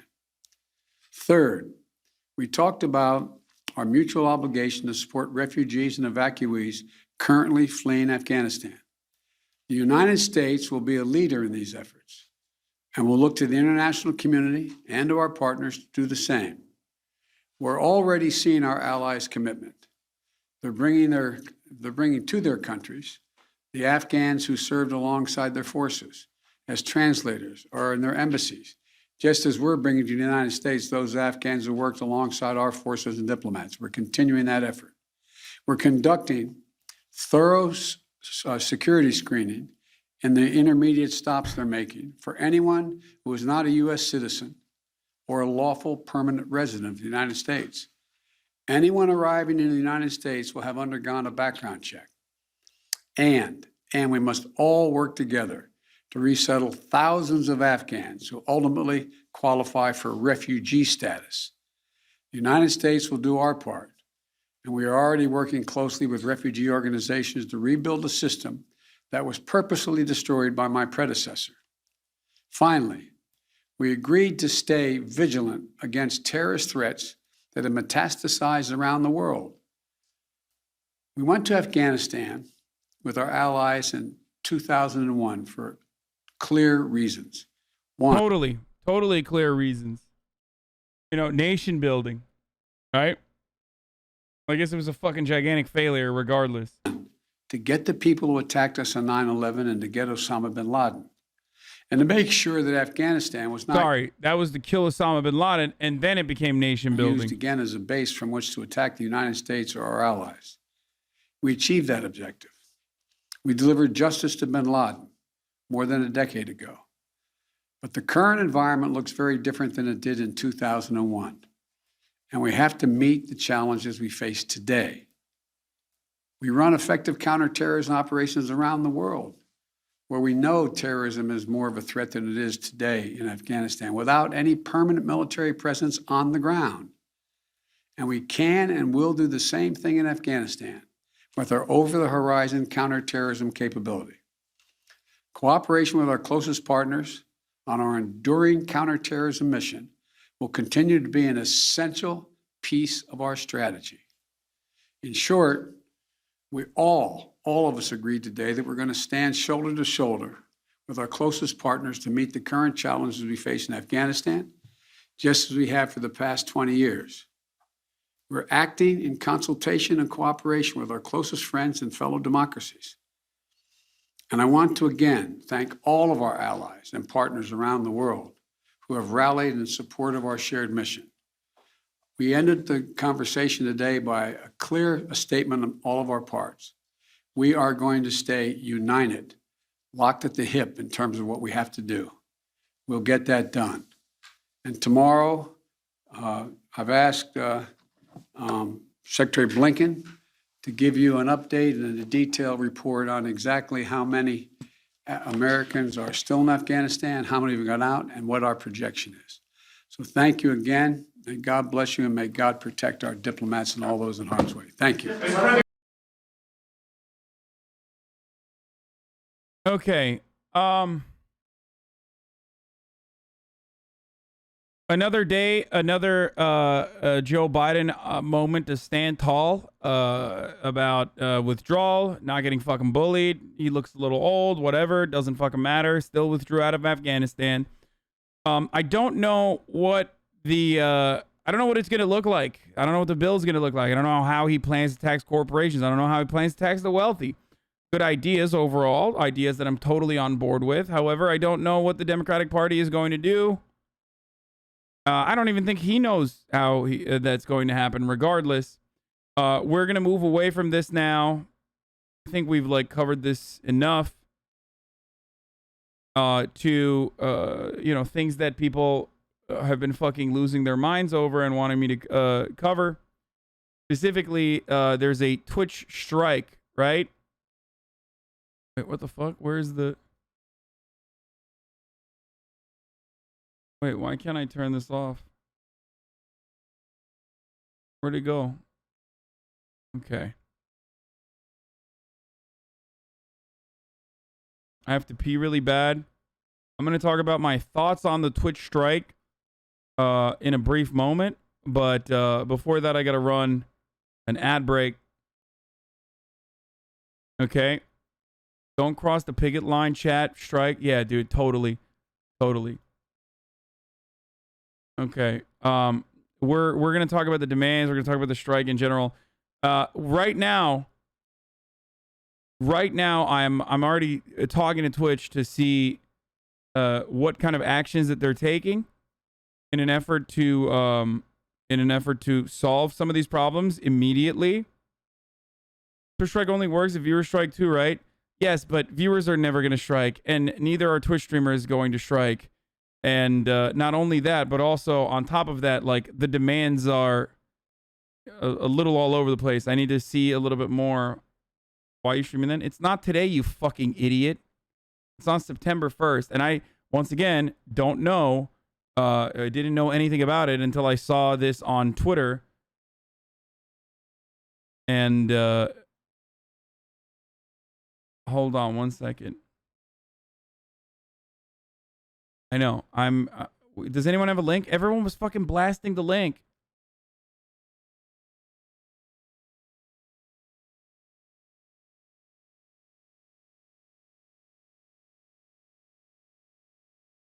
And now, because I yelled at all of the chatters that were blasting the fucking link, they all left.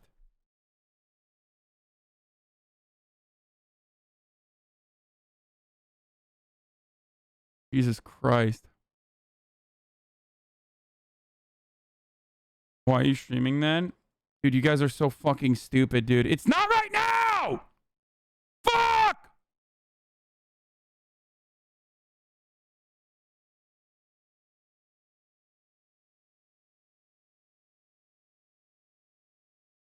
Literally, for a community of people who are interested in politics, I have so many fucking idiots in here, dude. Holy fuck.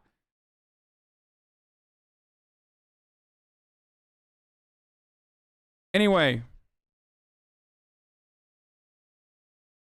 So, on Twitch, there's a significant problem. A problem that I deal with on a daily fucking basis outside of like absolute dummies in my fucking chat. Okay? That problem is bot attacks.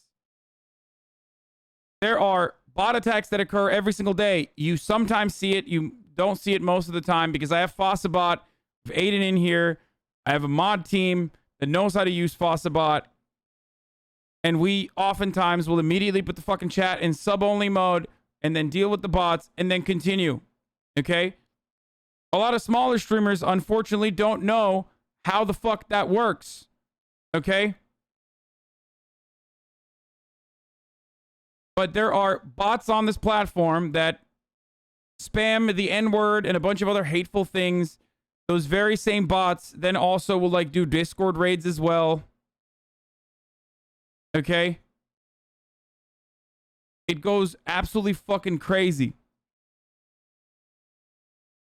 Like it's wild. If you're like a 13 viewer Andy and all of a sudden you have like 1,000 messages of the N-word being spammed, and from what I understand, they literally fucking target like black and LGBTQ tags on Twitch specifically. Nathan Grayson, wait, what the fuck? Nathan Grayson writes for WAPO now? Anyway, Nathan from Kotaku, who now apparently writes for WAPO, covered it. Let's talk. During an August 6th broadcast, Twitch streamer Wreck-It Raven, who is black and uses they them pronouns, emotionally described a series of traumatic real-life experiences that informed who they are today. In response, viewers in chat told Raven that they were loved. This made what happened next especially hurtful. About 20 minutes later, Raven's chat was flooded by dozens of users spamming the same message, which read in part, "This channel now belongs to the KKK." It was the second time it had happened in just 1 week. Now, this stuff happens all the time. This says, I reached out to a streamer who was getting bot attacks. I helped equip them with FossaBot and taught their entire moderation team how to use nukes for bots. After you report one of the bots, Twitch takes action on them very quickly. Reported at 12:57 a.m. last night. Twitch actioned upon it at 12:57 a.m. The most important part is 1, add FossaBot to your channel and use nukes, and 2, report one of the bot accounts so Twitch can find the rest of the bots quicker and mass yeet them. Okay. So this happens all the time. It happens nonstop. It happens in here. It happens in every community. If you're not seeing the bots, that's because we are working actively to prevent them from shitting up the chat. Okay? Now, some people don't know that, though. Or some people are not aware of that. So when they see these, like, distressing messages in their chat, flood their fucking chat, they understandably are upset.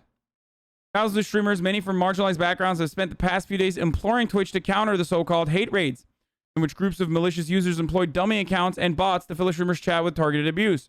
Under the banner of #TwitchDoBetter, a Twitter hashtag started by Wreck-It Raven on Monday, streamers and their fans have drawn attention to the issues plaguing the live streaming platform, ranging from harassment to an unfavorable pay split. For scores of burned out creators, the hashtag represents a boiling point, and some, tired of waiting for Twitch, have taken matters into their own hands.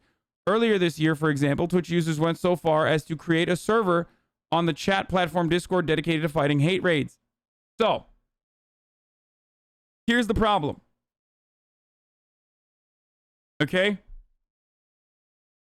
I've already reached out to how often you get stupid raids. Every day, nonstop. Every day, nonstop. It's a constant. It's not. So for those of you who think like this is only happening to like marginalized creators, that's not true. Okay?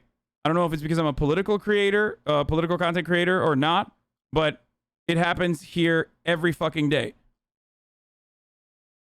So, and it also happens to people that I raid at the end of my broadcast. It happens to XQC. It happens to Dr. Lupo. It happens to all the content creators. Okay? All of them. All of them. The only difference is that we have better tools and better ways of dealing with it. Because we've been getting bot raided for years. Okay? So, that's what it is. That's where that comes from. Now, the real issue here is that people like Wreck-It Raven and other smaller Twitch streamers do not have immediate access to someone that works at Twitch. Okay? Because if they did, they could reach out to someone and then that person would immediately tell them what steps to take. Okay? And that person could help them. No longer have these like insane N-word spams happening in their chats. Okay? That's the truth. That's the reality. So as soon as I heard about this strike happening, or what the demands were, rather, I reached out to Twitch. I'm still waiting on hearing back from them. I'm obviously, like, I reached out to my account manager who's connecting me with someone over there to tell me what they're doing and to better communicate what kind of actions Twitch is taking publicly in an effort to combat the hate raids. Not a single person obviously deserves to withstand this sort of thing. Okay? Twitch do better. Hashtag Twitch do better. Hashtag a day off Twitch. Clip by... What is this? Is this RTBA? This is an example from earlier today. They spammed the clip to embed a Nazi flag in native Twitch chat and racial slurs that are blurred. Yeah. So that's what's going on with respect to like Twitch streamers that are understandably upset about these hate raids that are occurring. Who did this? We don't know who does it, but it happens all the time. Okay? This is a non-stop issue. This is a non-stop, ongoing issue that has happened for a very long time. Why are you showing a Nazi flag? It's an example of one of the fucking hate raids Keith made me. Are you too dumb to recognize what I am showing you? Anyway, this is obviously incredibly distressing for smaller streamers. I also talked about what immediate actions smaller streamers can take to stop these hate raids from happening, okay, when they are happening. But ultimately, it is kind of outside of Twitch's control. If we're being real about it, it's not something that Twitch could literally fucking do anything about. It's not. It's a platform where people are easily able to fucking create bot accounts and mass spam horrible, hateful shit. Okay? If someone has chat showing on their stream, doesn't that pop up on screen risk having them banned? No.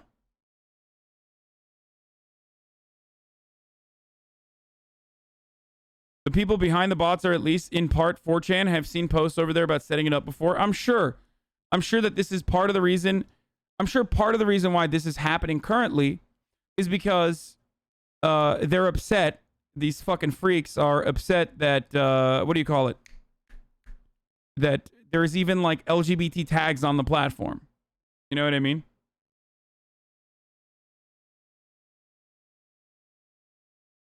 So,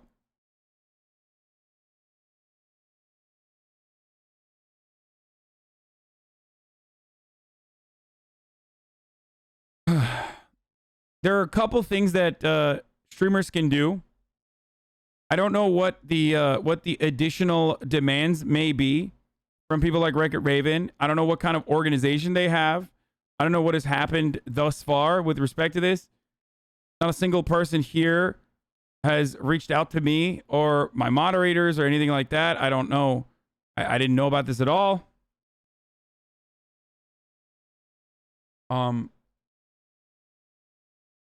But one of the immediate steps that every single person that's being attacked by this, one of the immediate steps that every single person who is being attacked by hate raids, just like all of us consistently get fucking hate raided or bot attacked. One of the most immediate things that you can do is download the FossBot application and learn how to use the nuke feature. My mods have already been helpful with some of the smaller streamers, apparently, that need it. There are tools with instructions on how to set it up. This is one way that you can immediately fucking, fix the problem. Asman saw this and said, I'd take the day off, but I don't want to be the first. Could part of the problem be too much of a reliance on community moderation? Is there no way for Twitch employees to develop an algorithm to work on something like this from the outside? I'm not I'm not smart enough to know that. I don't know. Okay? What is this? Have you seen this? Pretty crazy. Streamers on Twitch are routinely told they should use the tools Twitch provides to protect themselves from harassment, such as adding offensive terms to a channel's blocked words list to prevent the words from being used in chat. Let's see how realistic this is. Let's say I want to block the word jogger in my channel. Harassers on Twitch often circumvent blocked words lists by swapping out characters in their chat messages for characters from other languages that are still easily recognizable. So in addition to banning the word jogger, I need to ban as many variations of that word as possible using non-English characters. What you see on your screen right now is a script I wrote to generate all the variations on the word jogger that can be created using Latin characters that resemble the English letters J, O, G, E, and R. It generated 21.9 million variations of the word jogger. This was just using the Latin characters. The UTF-8 standard that is used for Twitch chat also supports Cyrillic, Greek, Hebrew, and Arabic alphabets as well as many others. Then there is the matter of actually getting these terms blocked on a Twitch channel.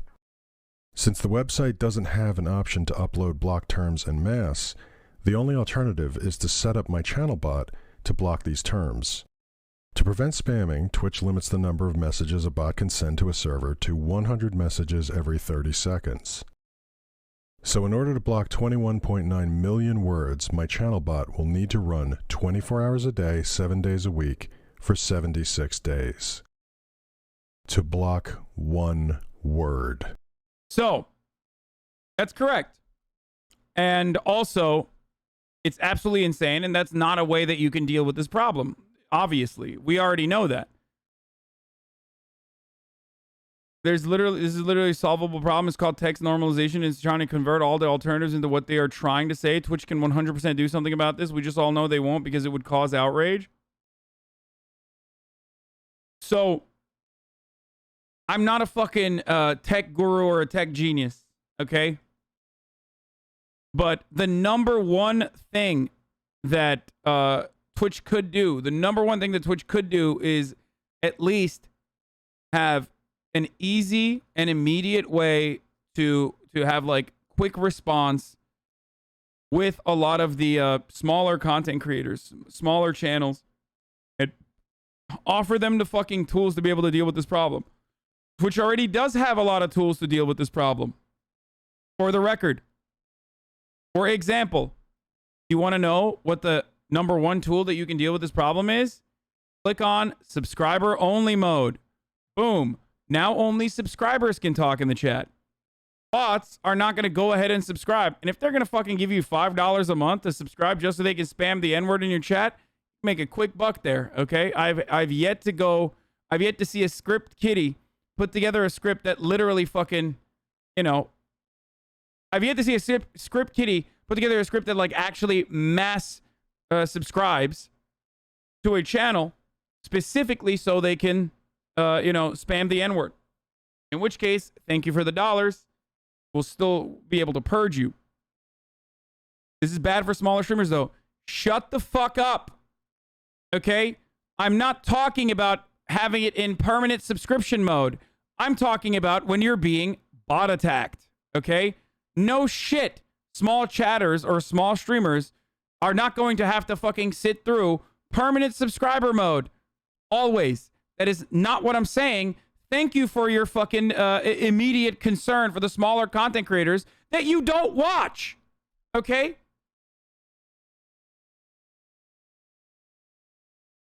God damn, dude. That's one immediate thing that you can do, okay? You can also put it into slow mode. You can also put it into R9K mode. You can also put it on emote only. There are many different ways that you can fight back against bot attacks that are happening on your platform, on your chat. Now, when that is happening in your chat, you immediately stop that dead in its track.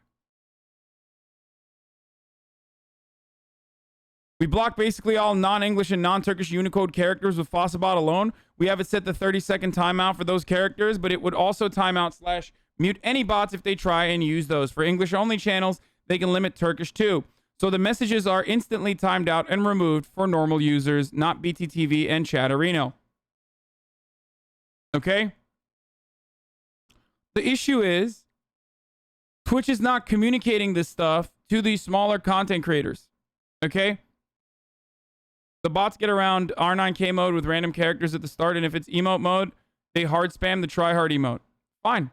But you can also block the tryhard emote in general, if that is an issue. Okay? So there are some immediate steps that you can take if you are being attacked by a bot. I don't personally know exactly what the demands are of these smaller streamers from Twitch with respect to how to deal with this beyond the hashtag Twitch do better hashtag.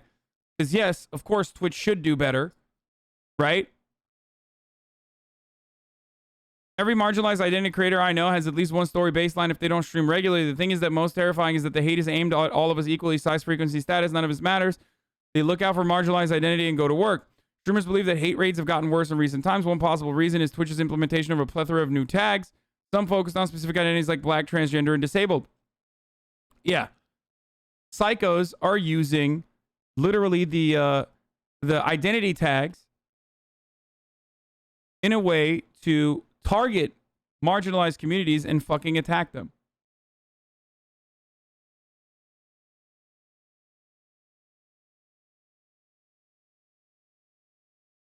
Is this also happening on YouTube? Yeah, it happens everywhere. It happens everywhere because Nazis are fucking psychos. They just like... Why those tags, though? What do you mean, why those tags? Because people want to fucking... People are hateful, horrible monsters, and they enjoy hurting people, okay? They enjoy being racist. They enjoy being homophobic. They enjoy being transphobic. That's why.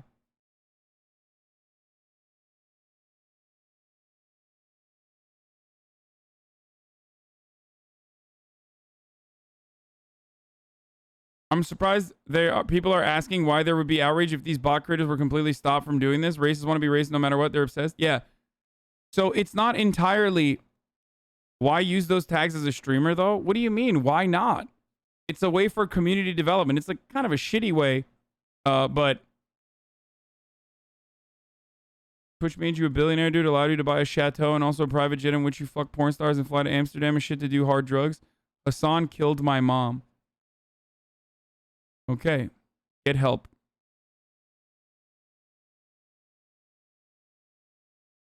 There is no way to, unfortunately, eradicate hateful psychos that are always going to do racist shit and find new ways of doing racist shit. It's the unfortunate fucking reality. The only thing you can do in this situation is just like figure out a way to immediately deal with it. Just as I have, just as we all have, just as other content creators have time and time again. I don't know what kind of initiatives Twitch is going to take, because they obviously are, one, more knowledgeable on the matter, and two, have more power over changing certain things. But they should most likely, I hope they will get back to me about what some of the solutions they're working on are, so we can communicate some of those solutions to the people that want to organize and execute a strike.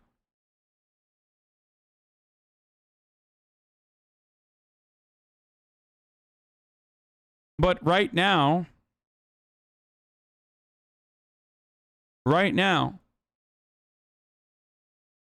there are many methods that you can deal with, many methods that you can use to be able to stop bot raids from happening. And unfortunately, there is not a very good way of communicating those methods to a lot of people. I feel like people are just like left on their own. People are just left on their own in the dark and don't know and don't have any way of like stopping this.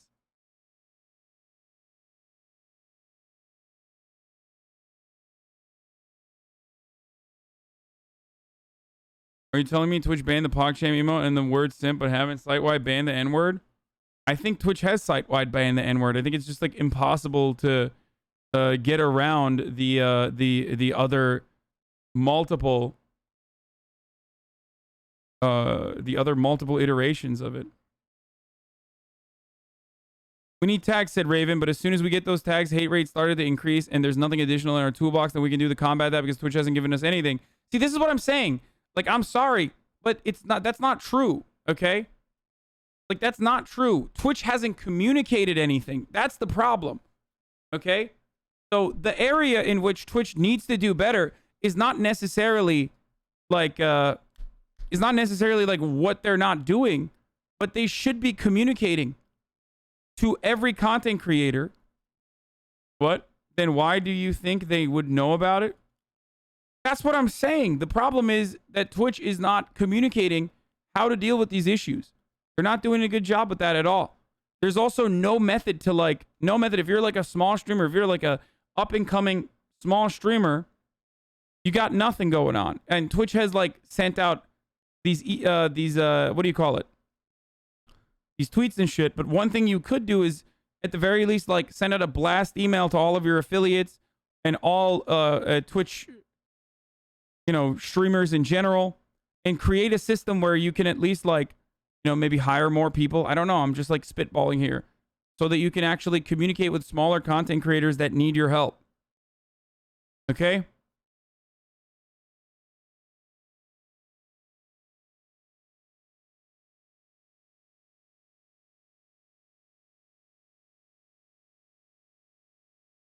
What do you expect from a company owned by Bezos? He won't even listen to his core or cooperate with his bag shitting employees.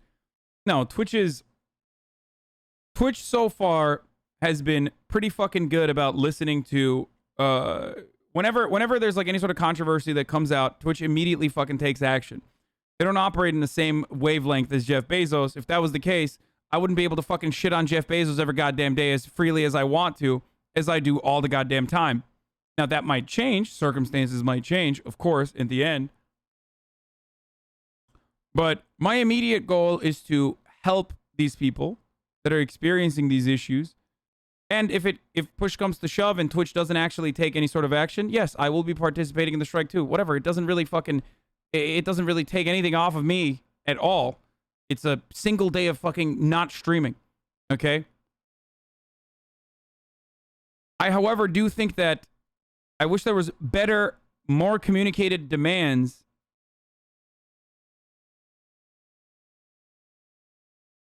and better organizing with respect to strikes like this. And it's kind of fucking stupid when that doesn't exist. I don't think it's about you, man. What do you mean you don't think it's about me? Do you want to participate in the strike? I already said I would. I know that for a lot of you, the only thing you personally care about is that, whether I say yes, that I'm going to participate in the strike or not, right? Like, I know that that's what you're here for, so you can clip it and be the first to post it on LSF.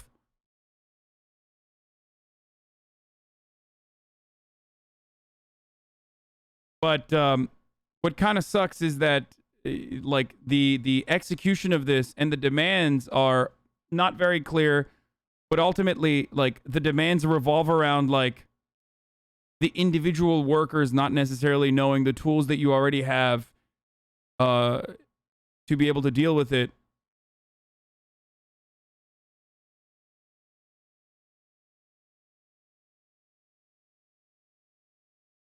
What is this? I think this is a really good take on it. I will not be joining hashtag a day off Twitch. It throws every small BIPOC streamer to the flames. The majority aren't on stream or Twitter and are unaware, while also being the most unprepared, defenseless. In moments we should be loudest. Call for silence is a misstep. There's always going to be people that like say this sort of stuff about any sort of fucking strikes, no matter what, right? There's going to be people like that. There will come a time and day when there's like a reasonable, communicable demand made.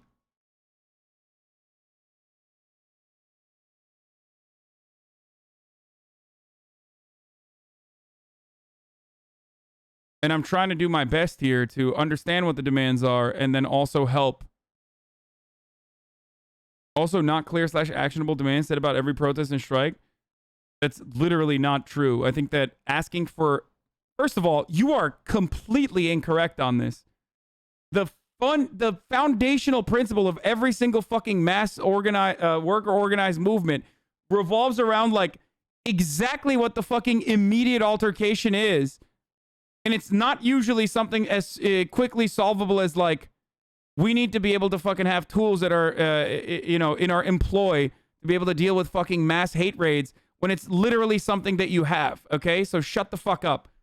Motherfuckers are out here striking for benefits or striking to make sure that their fucking factory doesn't move to Mexico. Not like, hey, why do we have no way to combat fucking organized hate trades or hate raids when you have literally fucking tools immediately available to organize hate raids or stop organized hate raids? So you're wrong about that.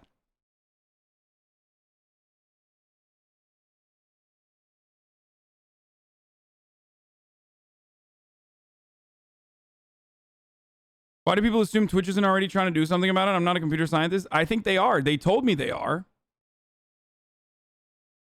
I'm waiting on... Oh, that person was making fun of people who say that? Oh, sorry. I'm waiting on Twitch to offer additional feedback on what they are intending to do. Okay, but Twitch didn't implement those tools. It was all third party. Yeah, except they fucking hired one of the people that literally implemented the most successful tool in combating hate raids that I personally use. So they clearly are taking action. So I don't know what you're talking about.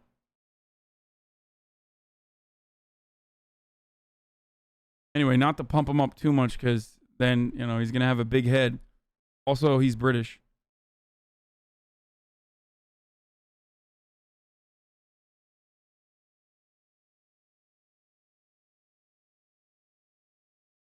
The number one problem here is that, like, Twitch should,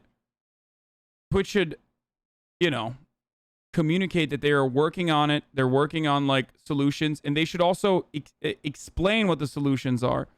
We've seen a lot of conversation about botting, hate raids, and other forms of harassment targeting marginalized. You're asking us to do better, and we knew we need to do more to address these issues. That includes an open and ongoing dialogue about creator safety. No one should have the experience of malicious hate attacks based on who they are, what they stand for. This is not the community we want. Hate spam attacks are the result of highly motivated bad actors and not a simple fix. Your reports have helped us take action. We've been continuing updating our site-wide ban word filters to help preventions of variations. We've been building channel-level ban evasion detection account improvements to combat this malicious behavior for months. However, as we work for solutions, bad actors work in parallel to find ways around them, which is why we can't always share details. In the meantime, please keep reporting these egregious attacks. It helps us identify and remove bad actors in their networks and update tools as behaviors evolve. These changes may not be visible, but we are making them daily. Part of the problem here is that, like, people are on fucking Twitter. People are on Twitter and they're like, oh, we should organize a day of action. Or that day of action is to get some attention around this problem, which has worked. It's been successful. People have written about it, and that's a good thing. Okay? That is part of it. You participated in the last Twitch blackout in 2020. Shitters still criticize you for that? Of course they did. People are going to criticize me regardless. Okay? But ultimately, one of the biggest things is that one of the biggest problems is that, like, there are currently tools that you can use immediately, and I think a lot of content creators, especially smaller content creators, are unaware of those tools that they could use. That's one. Twitch doesn't, I guess, effectively communicate how to use those tools. And lastly, I feel like a lot of these issues would be solved if there was a round-the-clock fucking process where, like, there were, at the very least, some people dedicated to working with multiple smaller accounts that go beyond, like, a certain level. You know what I mean? If you have, like, 10 concurrent viewers or something, I don't know what the fucking number one way to do this would be. But if you have, like, multiple concurrent viewers, then you could at least, like, get some sort of help. The organizer of the day of action, I heard you wanted to talk to me. I'm the one behind Twitch Do Better. Wreck-It Raven, following since 6 minutes ago. Yeah, okay, we'll, yeah, I'd love to have a conversation with you. I have to pee first, though. Also, I didn't fucking run a ad break at the top of the hour, so I'm going to do that right now. I don't understand why they couldn't just require two-factor authorization to be able to chat. I don't know. Going offline kind of defeats the purpose. Streamers should leave their streams on holding screen with their demands and message on screen. Dude, the fucking goal ultimately is to get Twitch to do something about it, and they say that they're doing something about it already. So I don't know.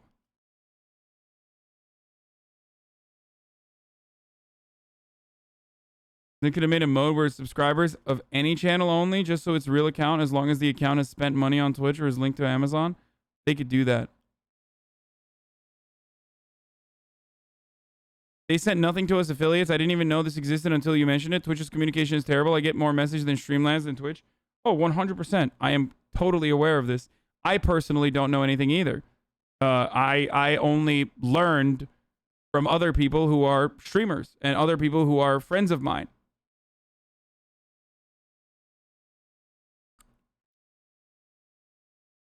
Smaller streamers also struggle with live notifications not working, so it's not only about not knowing how to use bots. It's very hard to grow when you get 40 average views, but only half come because notifications don't go out. Small streamer here. Generally doing something about it when you're fighting active attackers, an ongoing process. They need to tell us what they've done and plan to do as well. I have to pee. Hold on. I'm going to run a fucking ad break right now while I go pee. I forgot to run it.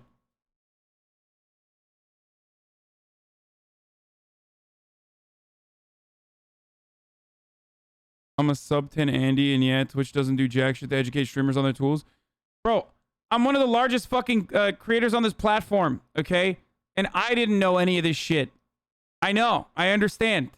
And I get fucking bot rated a lot more than you guys do, all right? I know. And so much worse than just bot raids, I promise you. Anyway, here, I gotta go pee. Here's the 1 minute ad break. I'll be back in a second. And then I'll have Wreck-It Raven on. Wreck-It Raven, if you want to get on, you can reach out to me via Discord, okay?